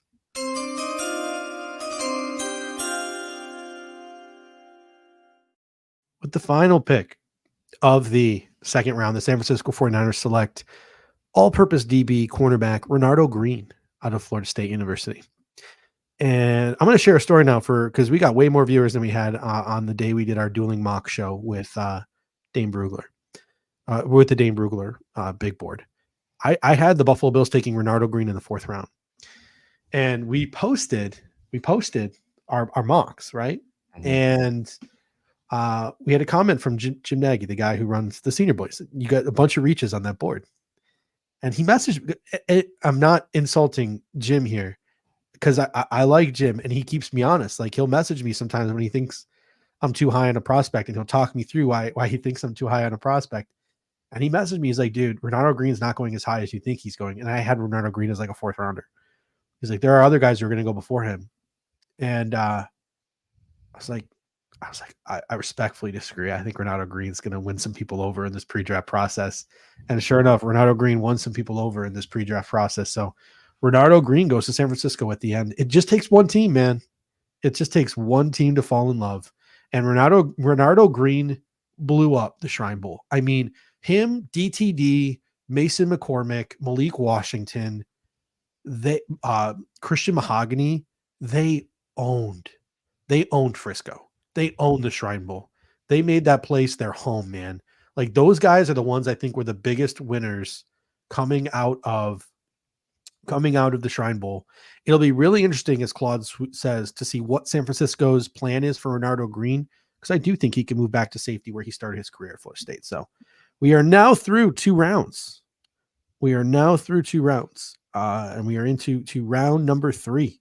And the Panthers are on the clock. And look, I love Jim Nagy. I think what he does with the Senior Bowl is great. Obviously, you've had chats with him directly through the DMs. He's going to defend his Senior Bowl guys, but at the end of the day, like this is a win. This is a win for you. This is a notch in your belt on the you were right, scoreboard. And so, look, I mean, you obviously went a little bit more different direction with that Dane Brugler mock you did, but you know what?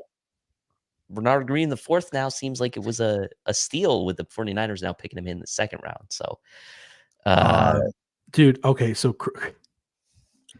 I'm laughing here and Chris Sims.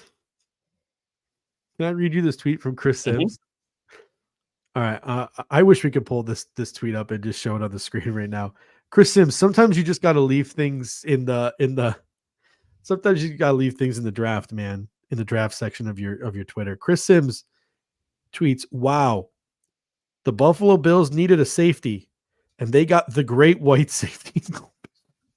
No, he didn't say that. The great white buffalo. That's literally what it is.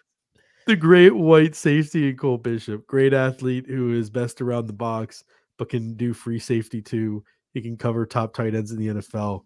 He will start this team. I mean, edit that tweet, bro. Edit it. I'm screenshotting this for when he ultimately deletes this tweet. It'll be interesting to see tomorrow, like what he comes back and. I meant to say it was a typo, and the Jets made a pick, and we're going to talk about the Jets pick in a moment here. But he does make an interesting comment. Chris Sims says he can cover tight ends in the NFL. This is the concern with Cole Bishop. Again, we're not carrying weight for the Buffalo Bills. We will talk about a player's weaknesses when they have weaknesses. In his mock draftable, he has 47th percentile weight, just 206 for 6'2". That's kind of light. He's got 29 3/4 inch arms. That's 3rd percentile. So when you need to go man to man with 29 3/4 inch arms, that's an issue. When you want to tip balls with 73 and 5/8 inch wingspan, which is 17th percentile, it's an issue too. So, I mean, Cole Bishop blows up almost every other percentile. He's 85th percentile for height. He's 89th percentile for hand size, 76th percentile for 10-yard split, 84th percentile for 40, 86th for vert, 60th for broad, 47th for weight, so it's not terrible, but 17th percentile for wingspan, 30th percentile for arm length. There's a reason why he was available at the end of the 2nd round. If Cole Bishop was a completely put together player with like 36-inch arms, he's probably going in the top 40. So there's a reason for that. So every player, as you start to drift further and further down the draft board, they have some flaws. And Cole has been accused of being tight-hipped a little bit. He's been accused of not having the best change of directions, even though I think his combine, made a lot more people feel comfortable with that. And the length, for a guy like Cole Bishop is an issue as well. You can hide it better at safety than at position. So that's the one thing that you're definitely going to want to note here with him. But the New York Jets have made a selection. I'm not sure if anyone else has made a selection, but the New York Jets have made a selection. So we're going to.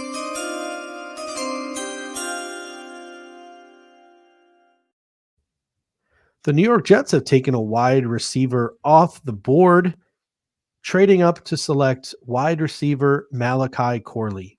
The Panthers trade pick 65 to the Jets for pick 72 and 157. The Jets add a very, very, very, I would say, underdeveloped receiver in the fact that he was not asked to run a lot of routes in college, but they get a baby Deebo Samuel is the comp for him. The Yak King of this year's draft in Malachi Corley. Yeah, and we know a huge favorite of John Helmkamp's, most yak in college football, I believe, was Malachi Corley. Great blocker in the run game as well. Some recent film that some of the analysts have been putting out are showing some of the ability he has down the field as well, where he really didn't get asked to do that a ton given the situation he was in, but he did deliver in those scenarios. I think the Jets, look, Garrett Wilson, Malachi Corley, Breece Hall, like that's a pretty nice core that they're putting together there for the Jets. So it's interesting to me that the Jets go out and get a guy like Corley, who for Aaron Rodgers, is he maybe a similar type of dude to a Randall Cobb? I don't necessarily see it, but I think Aaron Rodgers will really do a good job to make use of his skill sets at or around the line of scrimmage. We've seen Aaron Rodgers be able to come up, get the ball out on some of those screen plays in the past, and that would be something that would be right up Corley's alley. So I think a good, solid pick for the Jets in a position that they needed to add something else to that room, right? There was talk of them maybe going for O'Dunes if he was still there at 10, but I think a solid addition for the Jets here. Going back to the Cole Bishop pick here, just got another message from someone with an interview that Cole Bishop did for the Draft Network with Justin Mello. I don't know if anyone follows Justin Mello on social media, but he's a great follow at Just good interviews. Justin M _NFL. And that's exactly what I'm about to. He does great interviews. He figures out who players have talked to and how they've talked to him. So a lot of the top 30 visits, a lot of the meetings, the virtuals that the Bills do with some players come from Justin Mello. He's the source. This is a quote from Cole Bishop. "I'm a smart player, relentless, smart, nasty ball hawk. I've sort of built my game around those beliefs. I'm relentless in my pursuit. I have good situational awareness." I love that quote. I love that quote. So Cole Bishop is, I think, a player that Bills Mafia is going to quickly fall in love with. And as someone else mentioned in the comment section earlier, I'm blanking on the name, so I do apologize for that. But Cole Bishop at the line of scrimmage with the likes of Terrell Bernard and Matt Milano. That's going to be fun to watch. Yeah, I mean, the possibilities with him in McDermott's defense, I think, like, he maybe would have been their preference over Cooper DeJean, right? If that was kind of like the sort of route they were going. It is, if Milano's back, which we expect obviously him to be full go, like he's going to be back in full go for training camp and all that, as far as we know. Terrell Bernard, Cole Bishop, Taylor Rapp. There's a lot of, and Dorian Williams, throw him into the mix too. There's a lot of young, good talent now that's on this defensive side of the ball for the Buffalo Bills. Especially like that back seven now between the linebackers and in the secondary is starting to take shape. We've got Denver. Go ahead. Yeah, sorry, we got another pick in here.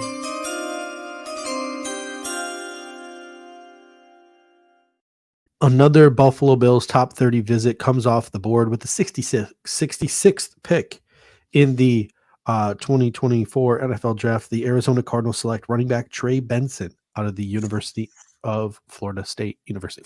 There we go. Almost screwed that one up. Did screw that one up. Florida State University, Trey Benson off the board. He was my RB1 in this draft, so he comes off the board here. I think the Cardinals are having a pretty good draft as well. I really like what they're doing in this draft. Yeah, killing my any chance of any kind of dynasty value from any chance of any kind of dynasty value from DeMarcado or Michael Carter. Maybe just went down the tubes there with Trey Benson. A really nice compliment to James Mhm. Conner, who's obviously an aging back, but still quite effective.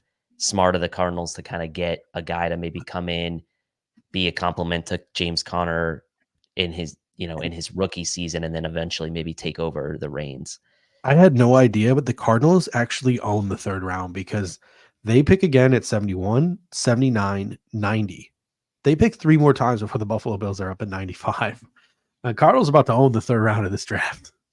I mean, they need it, right? They Mhm. they gotta totally reshape that roster, and that division is brutal, man. I Mhm. mean, we know the Niners are legit, but like even the past couple years, the Seahawks and Rams have, I think, performed better than people expected, and Mhm. so the Cardinals are in a tough spot in that division.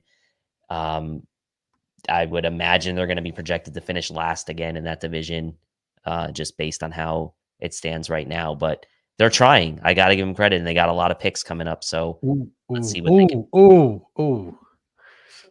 2 of our guys have just come off the board, and we're going to talk about that in a moment. But first, Michael Stover says, "Are you worried about our edge rushers?" We're going to get back to that one, Michael Stover, because we've got a 2 for coming in here.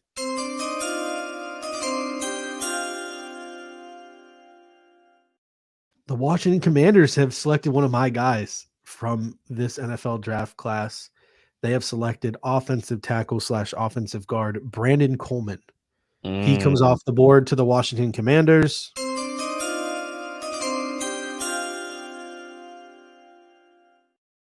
And excuse my temporary amnesia, Dave, but I do believe this is your guy that has also come off the board. The New England Patriots select offensive tackle Caden Wallace out of Penn oh, State. oh Was my that God! your guy at tackle? Yes, yes, it Our was our guys, Dave, go back to back back at the to top of back. the third round here. Oh Yeah, no, so I was gonna say, oh no, it was Roger Rosengarten was my guy, but I had Rosengarten as a tackle, Coleman as guard. But yeah, but our guys go back to back here. Stings. yeah, I mean, Caden Wallace, I mean, maybe not super early for him. I know Dane Mhm, Brugler had him as a fourth rounder. He was fairly low on mhm. PFF's simulator. I think lower than he should have been. It was like just a layup every time to kind of nab him in those simulators. But uh big fan of Brandon Coleman and Caden Wallace. Like, Yeah. I mean, yeah, I think that PFF was definitely too low on both of those guys, Mhm, to be honest. And it's not a surprise to start seeing these guys know now with as many offensive linemen have been picked in this draft. mhm. Um, it's just one of those things that teams are valuing right now, it seems, right? Like over other positions. Like the offensive line is being valued where the NFL GMs are showing you where they felt the depth was in this draft class. They're telling Mhm. you that the depth in this draft class was at offensive line, and the depth at this in this draft class was not at the edge. Even though edge is a Yeah. premium position in the NFL, it hasn't been in Mhm. this draft class, right? The talent top to bottom just hasn't been there. So, Yeah. man, I really like the Commanders draft.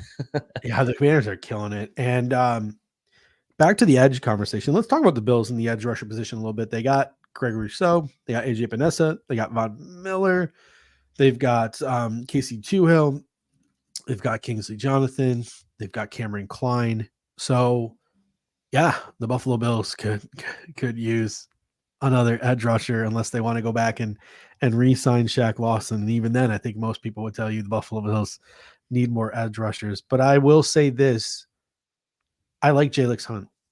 I like Javon Solomon. I I I need a guy who can play from day one.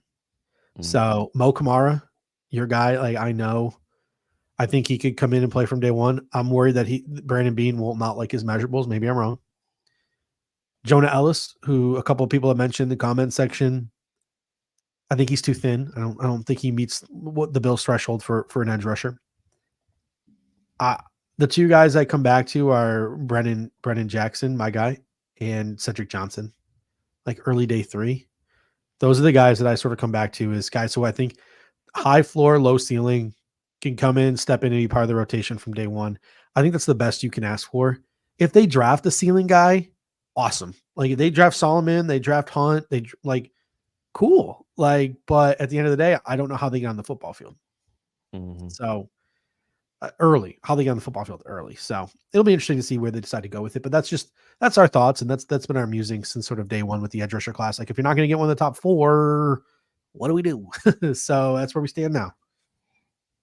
Yeah, and obviously now, like, it's not necessarily likely that the Bills go for other guys that we thought maybe they'd be interested in, like a Cam Kinchins, because they got Cole Bishop ready. But I wouldn't rule out Tyke Smith, Mhm. right, as a guy who potentially could come in and play slot corner at some point either. But yeah, edge is interesting. I'd probably guys like Mo Kamara probably are now going to get drafted higher than expected because of the way Mhm. things are going. So I don't know, like we are still a little bit, ways away from the Bills pick. We're Mhm. coming up now just into the 70s here once the Chargers Another pick their pick another 69. their pick is in. So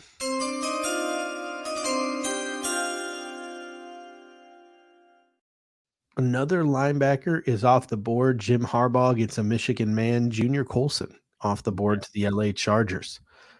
I'll tell you what, man, of all the players who are still on the board, I think I have to say Roman Wilson is the most surprising to me. Of I any agree. player's draft still on the board, I think Roman Wilson has to be the most surprising to me. He's going to be coming off soon. I I thought the mean, Chargers would have taken him here, going with Lad McConkey, and then but they go defense here. That'd be a good pick for the Cardinals with one of their 500 million third round picks. Roman Wilson, Michael Wilson, Marvin Harrison Jr., Greg Dortch. I would like that room. That'd be a fun room. But anyway, I digress. Oh, Adiza Isaac is still there. mhm. Now Yeah. the knock on him is how much of that was all the attention that was paid to Chop Robinson. So that's something that you need to be aware of. So it'll be interesting. Austin Booker still available. So that'll be interesting as well to see. Top 30 visits: Troy Franklin, Tez Walker, Andrew Phillips. Those are the 3 that stick out the most. Maybe the third round we start to get into Braylon Allen, Audric Estime conversation. I know you're a Jalen Wright guy. I bring up Braylon Allen and Audric Estime just because those are the 2 that sat down with the Bills at the combine. Yeah, I mean, they did, and obviously, like Allen and Estime were both like Allen and Estime were on our running back show when we did the 5 each. They were on mine. Estime was obviously your no matter what running back. They're showing Mel's best available here. Roman Wilson on that list, by the way, and Troy Franklin. Cooper Beebe still on the board as well. But And Christian I Haynes is still on the board. I just feel like Jalen Wright is such a good fit for the Bills. And I was having a conversation with Jay Davis earlier, who's typically in our comment section on the show. And we were talking about how like we need like the thought of a power back makes a lot of sense to complement Cook, but it would be nice to also just add another like game breaker, like a Yeah. Jalen Wright to the mix because he's not a small guy and he could still be a complement to James Ooh. Cook. He Sorry, does another something player. I happen? did not mean to cut you off, No, but that's okay. That's okay. Go ahead. the Giants were on the clock. We've had the conversation about how I always look at who the Giants are looking into because I feel like Joe Shane and Dan Morgan and Brandon Beane might have a like mind. And here I am, correct again.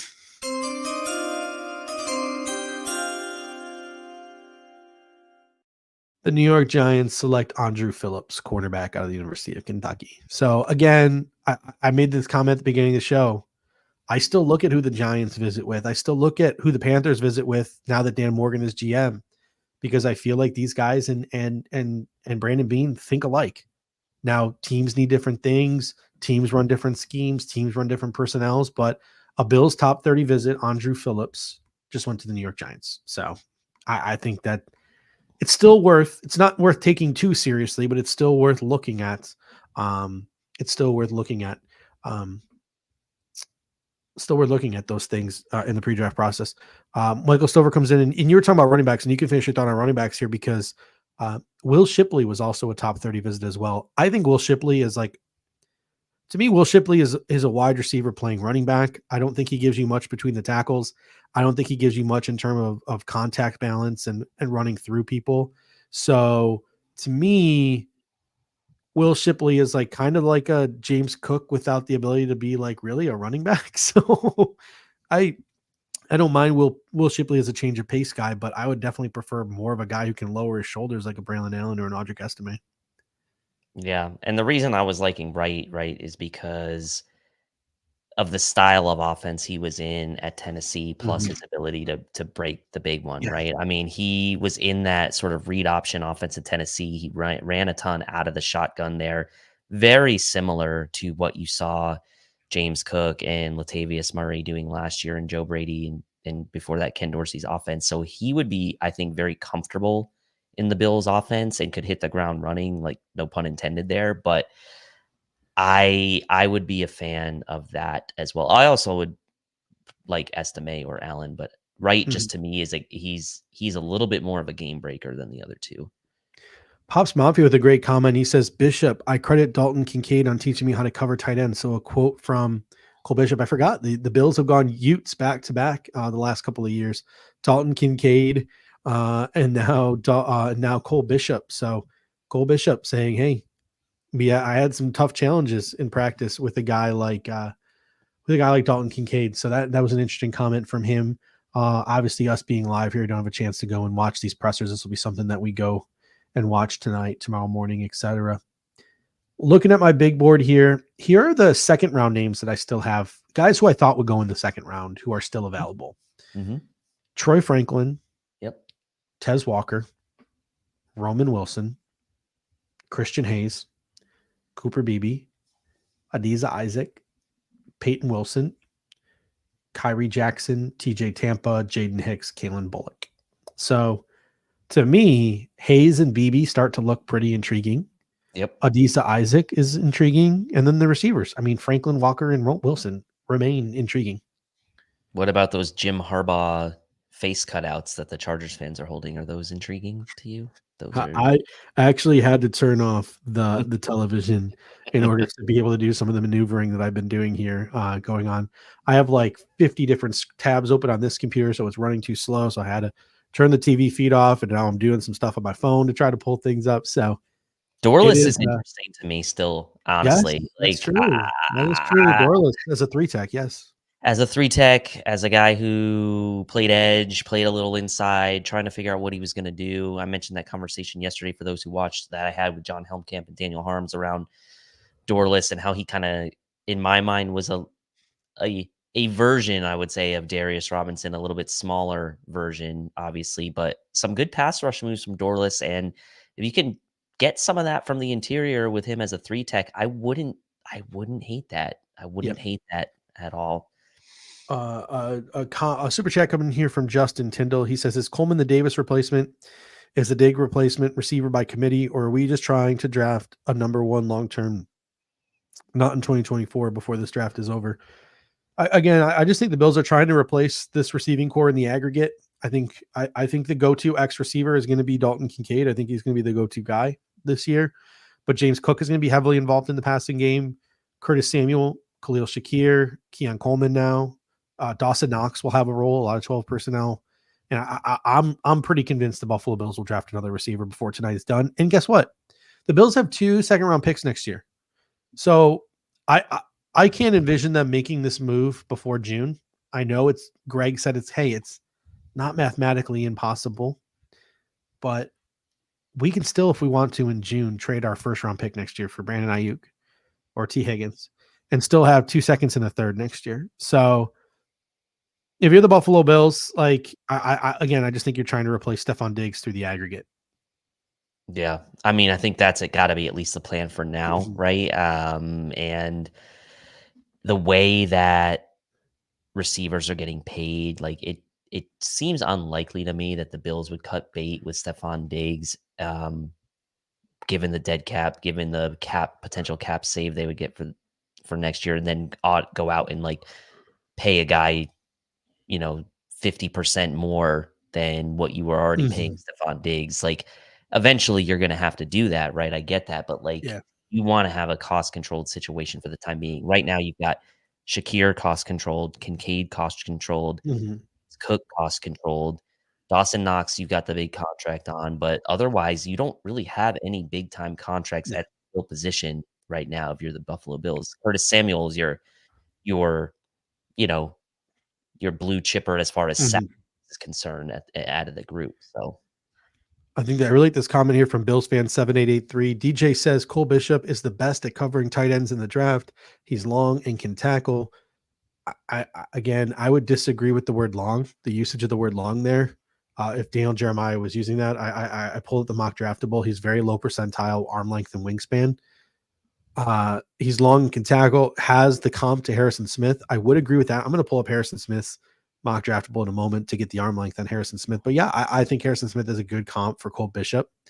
Cole Bishop is either going to start or play the wrap role from day one. And I agree with everything there except for the use of the word long. He's not long. He's not. Like, you can look it up. Like, there's no way, shape, or form. You can say he plays long, but he's not long. He did have a 988 RAS. He is 21 and a half years old. There are so many things to look forward to about Cole Bishop. His length is not one of them. right. So another pick has come in. The Arizona Cardinals with one of their 50 million picks here in the third round. I'm jealous of.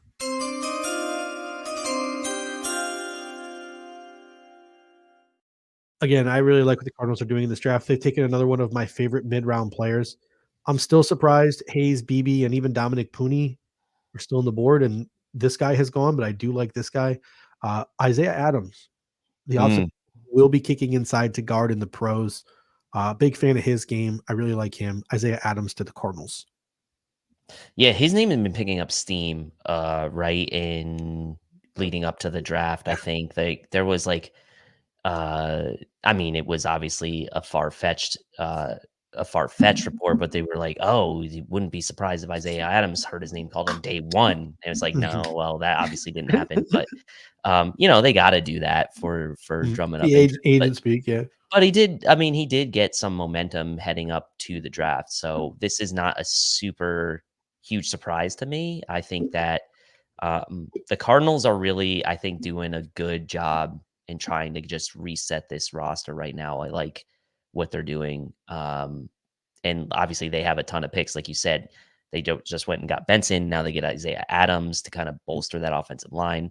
I mean, you look at sort of who they've got right now slotted in at right tackle. It's Paris Johnson Jr. They have Will Hernandez at the right guard, Elijah Wilkinson at left guard. So do they slide Adams in? I don't know. Do you think he's a guy that slides inside for the Cardinals? Yeah, I think he competes with Elijah Wilkinson at left guard. I think that's where you're going to see him compete. They got Jonah Williams at right tackle. They have obviously Paris Johnson, who they're now moving on to the left side. They kind of had their hands forced a little bit because you saw, DJ Humphrey suffer that torn ACL the very last game of the season, kind of forced their hand a little bit. They had to cut him. So that was really unfortunate. But yeah, trying to see if the Carolina pick is in. I'm trying to see if it's been tipped yet or not. And it has been. Another player off the board here for the Arizona Cardinals. I lost my graphic here.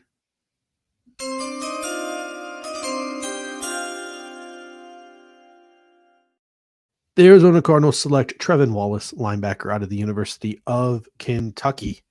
So we roll on, and Dave, we're going to give you a little break here. You said you got to I'll be right back for a little bit. So I'll be running the show here solo dolo for a little bit. Don't be too concerned. Don't turn it off. Dave's coming back. Don't worry. I will be You're not back. going to be stuck with me solo for too long. So taking a look here at what is left on the board. And this is really interesting as the Buffalo Bills are now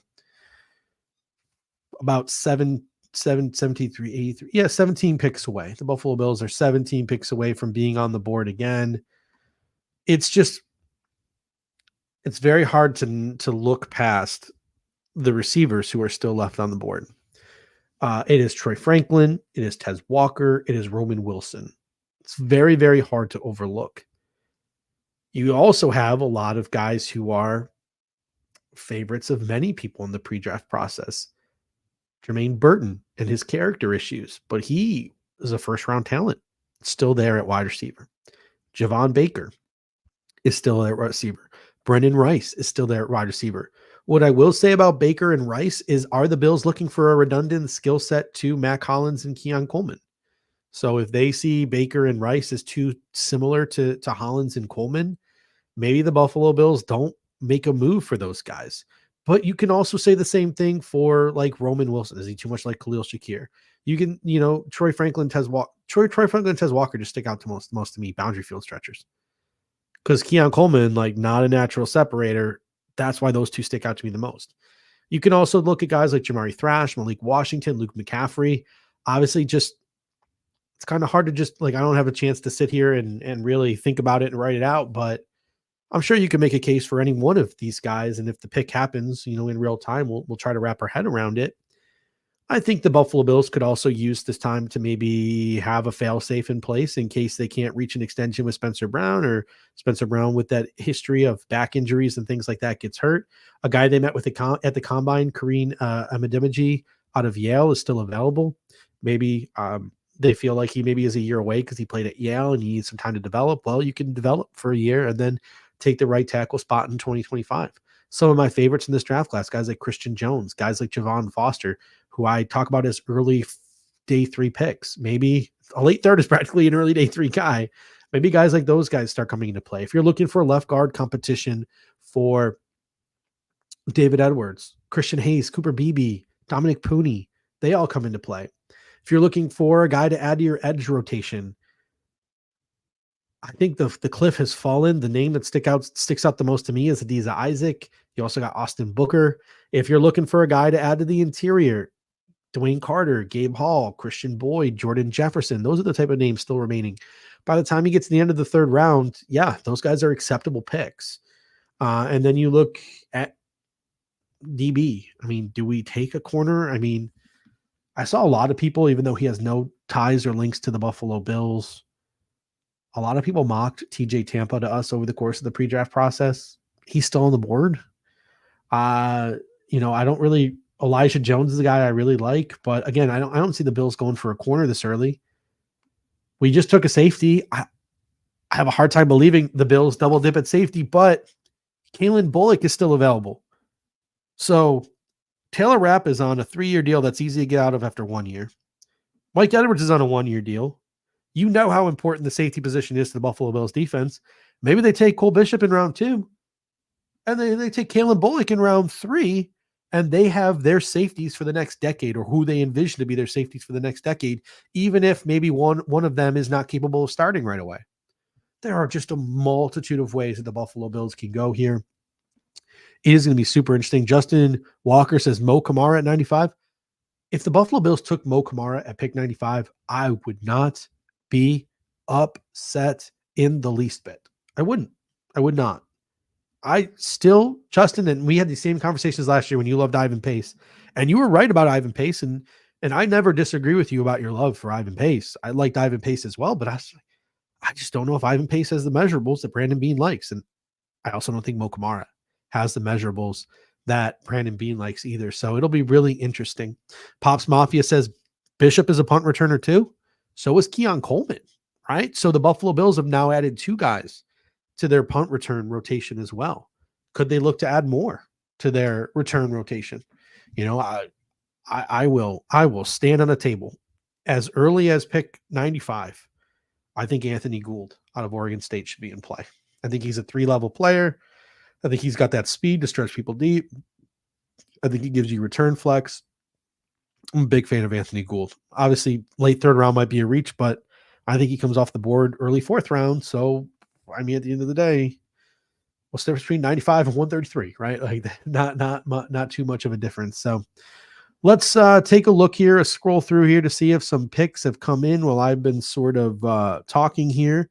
It appears like Cooper Beebe is now off the board. So looking through some of the picks, some picks coming off the board here. The Dallas Cowboys have selected Cooper Beebe, and the Atlanta Falcons have selected Braylon Trice. I was not a fan of Braylon Trice, and a couple of people have mentioned Braylon Trice in the comment section. I'm kind of glad he's off the board. 6'3", 245. And here's the thing about 245. That's 7th percentile, by the way. Braylon Trice cut weight for the combine. I don't think he played at 245. I think he played heavier, but he still managed to only run a 4.72. Braylon Trice was 7th percentile at 245. It didn't help his 40 really at all. He's 10th percentile wingspan, 12th percentile arm length, 5th percentile hand size, 41st percentile 10-yard split. I just, the analytics community will love Braylon Trice.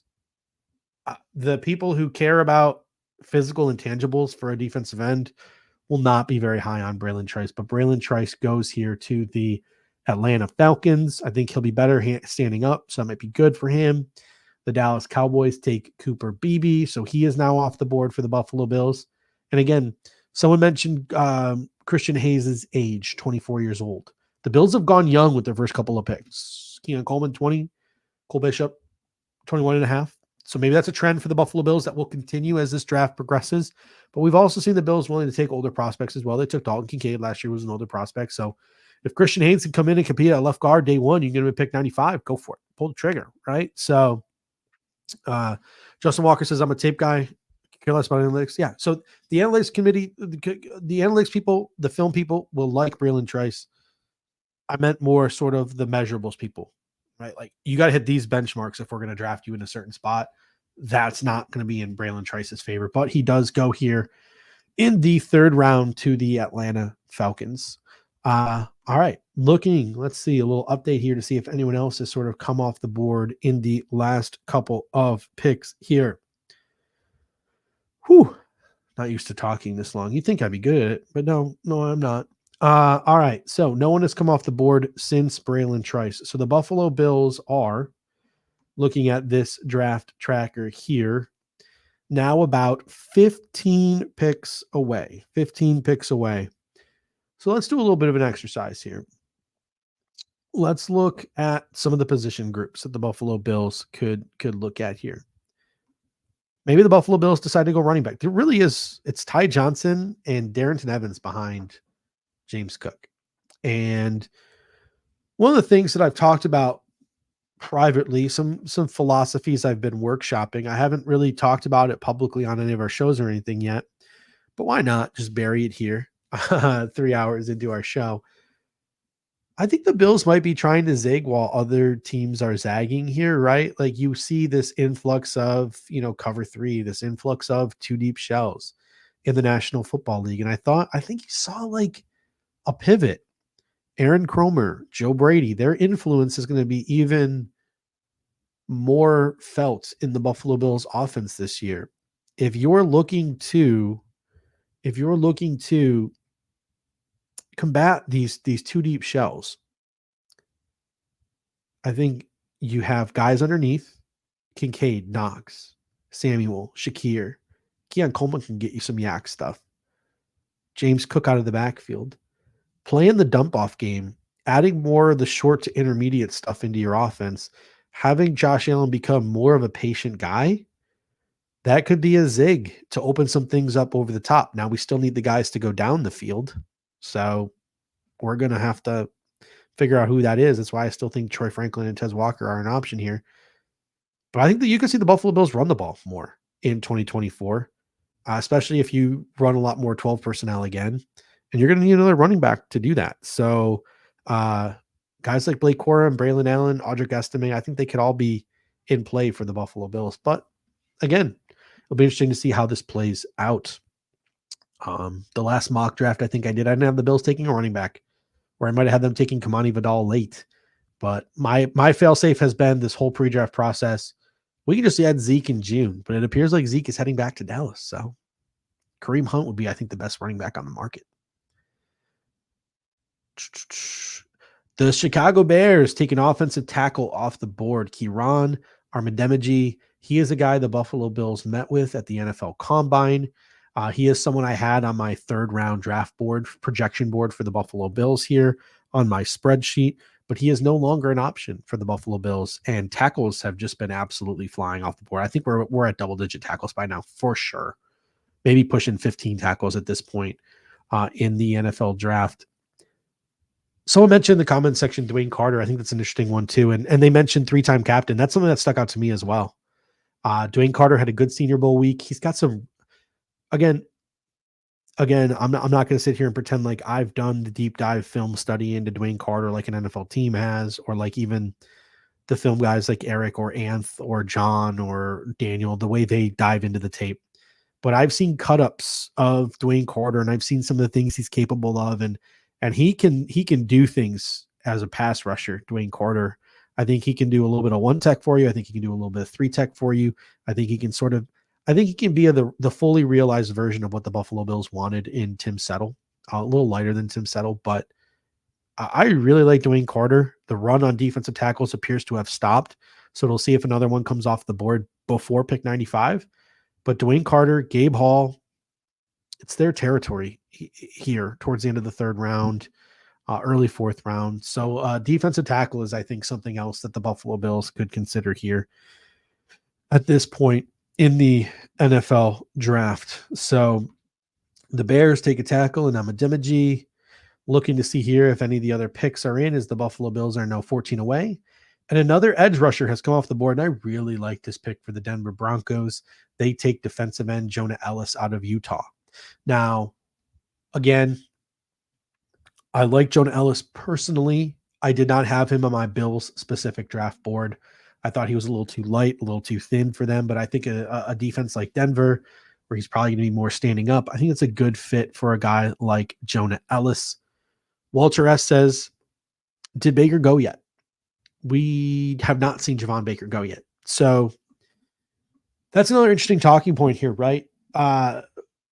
Draft Twitter love and reality. And I put a couple of tweets out on social media the last couple of weeks stating sort of that point. It's kind of really, it's odd. The differences between the draft Twitter community and NFL front offices.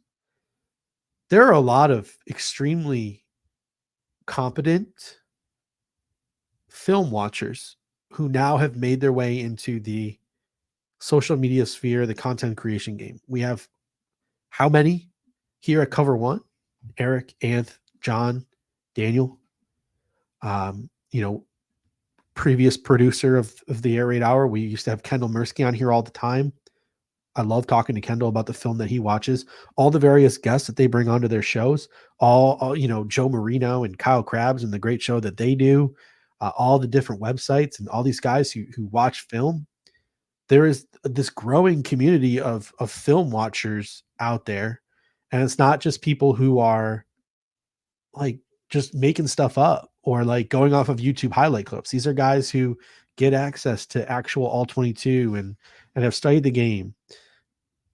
And every year it seems like there are draft picks, like guys like Javon Baker, who just everyone loves. The draft Twitter consensus is Javon Baker is this dog. He's good. He should be borderline first round pick. He should be top 60. And then it seems like year after year after year, that same guy who everyone on social media loves, NFL front offices do not feel the same way. And that appears to be Javon Baker here this year. Javon Baker appears to be the guy this year who gets a lot of love on those X streets, but is not getting a lot of love from NFL front office this year. And that's not to say he's not going to get love, because a third round pick is nothing to there's nothing to disrespect if he ends up going into the third round. That's not disrespectful. You're a pretty good football player if you go in the third round, but it'll be really interesting, man. It'll be really interesting. And it's NFL front offices miss too. So sometimes those guys that draft community loves that don't get drafted high and then end up going later, they end up blowing up and being good. So a couple of more picks have come in. Well, one pick has come in. The Las Vegas Raiders have selected one of my favorites in this draft. I say that a lot when a player comes up, but I just love the middle round offensive lineman this year. If you've listened to the Air Raid Hour, which I'm sure most of you have, or some of you have, I just loved the third to fifth round talent of offensive linemen in this draft, because their measurables are just perfect. Like, they're awesome measurables for all these guys. Delmar Glaze goes to the Las Vegas Raiders. And then Philadelphia has traded picks to the Texans. So the Texans are back on the clock. And maybe my voice can get a little bit of rest here. Sorry about that. Good. You're good. The people I think are sick of me, though. Javon Baker, his sort of, I talked about maybe the difference between draft Twitter love and NFL front office Mhm. love, and Yep. Javon Baker has seemed to fall into that trap this year.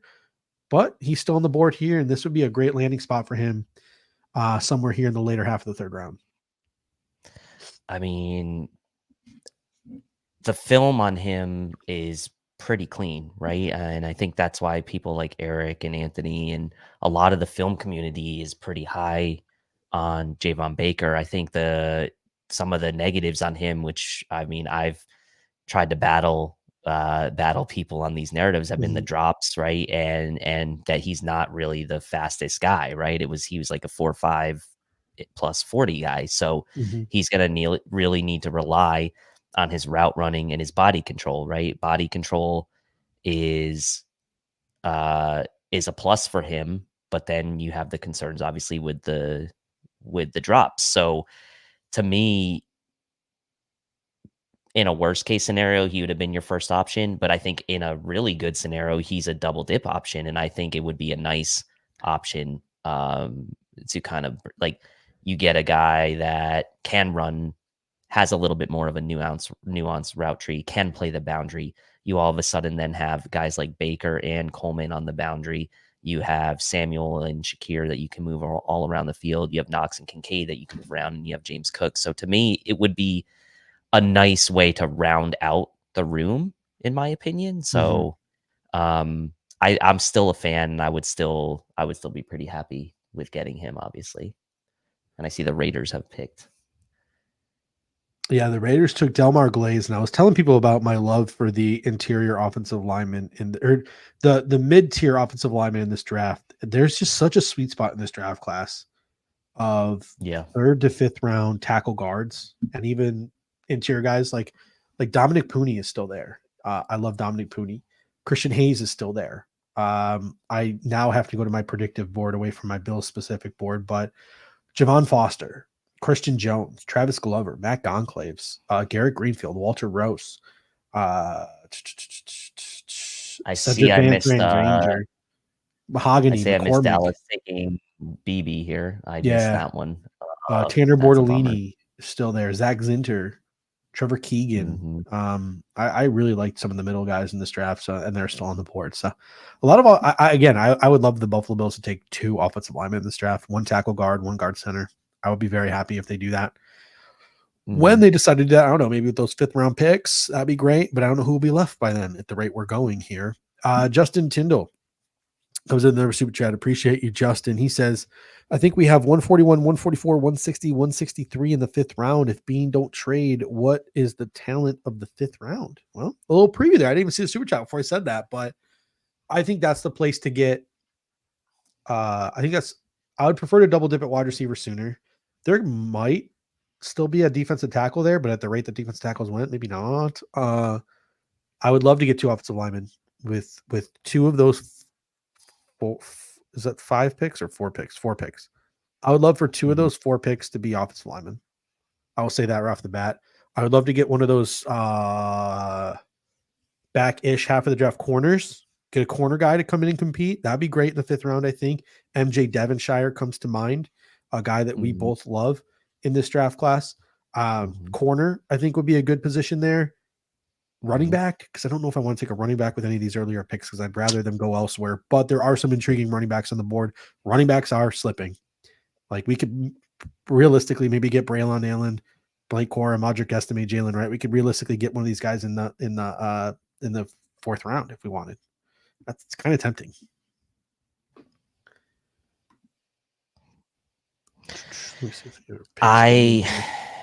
I'm wondering if at some point this ammo that we have is going to have to be used, right? Because I loved I know you were kind of like half joking in the group chat we have with Kyle Knapp and Casey Reed, but like ending, like just like having all your picks today would be like ending like just like 6 or 7 picks and having them all be today would kind of be nice. I am honestly like just it happens every year where guys fall and you're just like wondering someone eventually is going to take them, and you start to talk about guys like Roman Wilson and Troy Franklin as those guys right now that's happening to. Maybe somehow the Bills right now, what are we are closing pick in on just 10 picks 7 away, right? 78. The Colts have traded up with Arizona, so the Colts are now sitting at 79, but we're also still waiting for the Texans pick to come in at 78. So we had a trade behind the Texans, and the Texans pick is in, but it has not been leaked yet. Was this pick a trade? This 78th pick? No, yes. Houston traded up with Philly. Yeah, okay. That's what I thought. So and now the Colts are sitting behind them. So so we've seen now 2 trade ups. What's the position prediction here? And the Colts traded with the Yeah. Cardinals. They moved up Yeah. only three spots. Prediction here: the Texans and the Colts both draft a player from the same position group. Yeah. The Colts already took a wide receiver. Do the Texans need a wide receiver with like Noah Brown, Stephon Diggs, Nico Collins, Tank Dell, sons of bitches? There's some good receivers. Oh, well, they just picked a guy that you love, so. Oh no! Break my heart. Tell me who it is because I haven't seen it yet. Yeah, Texans pick is in. Let's load her up. The old son of a.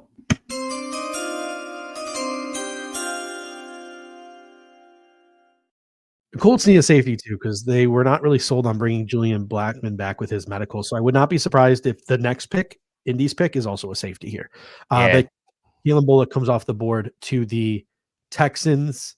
They get a nice center fielding safety. I think Justin Reed is their strong safety. Again, my knowledge of depth charts across the league is not the greatest. I will go ahead and take a look. Our Lads is a great website, by the way. For that's what I depth used. charts. Julian Blackmon is strong safety. Nick Cross. Yeah, they got Nick Cross. I don't know if they're. I think they might have been. I think they might be a little bit remorseful on their Nick Cross pick. But who the Texans have at safety because they just took Keelan Bullock. Texans have Jimmy Ward as free safety and Jalen Petre, who had a nice season last year. But both those guys are like nickel. Colts took an offensive lineman. Pick is in for the Colts. No.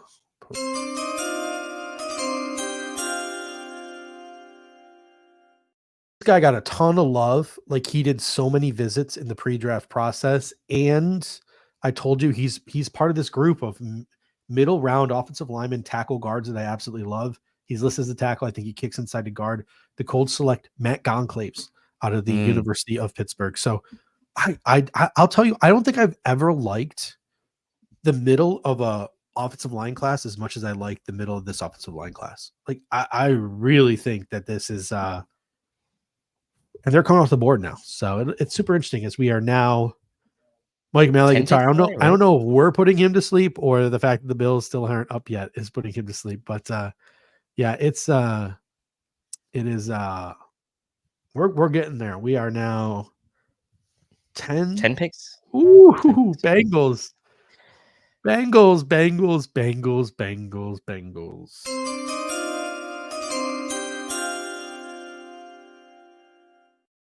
Pick number 80, the bad boy Bengals select Jermaine Burton, wide receiver. You never see a guy who again, I told you, like, my wife thinks I'm a total weirdo because I'll listen to his draft podcasts for from Senior Bowl week through now, probably 10 hours of podcasts a week. It's disgusting. I need a life. The number of people who are like Jermaine Burton is a first round pick on tape, but probably an draftable player in terms of character was pretty crazy. So the Bengals go with the bad boy and get a first round caliber wide receiver in Jermaine Burton at pick number 80. They've lost Tyler Boyd.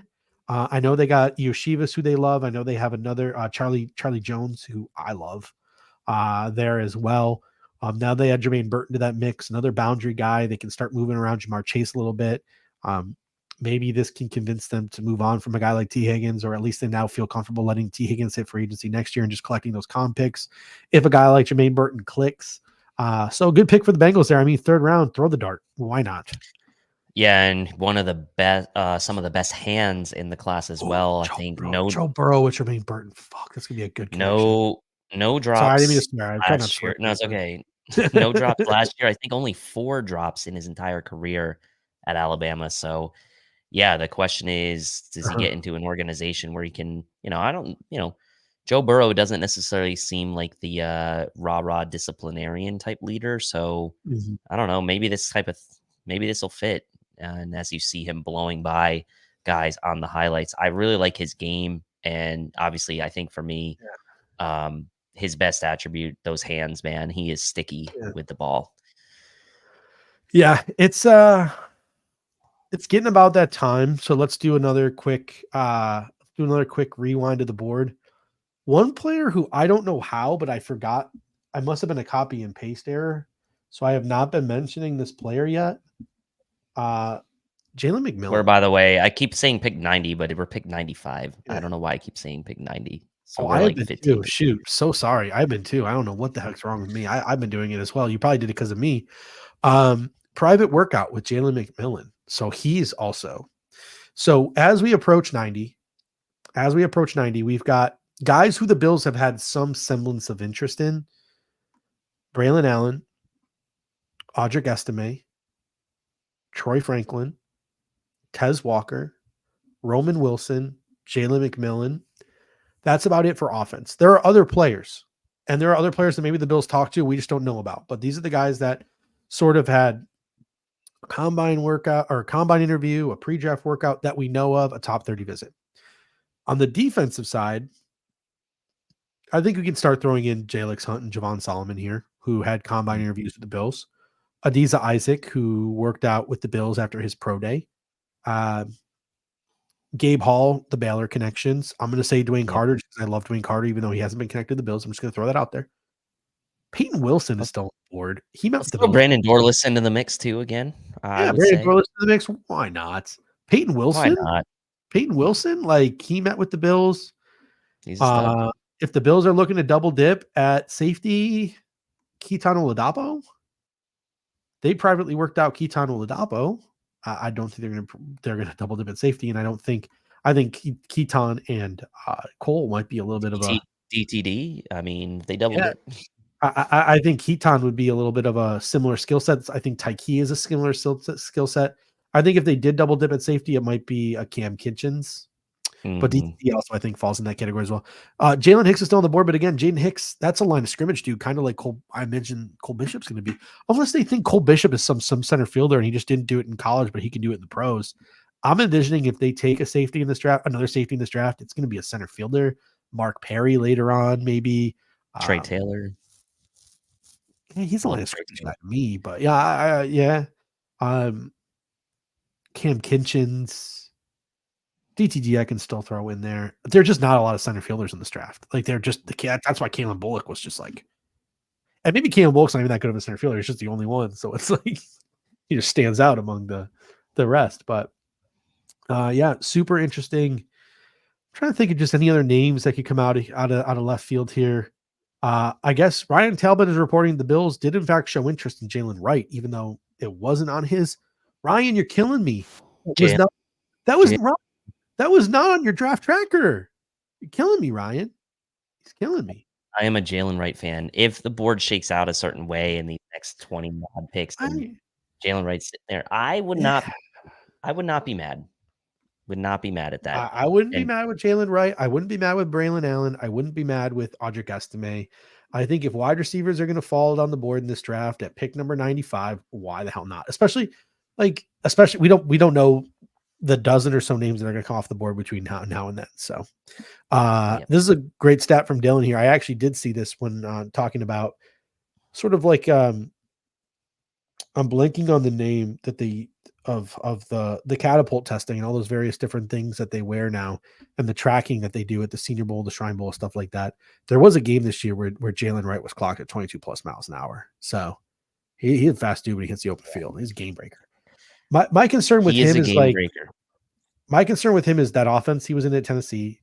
How long is it going to take him to translate? He was a pretty good pass blocker from what I remember. I had to pull up the scouting report to double check. And just between the tackles, right? Like, but I guess James Cook has shown he can get between tackles. So, and you got freaking Josh Allen too. So, I actually think the offense at Tennessee is a good translation to what the Bills do. I mean, a lot of running out of the shotgun, a lot of running out of the read option at Tennessee, which the Bills do a lot.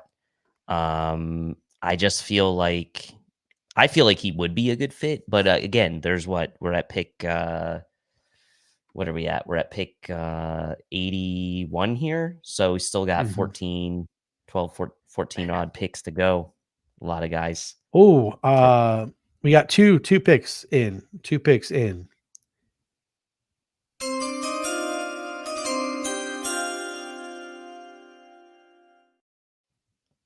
With the whatever pick we're at this point, the Seattle Seahawks select Christian Haynes. They They're have doing a nice job. They have a hole at left guard too. So this is a third round pick who could come in right away and start for them. So I like that pick for Seattle. And then going back to the well here again.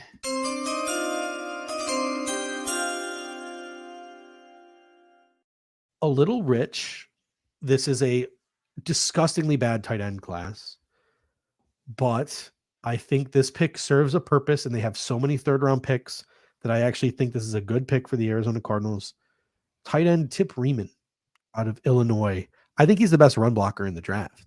I think he's the best pure like inline guy in the draft, which is sad because he's not great. But like next to McBride, I think Tip Riemann is going to serve a purpose. It's going to allow the Cardinals to play some 12 personnel. He's going to help them, with those two deep shells and using Trey Benson and using James Conner to run the ball down people's throats, to keep a guy like Kyler Murray under center, which he showed some flashes of being pretty good at last year. I think a guy like Drew Petzig really likes that. People will call that a reach. I'm fine with Tip Riemann there, and it also helps the Bills because we don't need a tight end, so that helps us drop some more guys. But I liked Tip Riemann.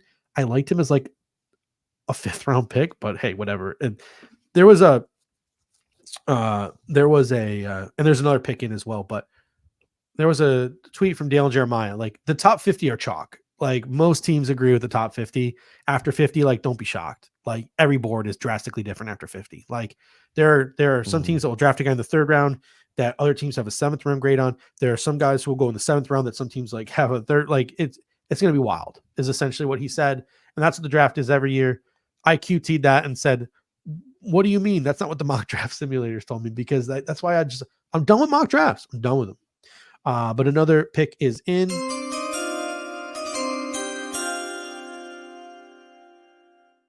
A running back off the board. The Los Angeles Rams at a compliment to Kyrene Williams. I like this pick for them. Blake Corum, University of Michigan. I like him in a Rams offense. Yeah, because I feel like he could come in and do exactly what Kyrene Williams can do. I mean, it's interesting, right? Because last year, or I guess 2 years ago, when Kyrene Williams was picked, he tested so poorly, but you see now 2 years later and him thriving in that Rams offense. Corum was a guy who did not test poorly. He did very well. And we know McVay loves to have that extra guy in the holster, right? Whether it was with Cam Akers or whoever else it was, he'd always like to have that second guy. I mean, and he's done it with guys off the street like Ronnie Rivers and CJ Anderson at the end of his career. I mean, like this is a nice get for the Rams, a team that with Matthew Stafford kind of coming towards the end of his career, they're trying to make another run. Does this start a run on running backs here, right? Like, so Cleveland's coming up soon. Kareem Hunt is still sitting there in free agency. I know they added some backs. Nick Chubb's coming off an injury. The Colts, did the Colts add another guy to go with Jonathan Taylor now that Zach Moss is in Cincy? I'm not sure if they did. I know they have Evan Hull saying the holster. Dallas could use a running back. Did A.J. Dillon go back to Green Bay? I think he did. I thought he was unsigned still. Buccaneers could use another running back to go along in their room, like Rashad White. Oh, AJ Dillon did, because that was Aaron Jones. Aaron Jones, who I was thinking they got rid of, but they signed Josh Jacobs. So Ravens lost J.K. and Gus Bus. They signed Derrick Henry. They don't need a running back. Yeah, and Green Bay's got Josh Jacobs, so they're not. San Francisco always drafts a running back in the 3rd round for some godforsaken reason. So Yeah, maybe we see a run on running backs go here. Pittsburgh just going to want to add to Jalen Warren and Najee Harris, so their quarterback can never throw the ball. That might be something they might consider here. How did this? What is going on here? Do we have a double pick? What? I mean, what about Hold up. yeah. Hold up. The Steelers are on the clock. Yep. Is this a miss? So, not to what? I'm saying So I Steelers just on the clock.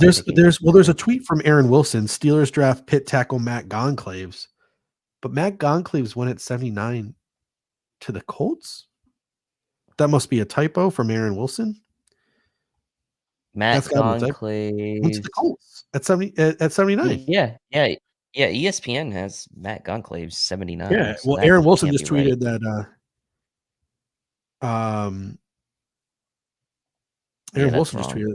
Yeah, that must have been a copy and paste error for Aaron Wilson. So we wait to see who the Steelers draft because it's not Matt Goncalves. He's getting roasted. Getting major ratio. He's getting major ratioed right now on that one. It's like 30 to 3 already. Oh boy, I'm sitting there. I'm like, am I losing my mind? Like, have we gotten to the part? Why doesn't he just delete it, bro? Delete the tweet. Delete it. Oh no, God, Dave. They always do this.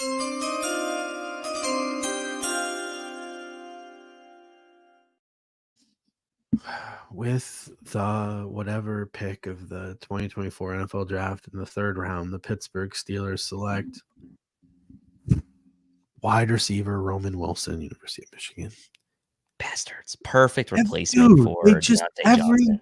Every freaking year, they just randomly just poop out day 2 wide receivers, man. Unbelievable. What? I mean, that's such a get for them because obviously Pickens is going to be that guy that stretches the field for them. They lost Deontay Johnson.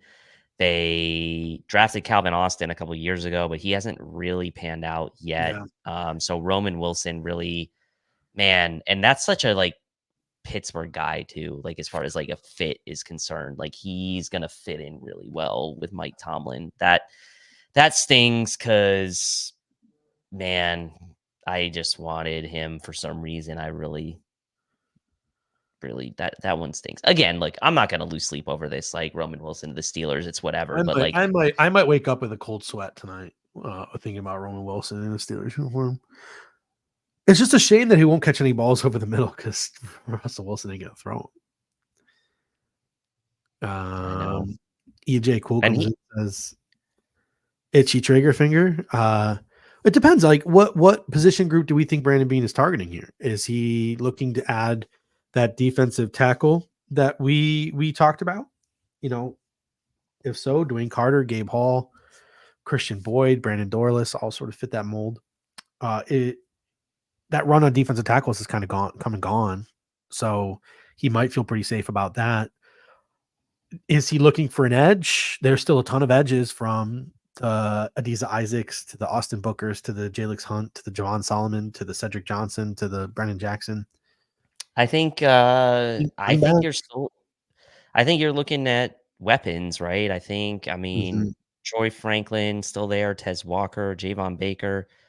I mean, Jalen Wright, I hate to say it. Marshawn Lloyd is out there. Jalen McMillan is out there still. Could Malik Washington make an appearance in this round? That's something that a lot of people feel like he's been climbing. And then you have some other interesting names on the offensive line. Your guy, Mason McCormick, is out there still. Yeah. Big fan of his, obviously. So, yeah, it's interesting. Dominic Pooney's still out there, who we like. So there's some guys. I still think that the way it's shaken out with about 10 picks to go, like I'm probably once again just kind of letting the board fall and probably going to take. I will say this. I think it's more likely that and like let's take a look, right? There's 100 picks to like through tonight, right? So the Bills are 95, so there's only going to be 5 picks after them. I think it's more likely that you might see the Bills jump up into like 97, 98, 99 after they pick at 95 than you do trading up before pick 95.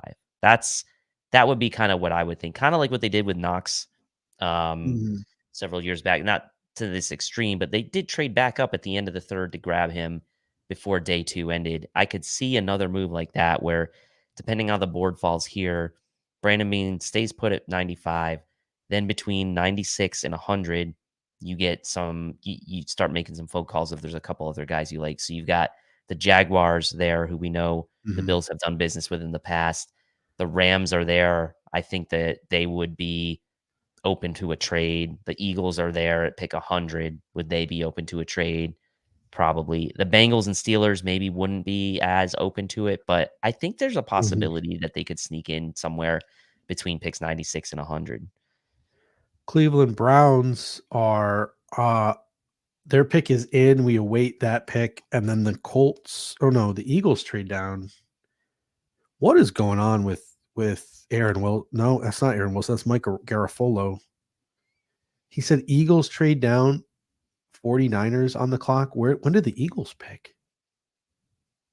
Oh, you know what? Yeah, I said the Eagles were pick 100, but it's on ESPN showing Washington's pick 100.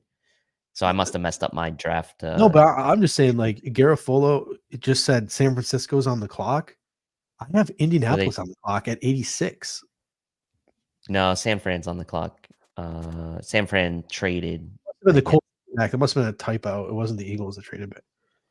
Anyway, the Browns pick is in, so it should be tipped by now. Again, I'm not watching the television broadcast, so I'm flying a little blind in that regard. But the pick for the Cleveland Browns is I like this pick for the Cleveland Browns.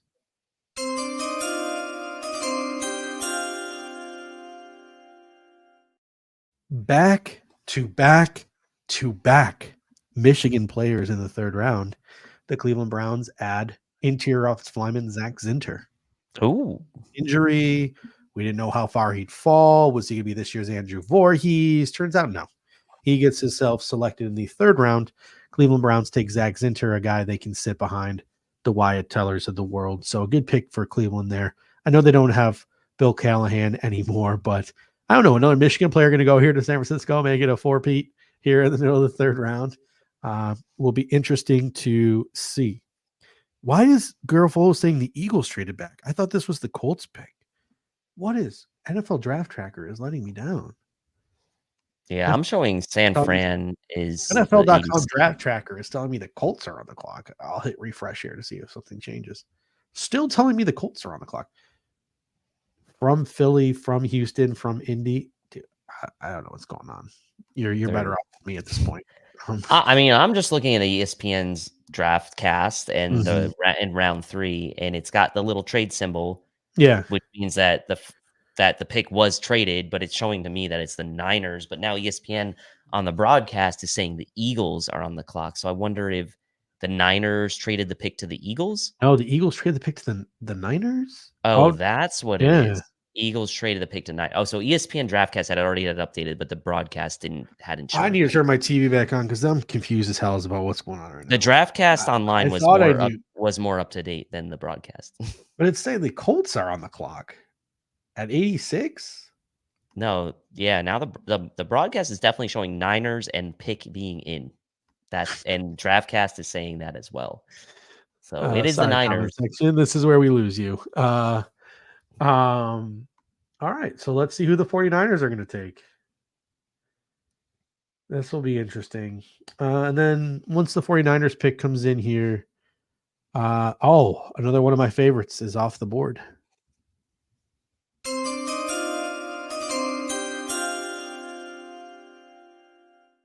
Really good pick for the 49ers here. They select Dominic Pooney, interior offensive lineman from the University of Kansas. It's a good pick for the 49ers. Always like those guys. So let's do a little bit of a reset here. We're at pick number what, Dave, now? So that was pick, because the Dolphins forfeited their pick. That was pick 86.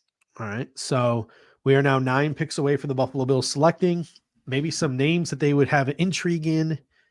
Braylon Allen, Audric Estime, Jalen Wright, if they decide to go running back. They decide to go back to the well at wide receiver. I'm just going to go with Troy Franklin, Tez Walker, and Jalen McMillan.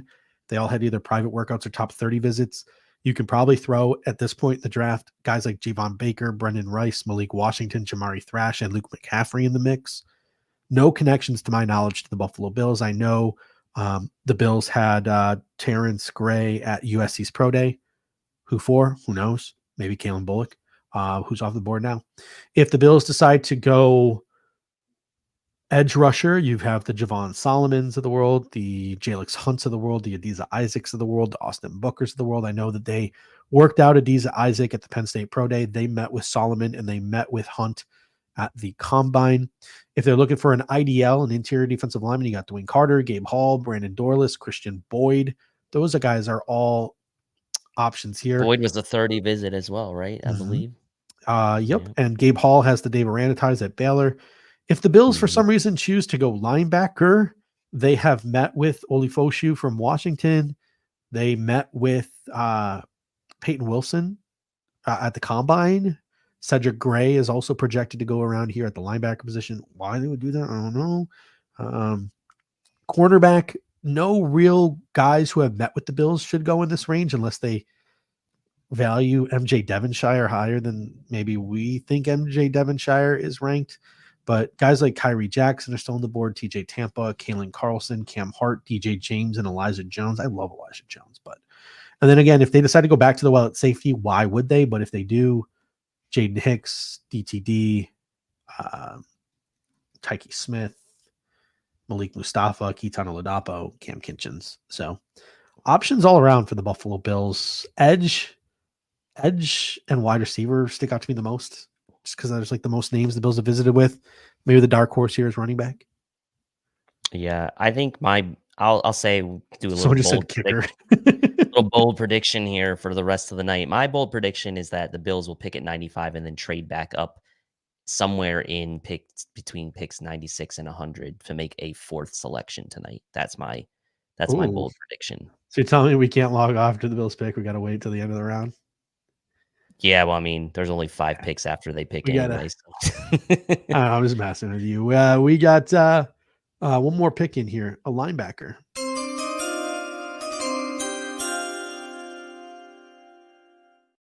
The Dallas Cowboys select from Notre Dame the Golden Domer Marist Liafau, sort of an off-ball linebacker there for the Dallas Cowboys. So a good pick. I think he fits what they like to do on defense. Not that we know exactly what they like to do on defense now that Mike Zimmer is back, but a guy who I can just envision in that Dallas defense if it continues to operate the way it was constructed the past couple of years. So good pick for them.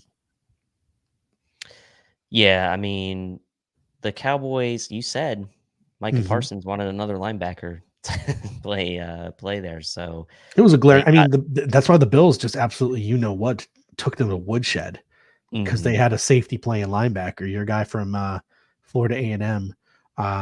But they just abused them. Did Josh Allen even throw the ball in that game? God, that was such a great game, wasn't it? Yeah. That might have been my favorite game of the year, to be honest. That was so nice. Packers have 2 picks before the Bills. The Buccaneers have 2 picks before the Bills. The Cardinals have their 500th pick before the Bills. The Ravens, you know what, Dave? You know when the hearts will be broken? The Bills pick at 95. You know who the 2 teams that picked before us? Yeah, I'm looking at it right now. So we got the Eagles and Ravens pick right before us. Dude, I don't know who it is yet, but whoever, like, once they make those selections, we're gonna be like, oh, just fell right into their laps. Whoever it is, that's going to be the narrative for them when they get to pick. God, yeah, and that always seems to happen. It's like happens to the good teams. They just put themselves in these positions where they just let things fall to them, and they never really seem to get like uber aggressive about what they're doing. They just kind of let everyone else make the mistakes, or you think make the mistakes, and then they just kind of collect at the end. But again, right, we don't know how any of this is really going to play out. So it's all speculative, right? And so now we wait, and we are just about What's 8 picks away, 7 picks Yep. away at this point. So not too much longer to go here. Cardinals, they just flashed their like a few minutes ago. They flashed their draft on the screen on ESPN, and It's a good draft. I really like what they're doing. I Yeah. mean, Oh, Dave, a running back is off the board. don't tell me, please don't.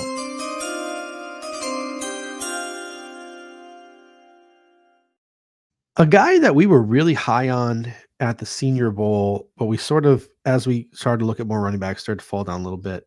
Marshawn Lloyd to the Green Bay Packers here. Marshawn Lloyd. So that's a good pick for them. I think he complements guys like Josh Jacobs well, guys like AJ Dillon well. I think the biggest knock on Marshawn Lloyd is he likes to kick it outside a little too much, but you don't have to worry. You got guys like Josh Jacobs and AJ Dillon to run the ball down through the offensive line. So Marshawn Lloyd's a good pick there for the Green Bay Packers. They just continue to add skill position players, like offensive linemen, skill position players. Like they're building a really good foundation there in Green Bay. I like Marshawn Lloyd. Going back to rewatching him, I was kind of like out on him in the beginning because I was worried about his pass protection when it came to the Bills. He wasn't used a ton in the passing game at USC, but when he was, he actually looked pretty decent there. And then I thought his short area burst, the top end, is what it is, but I thought his short area burst looked better than I thought. And he actually had a pretty decent combine as well. So kind of evened himself out there, kind of established himself as one of like the top 5-ish running backs probably in the class, in a class that wasn't super great for backs anyway. So Packers now have AJ Dillon, Marshawn Lloyd, and Josh Jacobs. That whole offense is like committee, everything. Wide receiver by committee, running back by committee. Although Jacobs will be the main guy, but still. So Matt Flynn comes with a super chat. Appreciate you, Matt. Former Bills quarterback, big time Air Raid Hour listener, comes in and says center, or is that a reach in the third? There's some options here. There's Cedric Van Pan Granger, who I know out of Georgia is going to have his fans. You have Tanner Bortolini, who the short shuttle king, the combine king out of Wisconsin. You have Hunter Nazard out of Penn State, got a lot of pre-draft love. Bo Leamer, Drake Nugent. I would say that's probably too early for them. But Hunter Nazard, Tanner Bortolini, Cedric Van Pan Granger, who I don't think is a fit for what the Bills like in an offensive lineman. I would say Bortolini and Nazard wouldn't shock me if the Bills took him at 95, but I also don't really expect it. I think they're really all in on Connor McGovern at center. I think a guy like Drake Nugent late. Another guy they looked at late, the guy from South Carolina, Nick Garaggiolo. I think they'll take a security blanket pivot, a guy who can take snaps in the preseason, can get on the practice squad, etc. A break class in case of emergency center. I think they'll get one late. But I can't envision a world where they take a guy this early and then kick Connor McGovern like back to guard. I just don't see that. So it appears like Connor McGovern is getting a real shot at center. So I wouldn't expect it, but man, you who just knows? never know. You just never know. Who just knows? never know. I'll tell you what, that Patriots picking Keenan Wallace is really pissing me off still. I don't know. I feel like they're kind of having a good draft, and I'm like, it's kind of annoying, but I like Drake May, and I think that's kind of where people's opinions of the Patriots draft will start and end is, do you like Drake May or not? Oh no. Pick is in from the Buccaneers.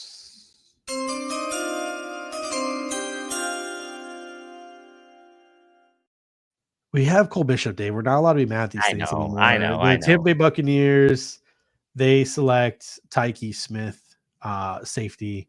What I really loved about Tyke in the pre-draft process was he kind of played that star role in the Georgia defense. To me, he was a developmental strong safety, kind of the Taylor Rapp role. But what I really liked about Tyke and what I really liked about Javon Bullard, who Tyke and Javon were just polar opposites. Tyke is strong, developmental strong safety, nickel backup. And Javon Bullard was maybe plug and play free safety, nickel backup. And I just really like the versatility of both of those Georgia DBs, and they are now both off the board. Bullard in the second round to Green Bay, and Tyke Smith here in the third round to the Buccaneers. So the Georgia safeties are off the board. I have grown to really like this safety class. And now that Tyke is off the board, there's still some guys that I love. I was not as high on Jaden Hicks as other people. I think he's a box safety. I think he's a guy you got to put deep in center field and come forward. I don't like him moving backwards. It's not something I really think he's comfortable doing. And I think the Bills probably, I wouldn't be surprised if Jaden Hicks wasn't on the Bills draft board at all, period.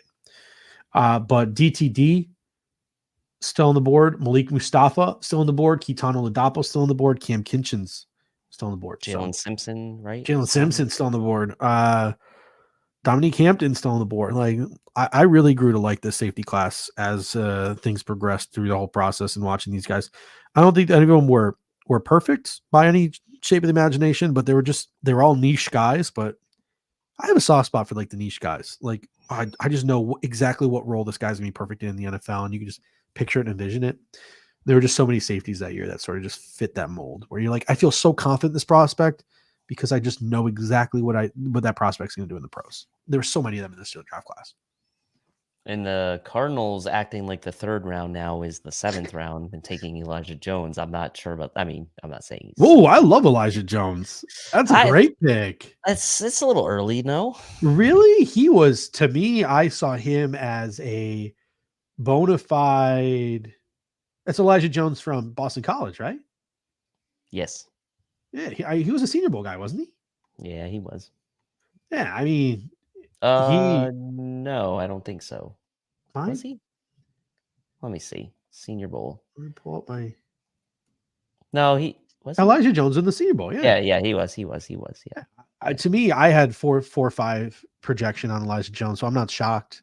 I loved Elijah Jones. I thought he was one of the few corners. He was one of the few corners where I read his scouting report and I'm like, that guy looks like a Buffalo. That sounds like a Buffalo Bill. So I think the Cardinals are smoking this draft. Like I really do.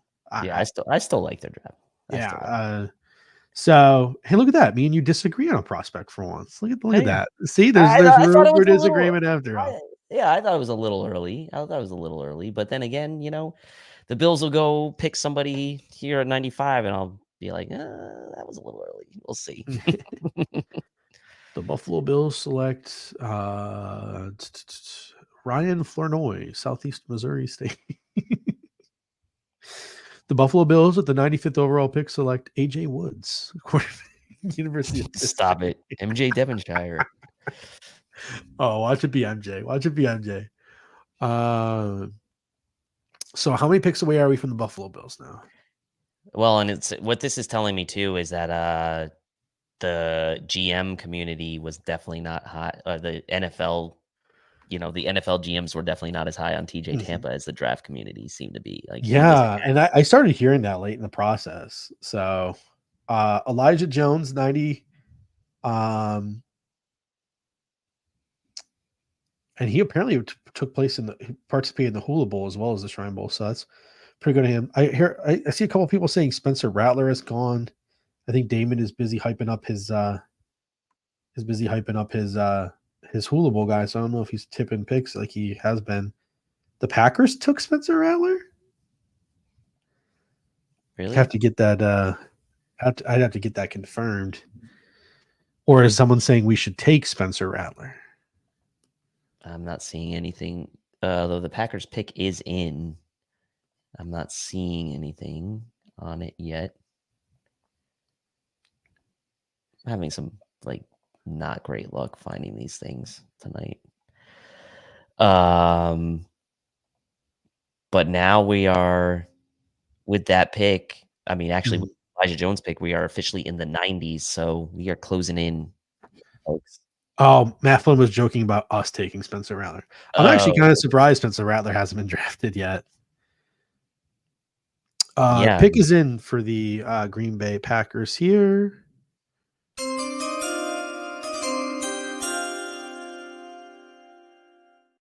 Another linebacker off the board. The Green Bay Packers select Tyrone Hopper out of University of Missouri. So the guy who played behind Darius Robinson, another linebacker, goes off the board here for the Green Bay Packers. So now how many picks, Dave, are the Bills from selecting?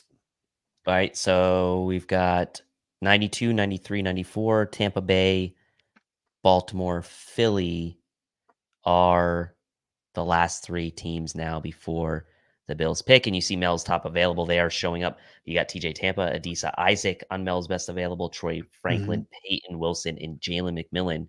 A nice short list there, honestly, Yeah. on Mel's top available, and a couple of those guys could be consideration. Adisa I'll tell you Isaac, what, man. Troy Franklin. I've said this before. I still respect Mel's game. Oh, I love Mel. I mean, he gets like shit on, I think, for I mean, but the dude is like a freaking Tom McShay was way worse. machine. I'm so glad ESPN canned him. Yeah, I mean, like everybody's wrong when it comes to draft stuff, right? Like the draft stuff is like baseball. Like you hit 30%, you're doing great, right? And like Mel knows these prospects. He can talk about pretty much every single one. And there's a pick for the Packers, the linebacker. So I really like Mel, and I feel like he gets shit on for no reason. Yeah, no, Pat McAfee's got the bad Mel Kiper impersonator, the Mel Kiper impersonator. Have you seen that? Yes. I didn't have a chance to watch because obviously we're doing this thing, but I heard really good things, and I've seen some clips with Bill Belichick. I'll tell you what, man, I hope Bill Belichick never coaches again, just because I really love listening to the dude. Like it's fun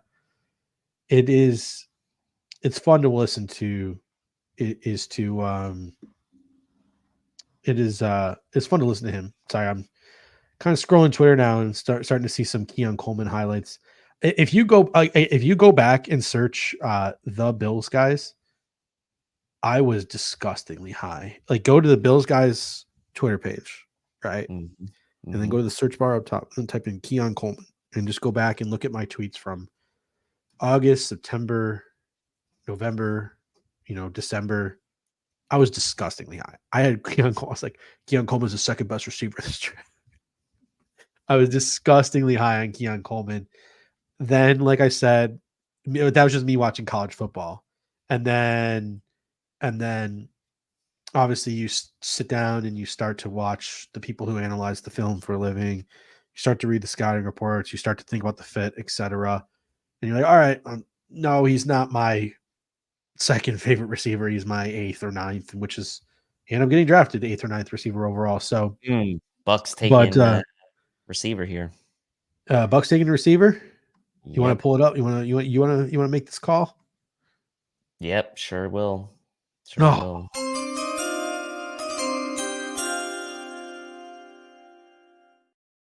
Bucks taking Jalen McMillan. I love that for them, dude. Baker's he's gonna eat with Baker. Oh, I love that for them. Hey, we still got our field stretchers and Tez Walker and Troy Franklin available. Absolutely. If someone did a mock, this is what I'm talking about though. Like, right? This is the conversation that we've had on this show before. If someone did a mock draft without a simulator and posted it on the internet, what this is doing, 2 weeks ago. So with the 95th pick, I'm gonna take Troy Franklin. People be like, "You freaking idiot! He'll never be there. You dumb." That's why. Again, I'm never doing a mock draft again, Dave. Never doing it. Chris, or sorry, I will do mock. I will do mock drafts. I'll never do a mock draft simulator again. Never doing it. I'm quitting cold turkey. Quitting cold turkey. I'm never publicly doing one again. I'm still going to be like 3:00 in the morning while my wife is sleeping doing it, but I will not post them on the internet. You will not post them. I'll post them on the internet. Never going to see a mock draft from me again, guys. Do them in hiding. Hansel joking in the Cover One group chat. It's going to be a linebacker. Bean loves third round linebackers. It's going to be Peyton Wilson, dude. It's going to be your boy from NC State. Shut up. Shut up. Chris Seth mentioning Brandon Dorless in the chat. I like that. Pritchett would be interesting. TJ Tampa would be interesting. So back to the Bills. We're what, 3 picks away? Dwayne Carter is being mentioned by Greg Tomset as the guy he would like. Troy Franklin, Tez Walker, Adisa Isaac, Jalix Hunt, Javon Solomon, Dwayne Carter, Gabe Hall, Peyton Wilson. So many options. And this is why I think there's a legit chance if we were to back into this round after this. If we were to take are people mad at me for saying Twitter? I'm saying Twitter. I don't care. I say Twitter. Oh, I didn't. I keep scrolling over, so I keep losing it on my spreadsheet. Running back: Braylon Allen, Audric Estime, Jalen Wright. If we take a corner, Dave, I would hate back-to-back DBs. I don't mind if we take a corner in this draft. but I would hate it if we go back to back with DBs because I either want a receiver or I want a trench guy. But Mo Kamara, he fits. But again, if we take Mo Kamara, everyone here will be universally happy, right? Everyone here will be universally happy. But I don't feel comfortable prognosticating that, thinking that's what the Bills like in a so it's we're getting mad. We're getting reamed for calling it Twitter. I mean, I call it Twitter just because I've called it Twitter for 10 years. I mean, Yeah. I'm not that like there's no other reason other than muscle memory. Austin White says, why is SMA falling? People just really weren't that high on this running back class. His 4.7 140, even though he cleaned up his pro day, probably not helping his cause. I really like Audric Estime. If we can fall, if he can fall to us in the fourth round, I feel a lot better than the third round though. So I just don't want to take another non what's the word I'm looking for? Why am I blanking on the word all of a sudden? It's a very common phrase. The positions that are most important on a football team, we're taking a premium blank for me here. There we go. You can tell it's the end of the third round. I don't want to take another non-premium position. So like if we take a guard here, like cool-ish, because guards are starting to be. If we take a linebacker or running back here, you might just watch me. I've been watching Shogun on FX. I might just seppuku myself that's live good. on air. Yeah, I might just heard that's seppuku good. myself live on air if we take a linebacker or running back. I won't hate it, but I might just seppuku myself. Like it just it might happen. Let's see if we get caught up here. We got a couple more picks coming in. Well, the Bucks Ravens pick took is in. We should Jalen be McMillan. Where there's literally just a battle going on in the comments about Twitter and X now. Oh god, it's getting Guys, late. we're here for the Bills. Oh, the Ravens took. Oh, ooh, Brandon Bean.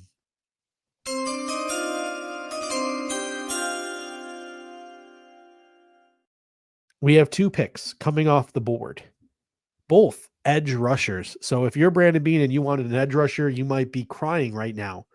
What did I tell you about these 2 picks coming off the board right before the Bills? The Philadelphia Eagles select Jalix Hunt, the edge rusher out of Houston Christian, and the Baltimore Ravens select Adiza Isaac, edge rusher out of the Penn State University. So 2 edge rushers off the board back to back. Which means the Bills are on the clock. And look, I'm okay with that. To be honest, I'm definitely been in the camp of like wait on Mo Kamara. You've got these Wait on multiple Brennan Jackson. Your guy. Those 4th round picks are looking pretty nice. And so, but I still think there's a chance that after the Bills pick here, they're going to try to make a move back up into this round and get 2 guys here before the end of the night. Really try to round out how this draft is looking for them heading into day 3, have 4 guys on the roster drafted, still have multiple picks tomorrow, 5 odd or so picks, 5 to 6 picks tomorrow. I feel like I'm team Troy Franklin here, by the way. Sorry. I mean, this is pretty telling on what GMs think of Troy Franklin too, right? He was a draft community darling for a long time because of those athletic comparisons, those percentile charts that he was on, et cetera, et cetera. And it's like, it showing me that teams have true concern about his frame. And I think that would be the concern. And I know like there are people in the comment section that love Franklin. And I know like Pete Nana, for example, is not a fan of Franklin, but maybe at this stage in the draft, he would be okay with it. Like this is what is great about the draft again, is like you're going to have whatever happens here. There's going to be like 50% of the people in the comment section that hate it and 50% of the people that like it. And maybe that's overgeneralizing. There's going to be like maybe 25% people that are just like, nah. Someone said, the draft. We love collecting all these picks until we actually draft a player. So that is so right. So we anxiously wait the Buffalo Bills, who are on the clock here. I would really be disappointed if they took into 3rd edge in a row, because I feel like that would just be like, I don't want to say a panic move because we don't actually know what's going on, but yeah, it'll be interesting to see as we await the leak here for who the Buffalo Bills select as they are now on the clock. The Philadelphia Eagles pick is in. The Bills are on the clock. We know the Buffalo Bill, or excuse me, we know the Philadelphia Eagles just selected Jalix Hunt. The Ravens took Adiza Isaac. So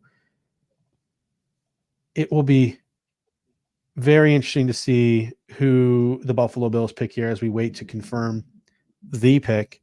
But it'll be interesting as, again, I wonder how Damon gets, like, who do you think he's getting this information from? I don't know. That's Man. what I wonder. Damon's got you know, we've had some good conversations in the years past. That man's connected. I don't know. He somehow is he just He's just finds got a like way. access to that. He just taps the feed between he just taps the phone of the guy who picks up the phone and puts writes the name on the card. He just taps that phone. He's just the switchboard operator, just getting everything 30 seconds ahead of time.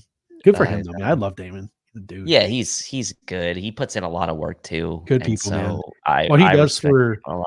what he does for under the radar prospects too with the Hula Bowl and everything, man. I love Damon. Pick is in for the Bills, which means it should be. I'm literally just hitting my refresh button every 2 seconds. So, pick is in for the Buffalo Bills. We anxiously await who that pick will be. The Bills just tweeted back to work. So, I see who it is. Oh, Dave, you want to announce this pick? I'll give you one. I announced the last couple. Yeah, I'll do it. Here we go.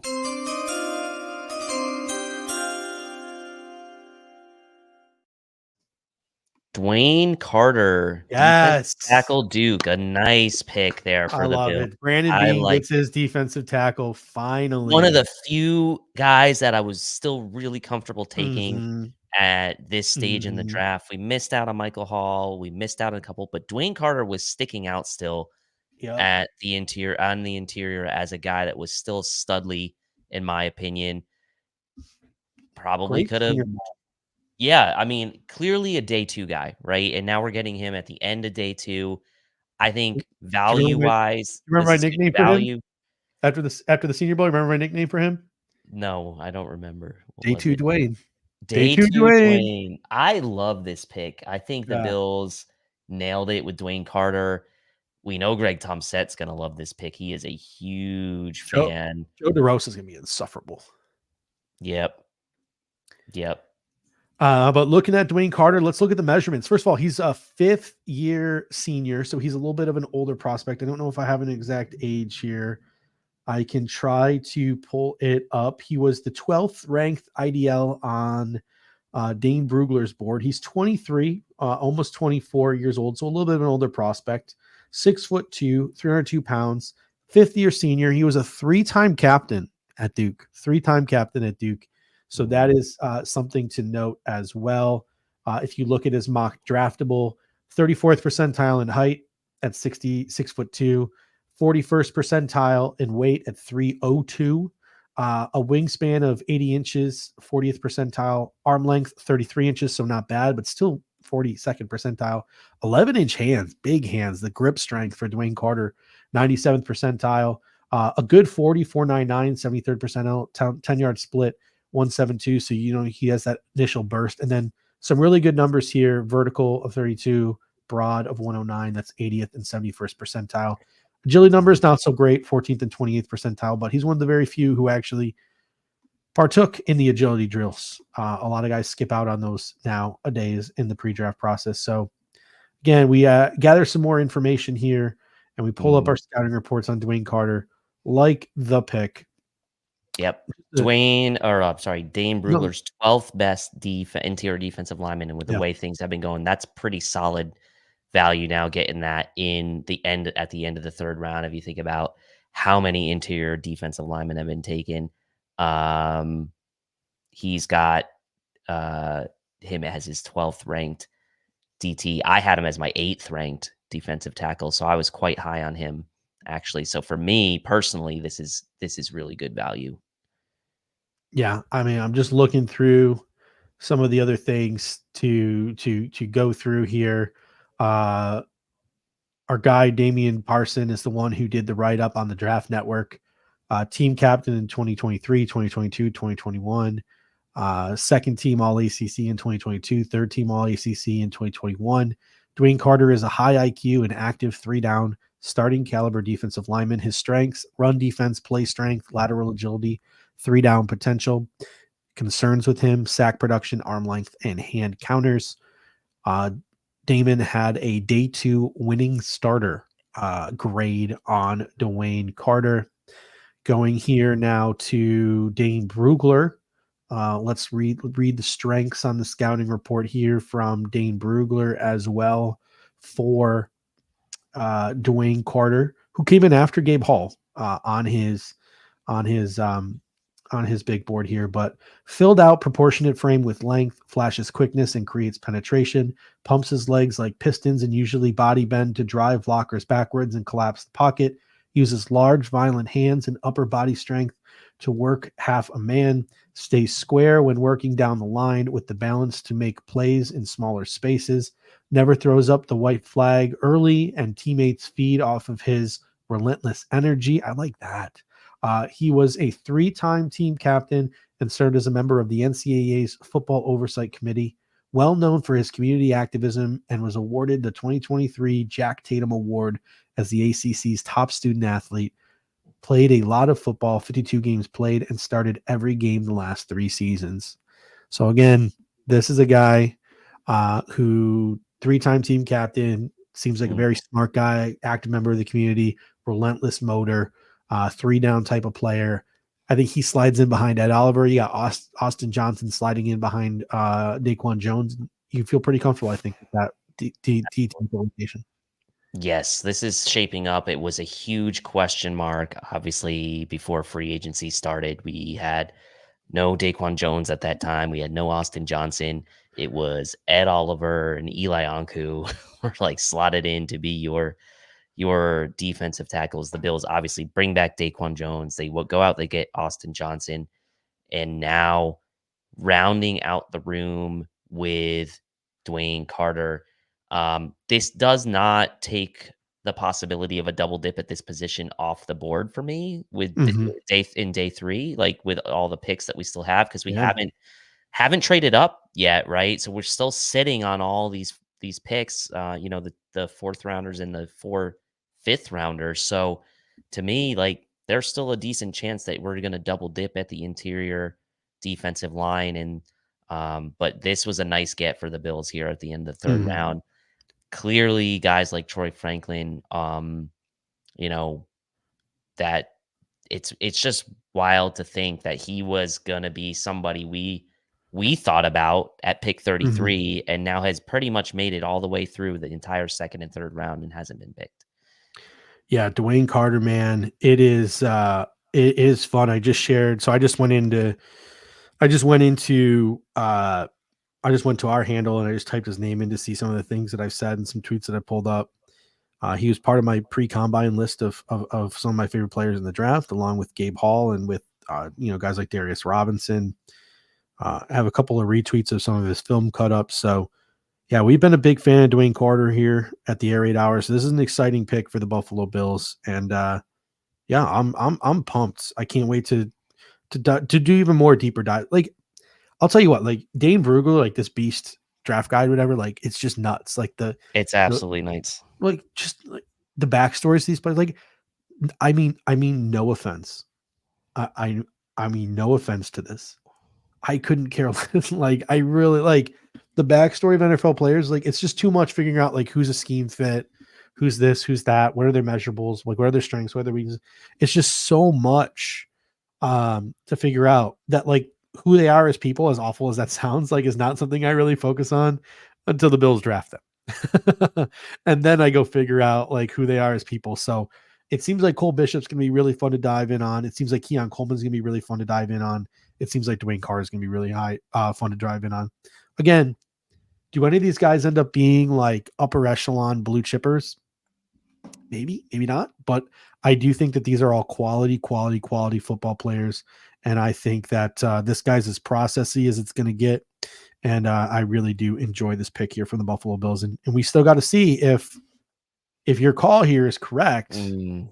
And there's a trade up here. Jacksonville went Jerry Jones, the cornerback Yep. out of Florida State, and Cincinnati went McKinley Jackson, the zero tech out of that's the dude. They took Tavondre Sweat too, didn't they? Who? Didn't Cincinnati take Sweat? No, Titans, I believe. Oh, Titans took Sweat. Okay. So didn't the Bengals take a defensive tackle? They took Newton. No, Washington took Newton. Did the Bengals take Bengals, let me take a look. I have the could've ESPN sworn draft you- tracker's pretty nice. I like the way they do it. So we go to teams.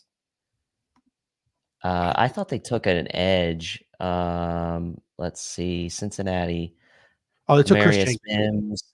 So they got Chris Jenkins and now McKinley Jackson. Yeah, so they're reloading their IDO class as well. So going to be really interesting to see. 3 picks left here. Yeah, well, now the Steelers pick is in, so I'm not feeling too confident that my prediction's going to happen. We only got the Rams and the Commanders after that. So yeah, I don't know. It's not looking great. Day 2 Dwayne, baby. We got day 2 Dwayne. Got day 2 Dwayne. I'm just going to take a quick look at what the Bills have lined up for round 4. So I want to just take a look at their picks. So in round 4, they have just the 1 pick at pick 28, and then they have the 4 fifth rounders, and including, by the way, the 6th and the 9th pick in the 5th round. So pretty early picks in the 5th round. So that pick 28 tomorrow in the 4th round, along with 6 and 9 in the 5th, are in a little bit of a 3-pick bunch there for the Bills tomorrow. So it should be interesting. And it certainly doesn't look like now that they're going to trade back up. But hey, it was worth a bold prediction. It was bold for a reason. All right. So this leaves the Bills now with, I'm going to pull up. That's what I was just looking at. Yeah. So the Bills now, tomorrow they lead off with pick 128. Then they are the Arizona Cardinals of the 5th round, 141, 144, 160, 163. So it'll be fun to see some of the talent that they make the decision to add over the course of the next 2 days. I know I'll be a little bit busy tomorrow morning, so I'll be glued to my phone as I coach some spring league basketball games. Mr. Mathis, what are you doing on your phone? What's the play? Don't worry, kids. Just figure it out yourself. Maybe. Don't worry about it. Just shoot some free throws. Oh, I just saw the last 2 picks, by the way. The Steelers and the Rams. You can call them. Let's get out of here. I'll just call them together. We'll call them.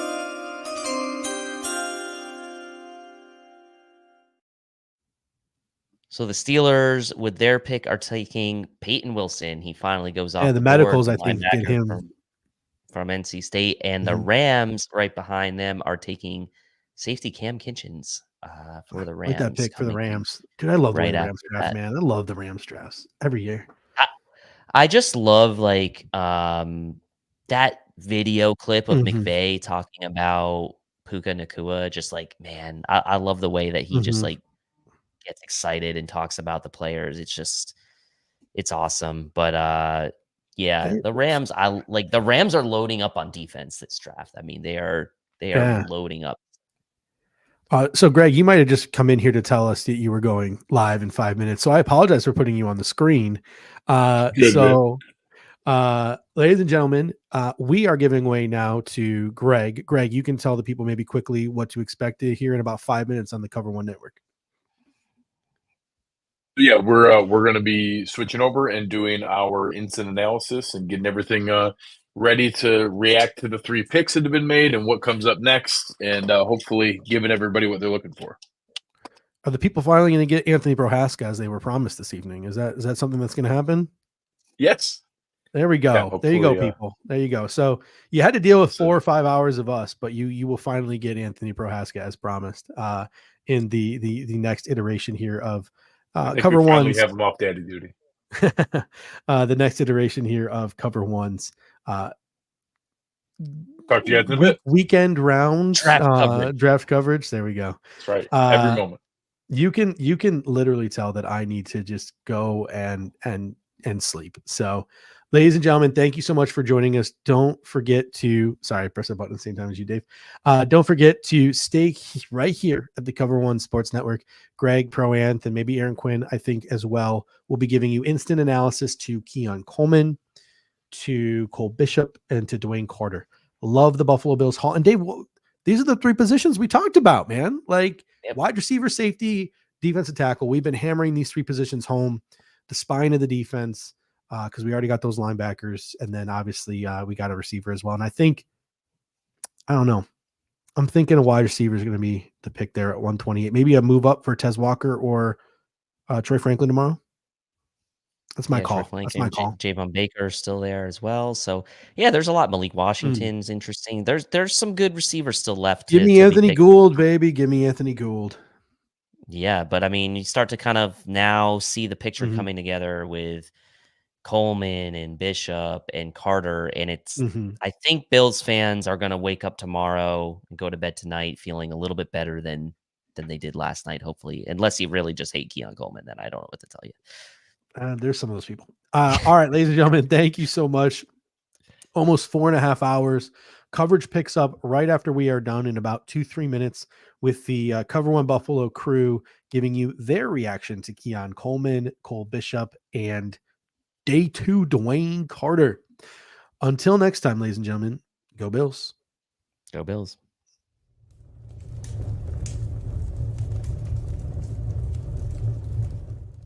Thank you for watching tonight's episode of the Air Raid Hour. Make sure to hit that like button on the way out. If you are catching the show on demand, leave a reply in the comments section and we will respond over the course of the week. You can always listen to every episode next day on all major podcasting platforms, including Apple Podcasts and Spotify by searching Air Raid Buffalo. Thank you for your continued support, and as always, go Bills!